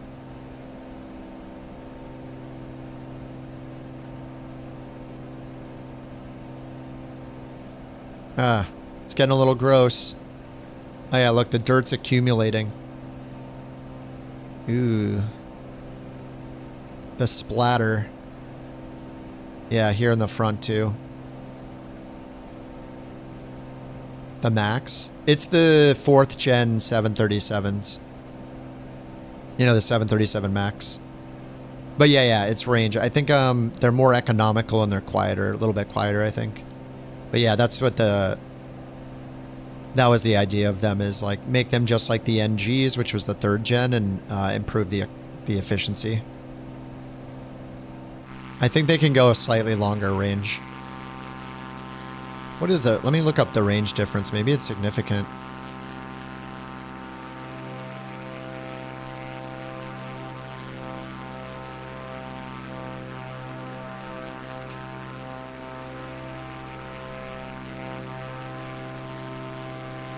Yeah, ER's extended range, yeah.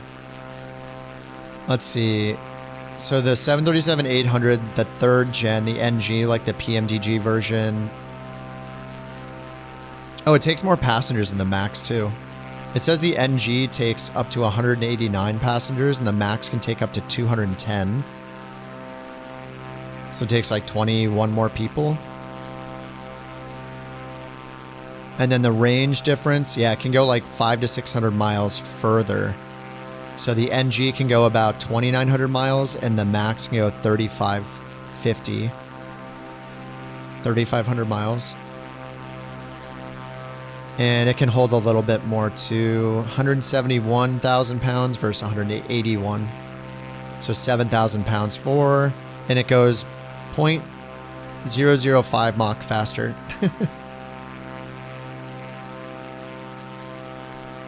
Okay, yeah, engines wide.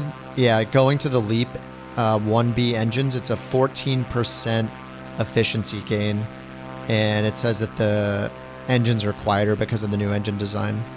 And then the new winglets, the weird crabs, split tip winglets. And then it's got the screens we've seen before. Like the bigger avionics screens in the cockpit. It's got the... Oh yeah, okay, fly-by-wire for the spoilers. Not for the other flight surfaces, just the spoilers. The dart shape. I think of the winglets like a crab hand or something. Yeah, it's just like a souped up 737. More efficient, holds more people, a little more weight, goes further.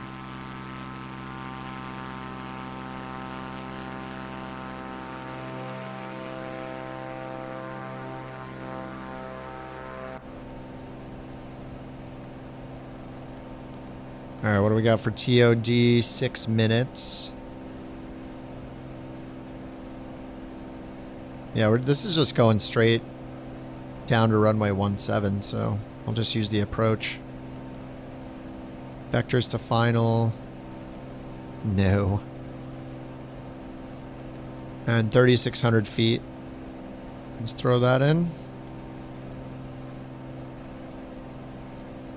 36 VNAV. And then inspecting our wings for bugs. It has great short field capability. Oh, really?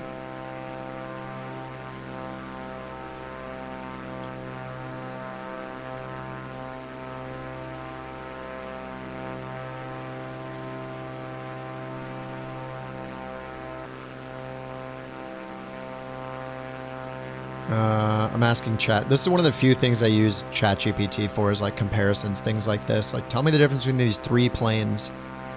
And it does a pretty good job.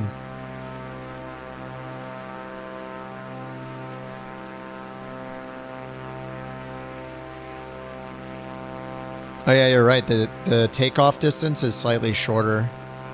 400 feet shorter. And the landing distance is a little bit longer because it can be heavier. Like 200 feet longer. That's cool.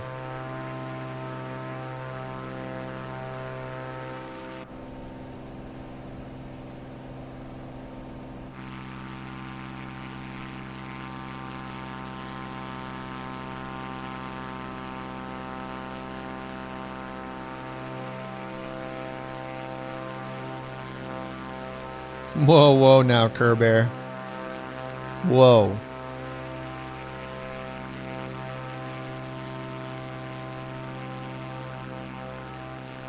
Doesn't that just mean you need to go to the gym more? Really? Hmm? Heavy for you? Hmm? I'm flexing right now.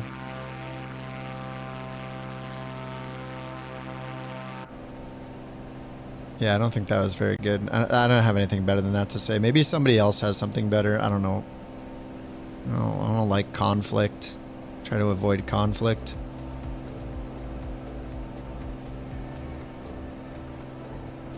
How long is it, TOD? 3 minutes and 30 seconds, and I got VNAV on? Interesting. 3 minutes. Speaking of heavy, I'm going to go use the restroom real quick. I don't know what that means.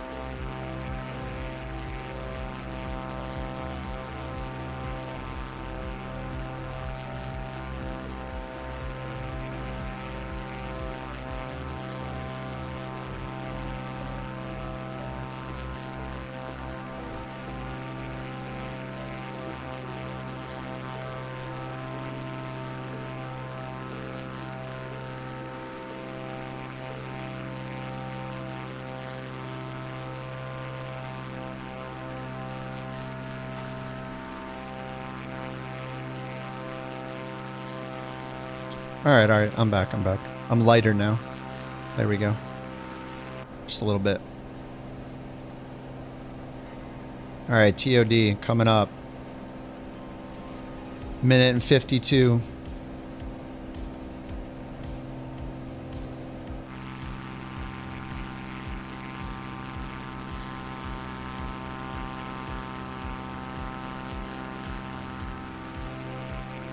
Oh yeah, I can't change the... what? Why is GSX... oh.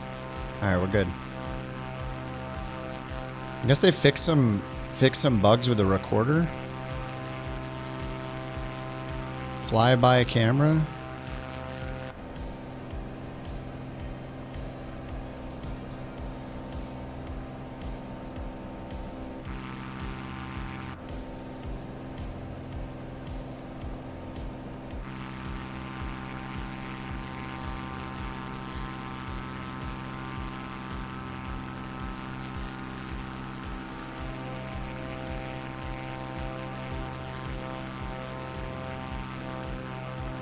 Leave some girls for the rest of us.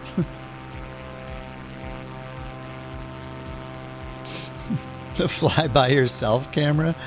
Yeah. Oh, I can't wait for chase plane. That's going to be awesome. I played a little bit with X camera or whatever, and X plane. It's kind of neat. It requires a lot of configuration, but I'm hoping that's what chase plane is like.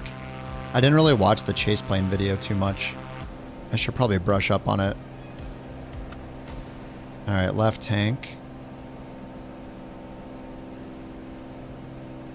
All right, we're about to be in the descent. Oh, I didn't bring the prop back into the green. Whatever. It's a rental. The bird mod is not tracking the damage, so who cares? We can get away with whatever we want. This thing isn't tracking any damage. We're good. We can treat it like a rental for now. You like X camera?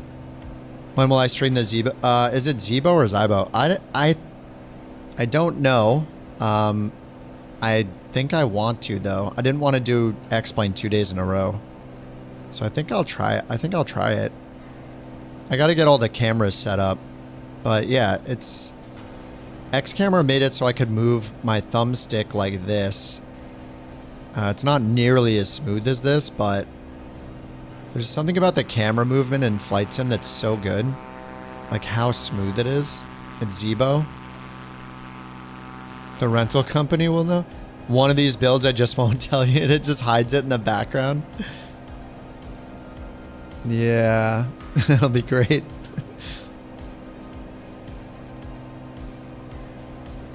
Yeah, I wonder what kind of gamification like it needs. I mean, like most people are probably like, I would just use it. I would just kind of use it all the time. I would set it to auto start, and then, you know, if I noticed the plane was messed up, I'd be like, oh crap, time to hit repair buttons.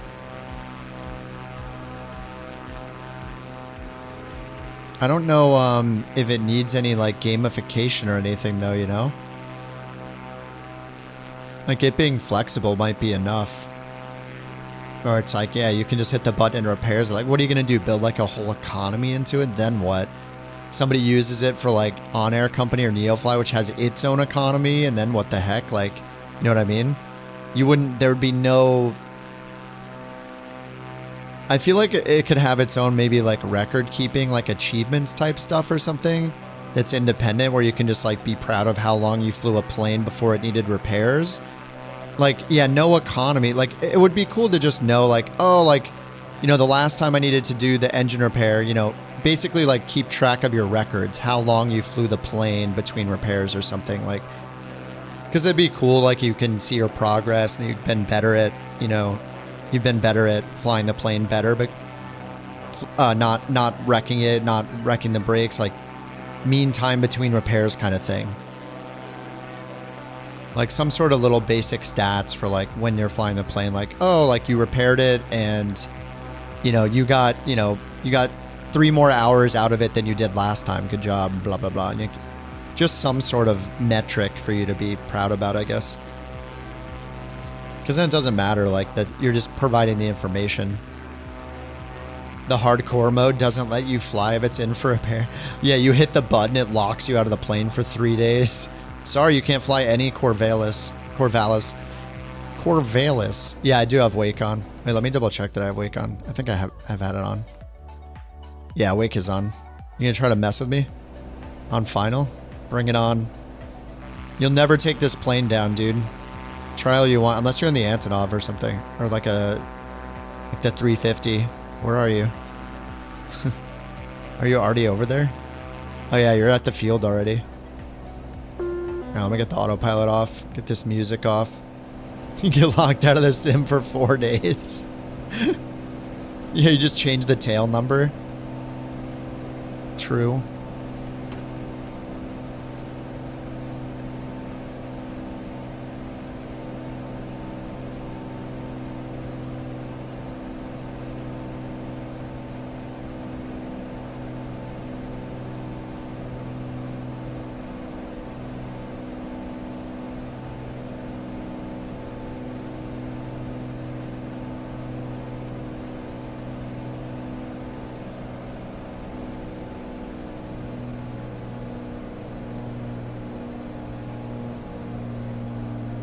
Locks the whole PC, yeah, 100%. Beyond ATC locks you out of the sim when you, yeah, you have like a reputation with Beyond ATC headquarters or whatever.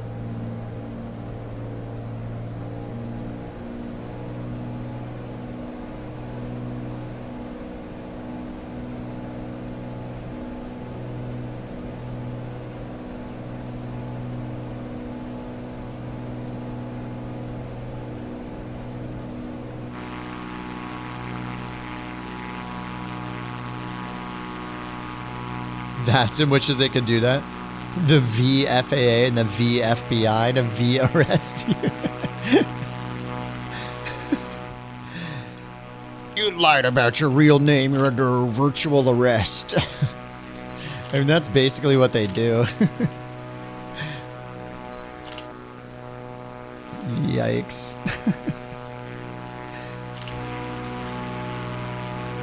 Send me a photo of your passport now.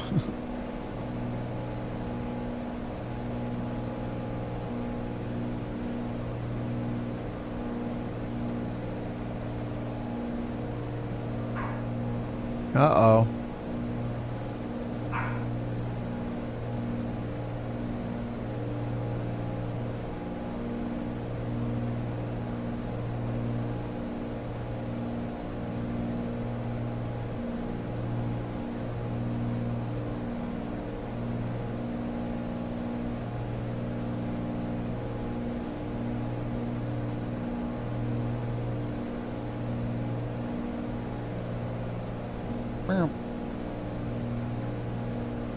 The Secret Service deals with the identity theft in the USA on planet the Earth, aka the digital twin.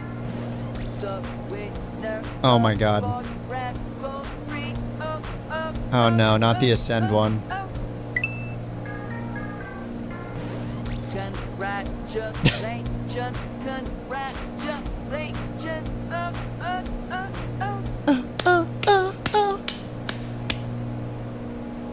Better get a good V lawyer. Alright, let's get to 127 knots. Get this switch on here for the fuel pump. I did turn all my lights on. Are we on the fullest tank? I think we are. Oh, we need to be, yeah, left tank. Beautiful. Whoa, whoa. Alright, we need 127 knots. Watch out for the power lines. Oh no, really? On final? Come on, dude. Oh my god. Make it stop. We knew that was coming. Hey, he earned that BorkCoin. He can do what he wants. Alright, flaps 1. Man, you should have waited till I was about to be on final. Actually, those fart sounds are motivating to me. Yeah, you earned it. You earned it. Farts will always be funny. Sorry.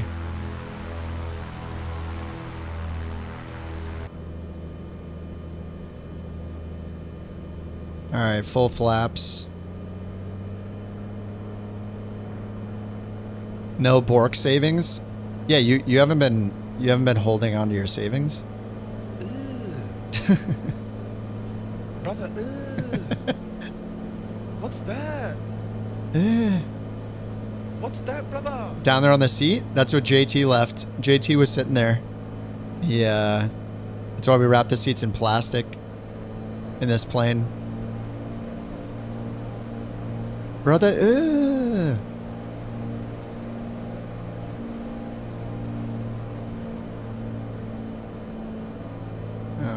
his plane's invisible. I don't even see his plane.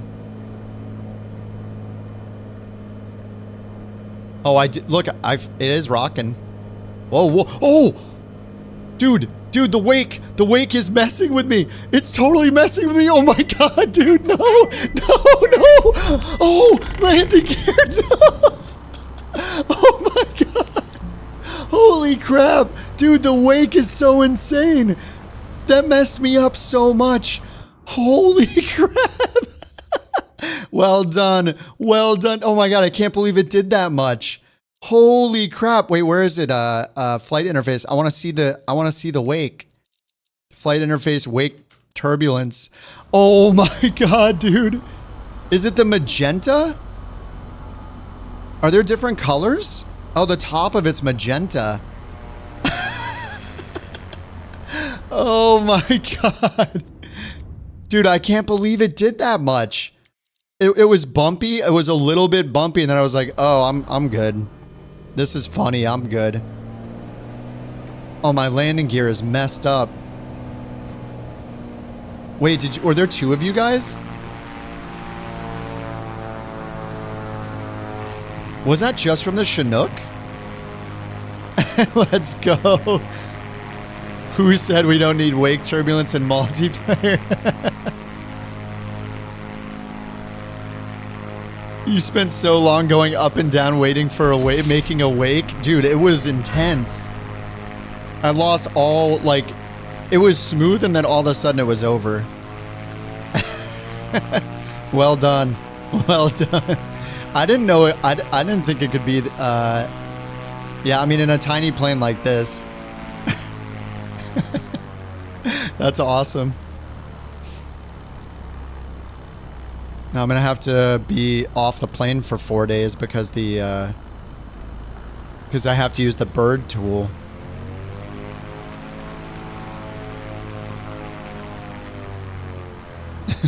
If you guys actually want to land, you might want to turn wake turbulence off.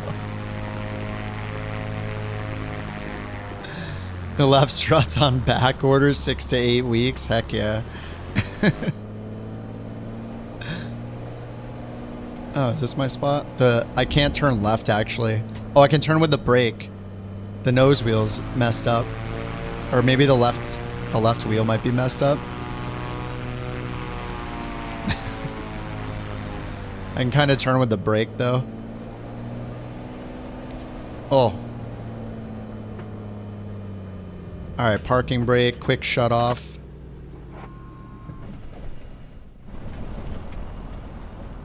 Oh, Speeve, you changed your name?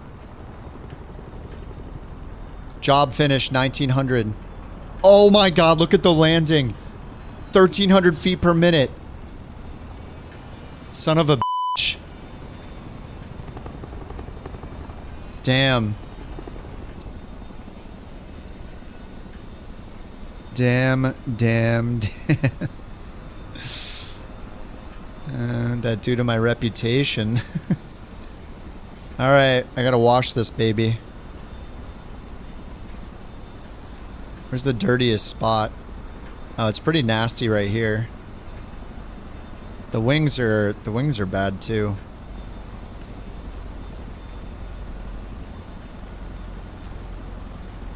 This one's all nice and clean.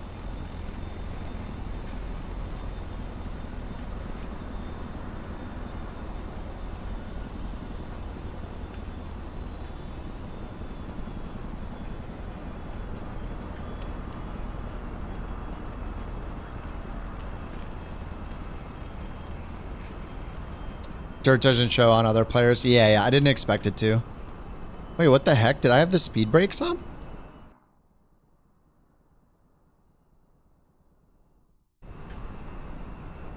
Wait, I don't have the speed brakes up. Alright, let's watch this washing in action. Alright, behold. Behold the bird wash. Let me open the power washer. Okay, power washer on.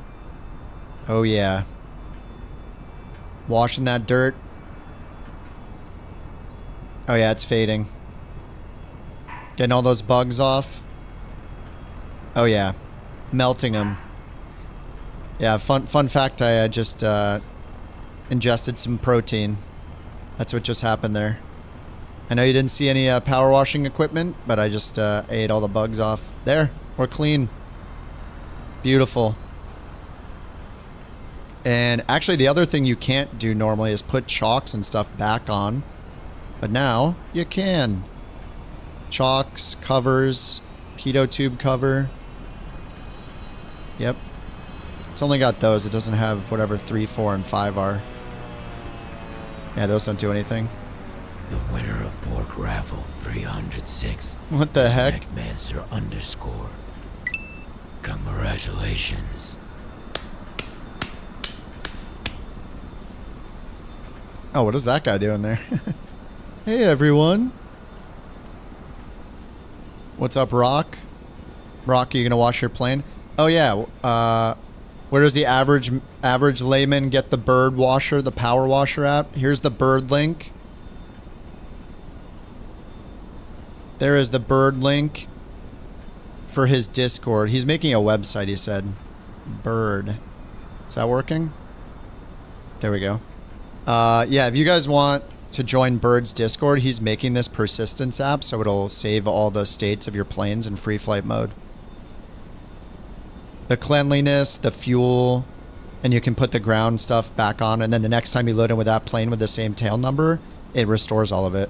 And he's working on like the more detailed stuff, like the position of levers, knobs, trim, and then all the built-in like inner workings of all the new wear and tear system, like the 70 things or whatever. Anyway, part of a bigger thing. Oh, the power washer. Anyway, if you guys want to join his Discord, the link's there in the chat into the Bird Discord. I just put it in the chat. Exclamation bird is the Discord link for birds. So there I was sitting on final. What? I got the unmistakable breeze of that probably unsafe Boeing. Now I've spent who knows how much on landing gear surgery. What the heck? Baby cry? Thanks for that beautiful TTS, Jay. You hear dinging. One more flight. No, it's 10. I'm good. I'm good. Here's the link again to Bird's. This is Bird's Discord, not my Discord. Bird's Discord. There it is. One more time. Yeah, I'm just going to be done. I got to eat dinner. It's 10 p.m. We got enough testing in. It's good. I'll be on tomorrow, as usual. What's tomorrow? Wednesday? Tomorrow's Wednesday. So, yeah, no crashes today. So, it looks like Bird fixed the bug. Oh, I'm just kidding. I'm just kidding. It was probably just my FSR driver. So, another success. Dude, I love that I don't have to click connect anymore. It's awesome. It just says connected, plane connected. It knows the plane type, all that good stuff. I have 22 hours in that plane. I didn't even know that. 22 hours. 787 tutorial tomorrow. Oh man, I would have to practice the 787. I might end up in X-Plane trying that other 737 tomorrow. Just because I'm interested to know how good it is, but we'll see. I mean, today the choice was easy when there's a sim update. Oh, Wednesday? Tomorrow's Wednesday, though. It's usually worst weather Wednesday. We haven't done bad weather for a while. The triple W. worstweatherwednesday.www.com.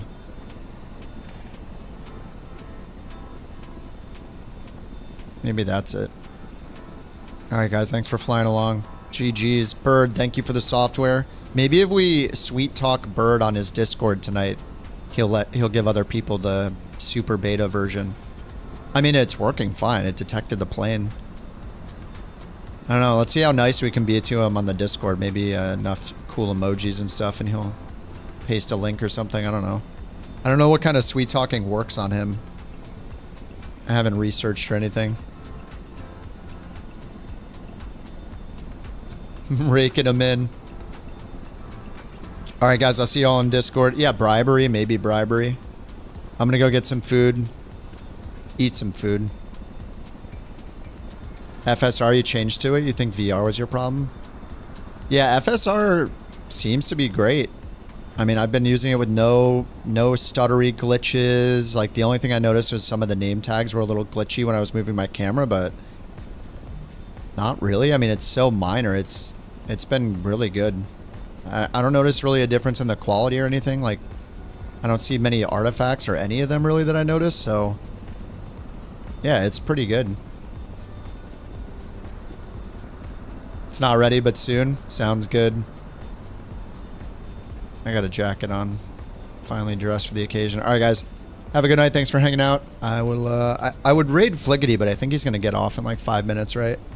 And Speeve, I'll watch your stream if it's raid safe after I watch it a few times, and I can do that in the future. Alright, guys. I'll see y'all tomorrow. I'll see you on the Discord. Hey, Lex. Hey and bye. I'll see y'all tomorrow night. Have a good one. GG's. Bye-bye. Yes, P to the E. P to the East. All right. See you.